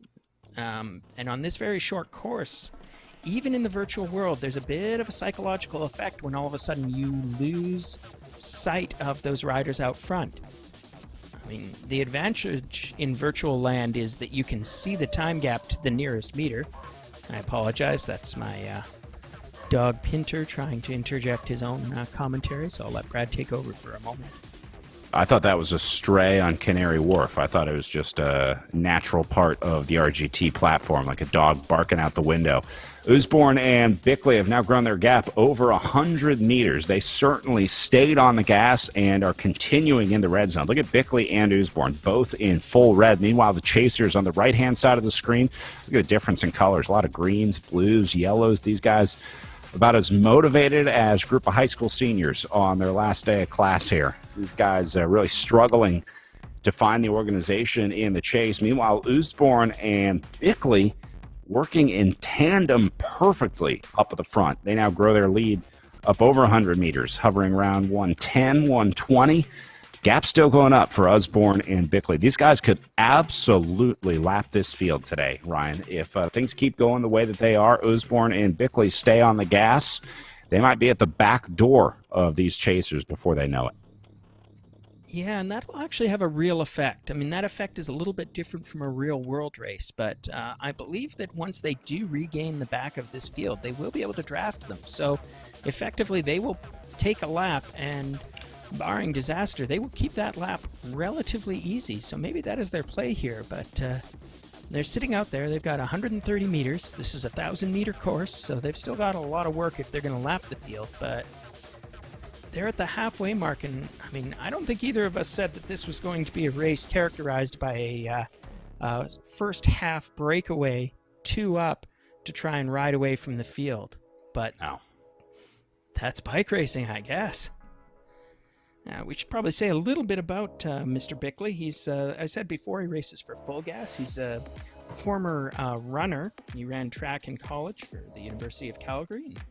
He's a national class runner in the 1,500 meter distance, which is kind of like, in terms of effort, I think that's about a 4 or 5 minute run. I mean, well, I guess it is because it's a sub-mile. And so that kind of equates to what you see in sort of pursuit efforts in track cycling. But he says the best part of cycling is the coffee and beer before and after the race. So for all you kids out there, remember, first of all, don't drink beer until you're the age of majority, but the cycle is coffee before the race, beer after. Never reverse it. Don't ask how I know. Don't get them mixed up. It's like chamois before the embarkation. You're putting them on. Yeah, I had a great old race one time out at the lovely Jeremy's Roubaix course, where because I'm a fairly weak rider, I get to ride it very early in the morning, like Cat 4s always do. And a friend offered me a post-race beer, which, felt very appropriate to the time. I'd done a lot of work, my day had, quote, ended. And I realized I was basically drinking a rather large beer at about 10 a.m. in the morning. Nothing wrong with that. It's race day, after all. Sure didn't feel wrong at the time. That's right. Meanwhile, our bike race continues without us. Usborne and Bickley are still hammering away. The field is still chasing them, and the gap is about 150 meters now, which is, I wouldn't say static, but it's not really growing or shrinking a whole lot. It's down to 130, so maybe the field is putting in an effort. But you can see that Usborne and Bickley, as they're trading off, they're doing 5 or 6 watts per kilogram on the front. This is a serious effort. They like what they see, and they are putting in the watts to try and make the dream work. The pace at which they're gaining has slowed down a little bit. They were picking up like 10, 20 meters a second when they first got off, but sort of leveled out a little bit now. They're also having a little trouble staying together. See Bickley having to go into the red zone to close that gap down, get back up to Usborne. And they're holding steady at around 160 meters back to these chasers, 170 now, but certainly not taking on water as rapidly as they were before. So I think that's a combination of our two leaders calming down a little bit and the field realizing that they need to sort of lift their overall pace. Yeah, I think I see Bird and Navin as a couple of the riders who are doing a lot of the work. That's, of course, Chris Navin from Triple X and Bruce Bird, who we talked about already, being a world-class old man. So he probably doesn't want to be described quite that way. But he is, as we said, Gran Fondo World Champion, which is effectively the new age group Road Worlds.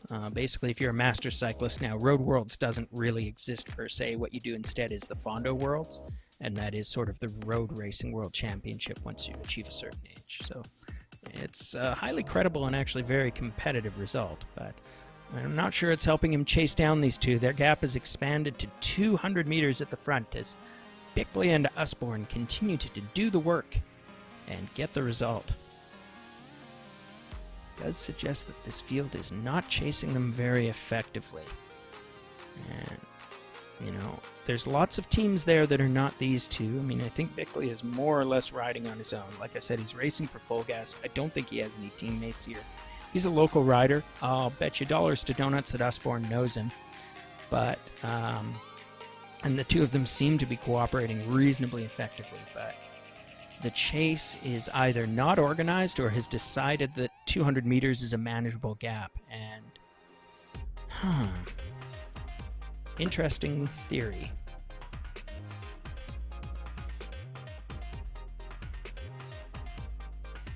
Yeah, just kind of holding it right here.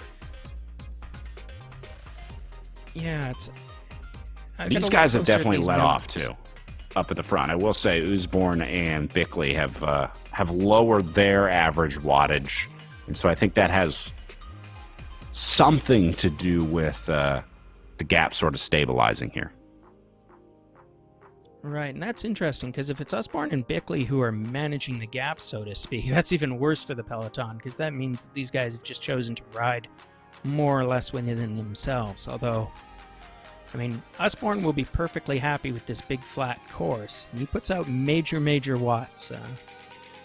He's already demonstrated that he's a very credible rider when there's a hill, but I'm here to assure you he's also a very credible rider when there is no hill at all. And I think this race is learning that in real time. The gap is still sticking at 230 meters.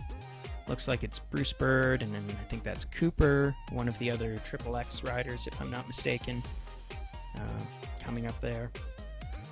And the real problem for everybody else in this race is that, yes, Usborne and Bickley are threatening to ride away from it, but meanwhile, the rest of the Above and Beyond Cancer team is sitting there and basically doing zero work whatsoever.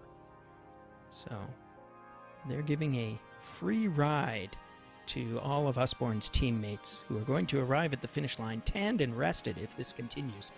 And continue it does. They're down to only 17 kilometers left in this race.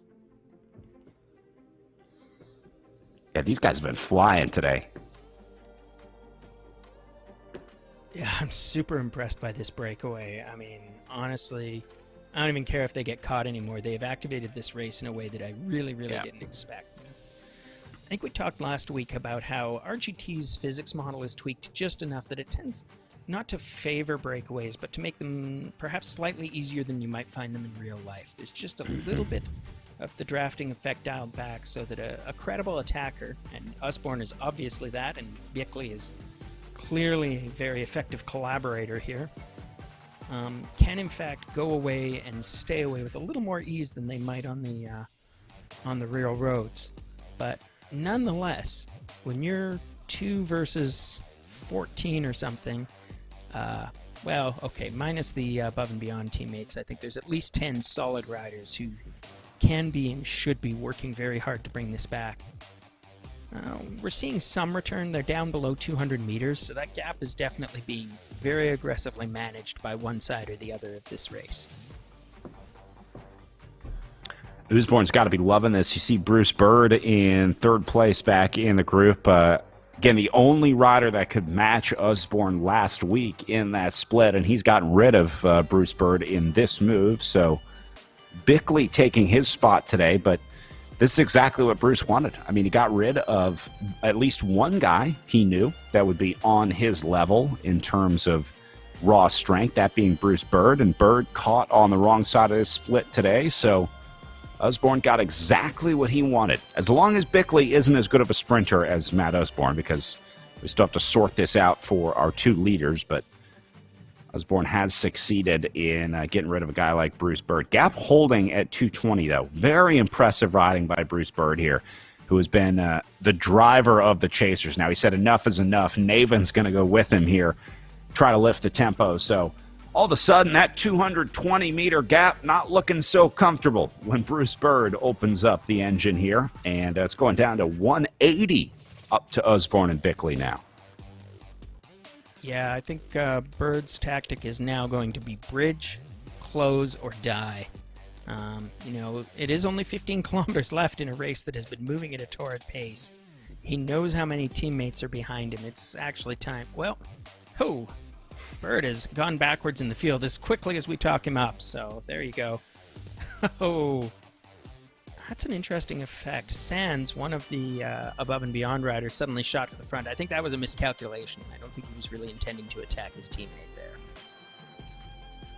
And Bird, I think, was hoping to just kind of start a wildfire here. He was like, if I get a big enough fire going, if I build the kindling, maybe we can ignite something here, but that didn't really happen. He didn't really have anyone take over his effort up on the front when he let off.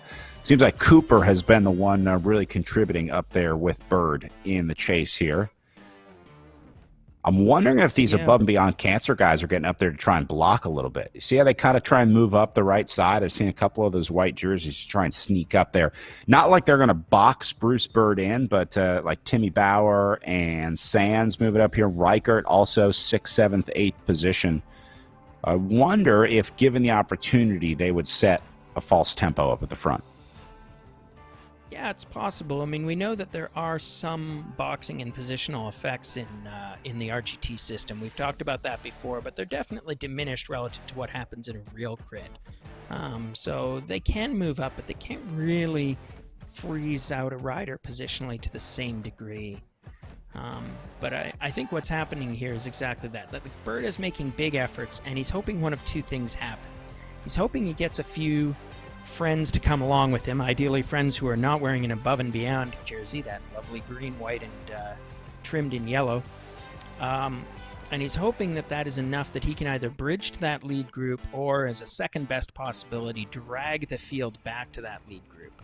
Because right now, he's in it to win it, but he's only in it to win it if he's actually at the finish line when the first guy finishes. So the current gap between him and first place on the road is somewhere around 200 meters, and that is no bueno. Actually, they have done some work to draw it down. It's now about 150 meters between the lead 2 and the chasing field. You can see that the effort level is rising there, and I'm seeing more and more jerseys come to the front, but there's poor Karsten Ivani. He was dropped pretty early, still 17th place, which tells you how big that chasing field is. So we know that I think we've got 15 riders total who are basically in the lead, either in that lead breakaway or in the chasing peloton still. And we're looking back, and once again it's Bird and Navin and Cooper at the front, along with one of the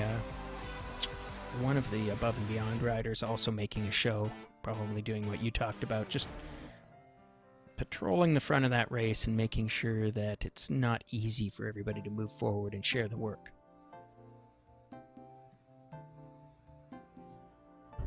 I see my old friend AFM, Alex Fraser Moran, is also up in that front group. He's going to be riding for the for the Red Truck team. So he's actually got some teammates around here, but I don't know. I think he's just contributing to the general effort. He wants this gap closed down so that he can do something at the end. He's a strong danger man, but again, just like Bird, he's only dangerous if he can actually make it to the finish line at the same time as the lead group.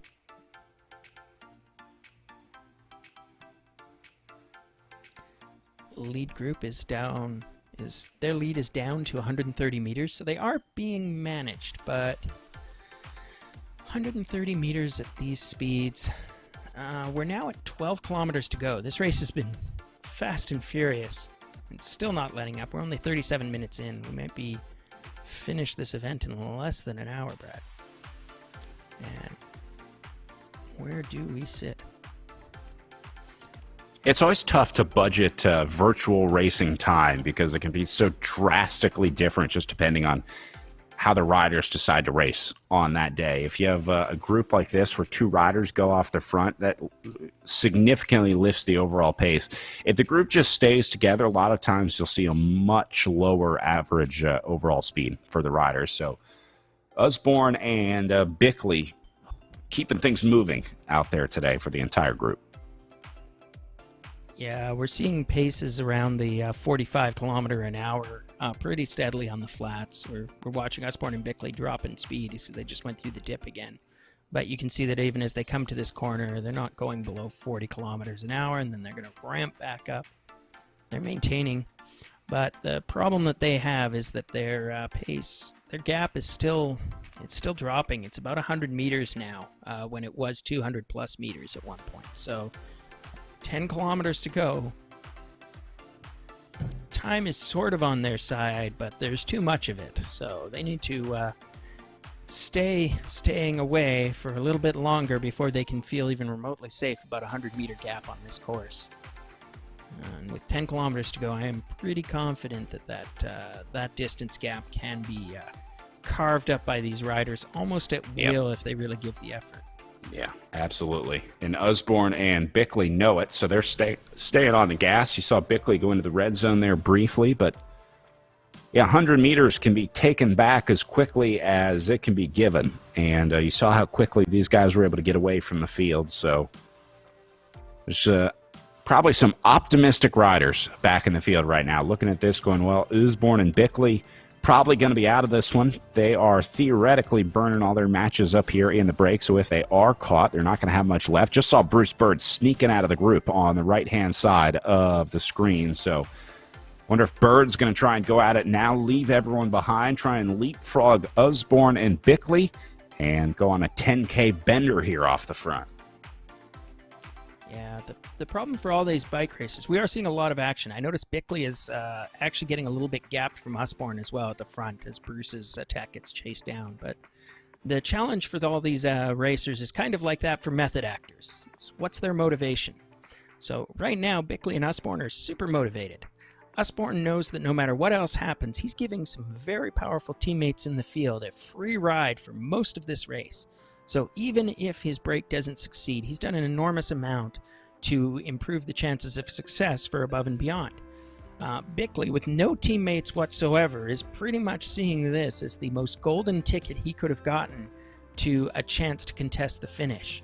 I'm guessing, especially after an attack this long, he will have No hope, as you already mentioned, if it comes down to a bunch kick, but if he can last another 9 kilometers and do all of the works, he will be assured of no worse than second place. And I think that he'll be pretty happy if he can get either first or second out of this event.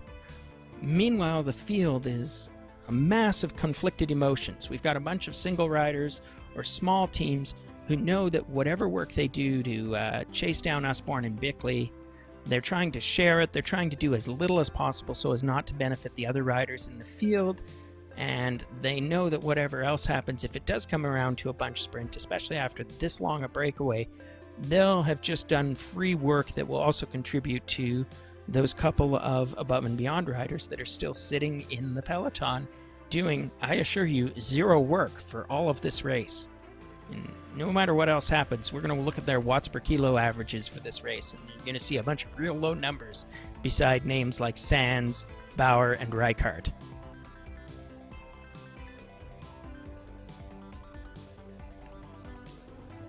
But as we dial up the pace, we can see the field is in fact chasing pretty sincerely. They've got the field up to 48 kilometers an hour. That's based on some fresh legs coming to the front here. I see names like Kelly and Terblanche taking turns up at the front. Oh, and we see another little mini gap. They've now got the breakaway closed down to less than 50 meters out. So this looks like a serious...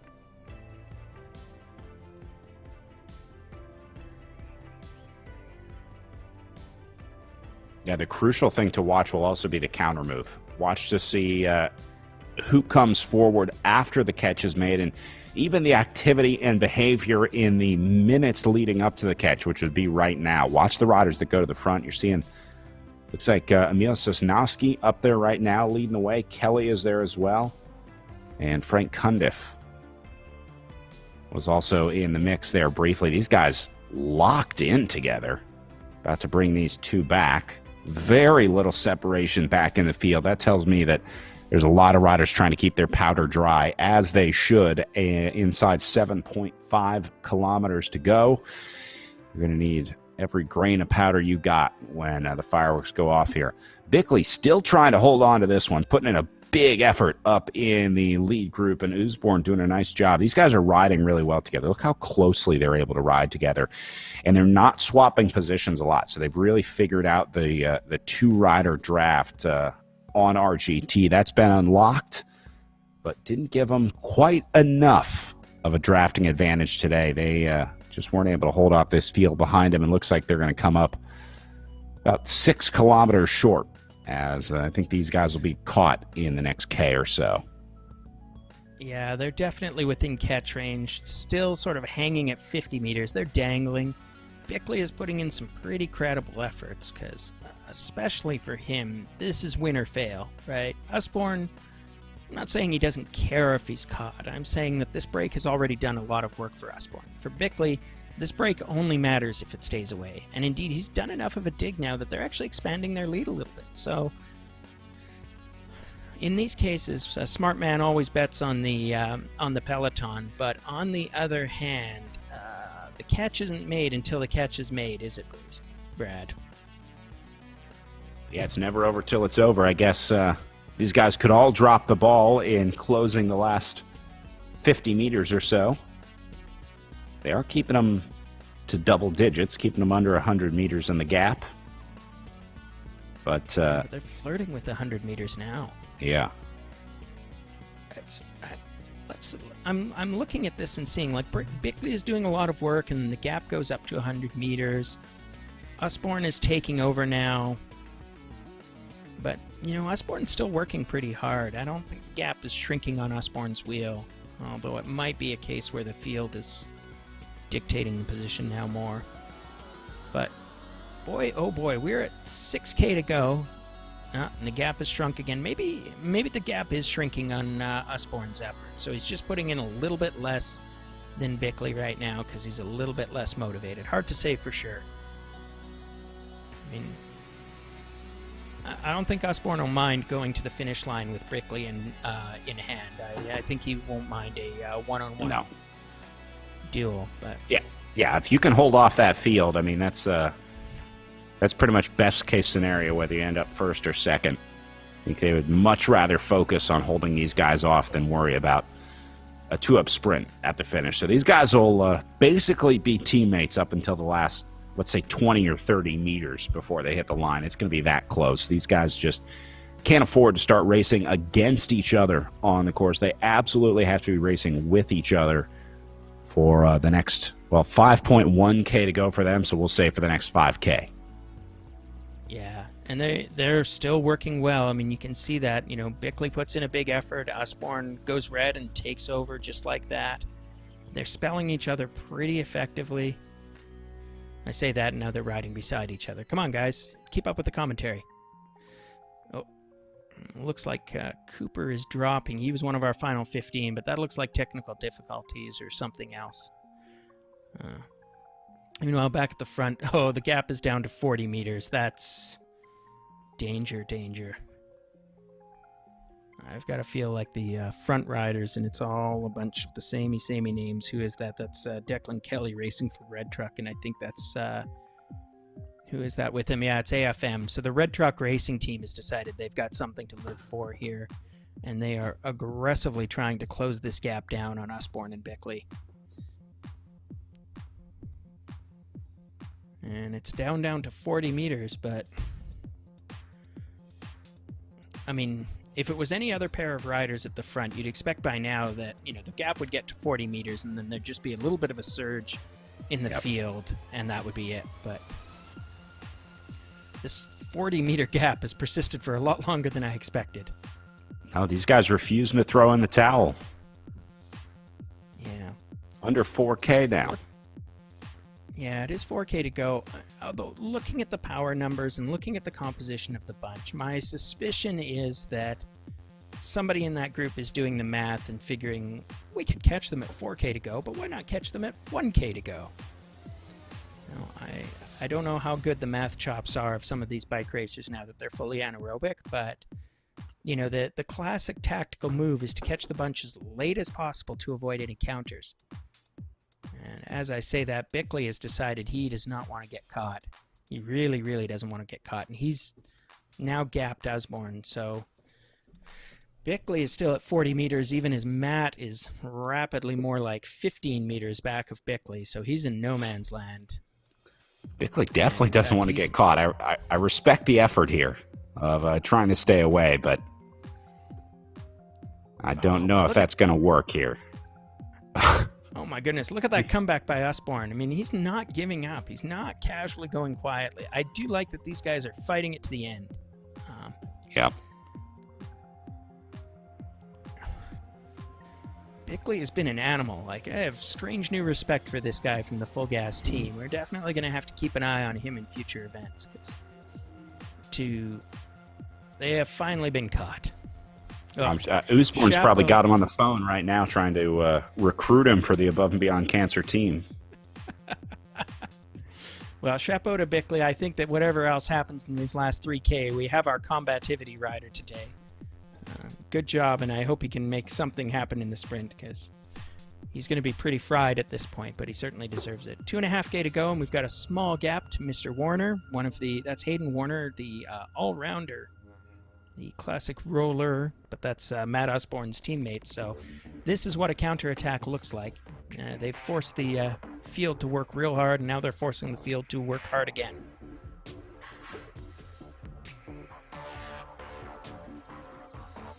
But at this point, I think that Warner, first of all, he's going to get caught, and second of all, he's going to be very much setting up this race for Reichardt. They're at 2.1 kilometers to go, so... What? Is that Bickley on the front? My goodness, Brad, you did it. Oh my. This is Jens Voigt territory. It's like not knowing when to stop. Usborne is there as well. They're both, I think, feeding off of each other's energy. Meanwhile, more riders getting dropped. Kelly is gone. That'll make it 13 up in the front group, with Cundiff the last rider to make this last split. Bickley and Usborne hung in there. A lot of times you see these riders go straight off the back, but those guys are in it. We'll see if they can sprint as we get down to what will be the final lap of racing. Terblanche up at the front. Now we're starting to see a lot of new names come forward here, Ryan. This is where, if you've been quiet, you've been watching the Usborne battle up at the front all day. You're saying now it's time to bring those rested legs up to the front. This is going to be a sprint royale. We're coming down to 1.2 kilometers to go, which means we're about to see the finish banner for one more time, and that'll be the bell lap for them. And I think it'll be right after this corner. And you can see that's Hayden Warner leading out the field. Again, his teammate Reichert is the danger man from the Above and Beyond group, so we'll see how he does. But Warner's attack is not going to last. We're through the finish line. Bickley. We keep calling his name, and I don't know how. He should be dead by now, but he is not giving up.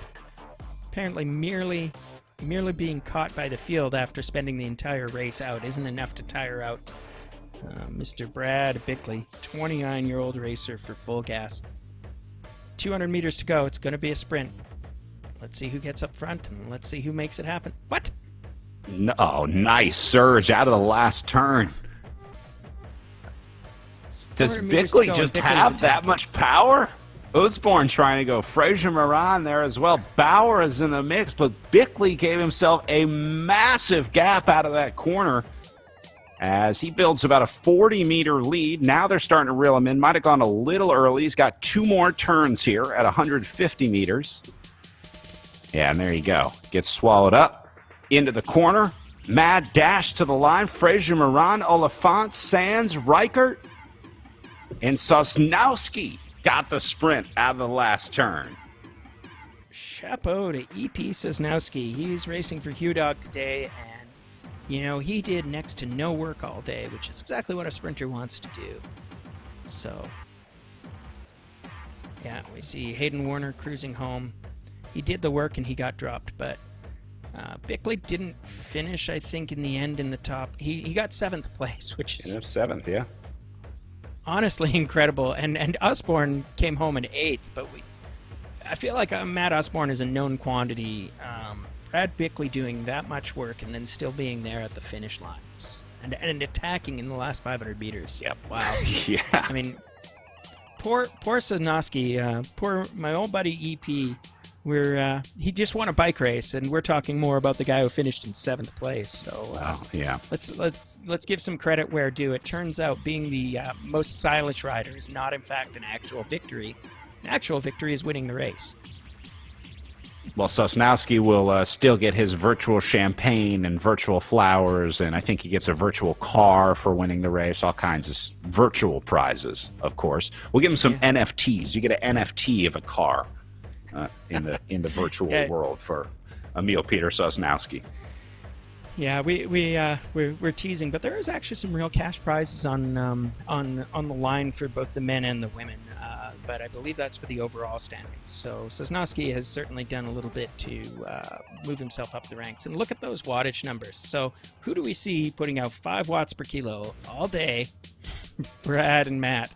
Meanwhile, Emil managed to put out 3.7 watts per kilogram, vastly less. And you can see all the sprinters there, including Jude Sands and Randy Reichert. I mean, Sands and Reichert, I don't think that Matt thinks that he was racing for a 2-3 finish by the Above and Beyond boys, but, you know, as the old saying goes, 2 out of 3 ain't bad. So I'll be licking their wounds and wishing they got the win, but they can't be too angry about getting a 2-3 finish. And that was all built on the hard work by Matt Usborne throughout the race.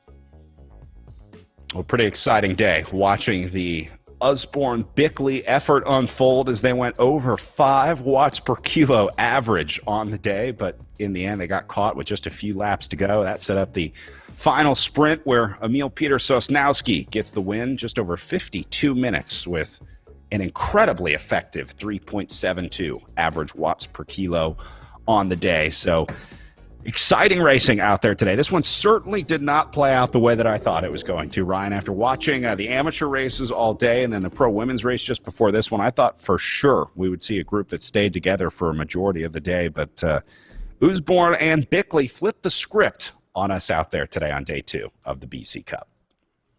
Yeah, it's just superb to see how much tactical racing we've had over these first 2 weeks, and I'm sure there's much more to come.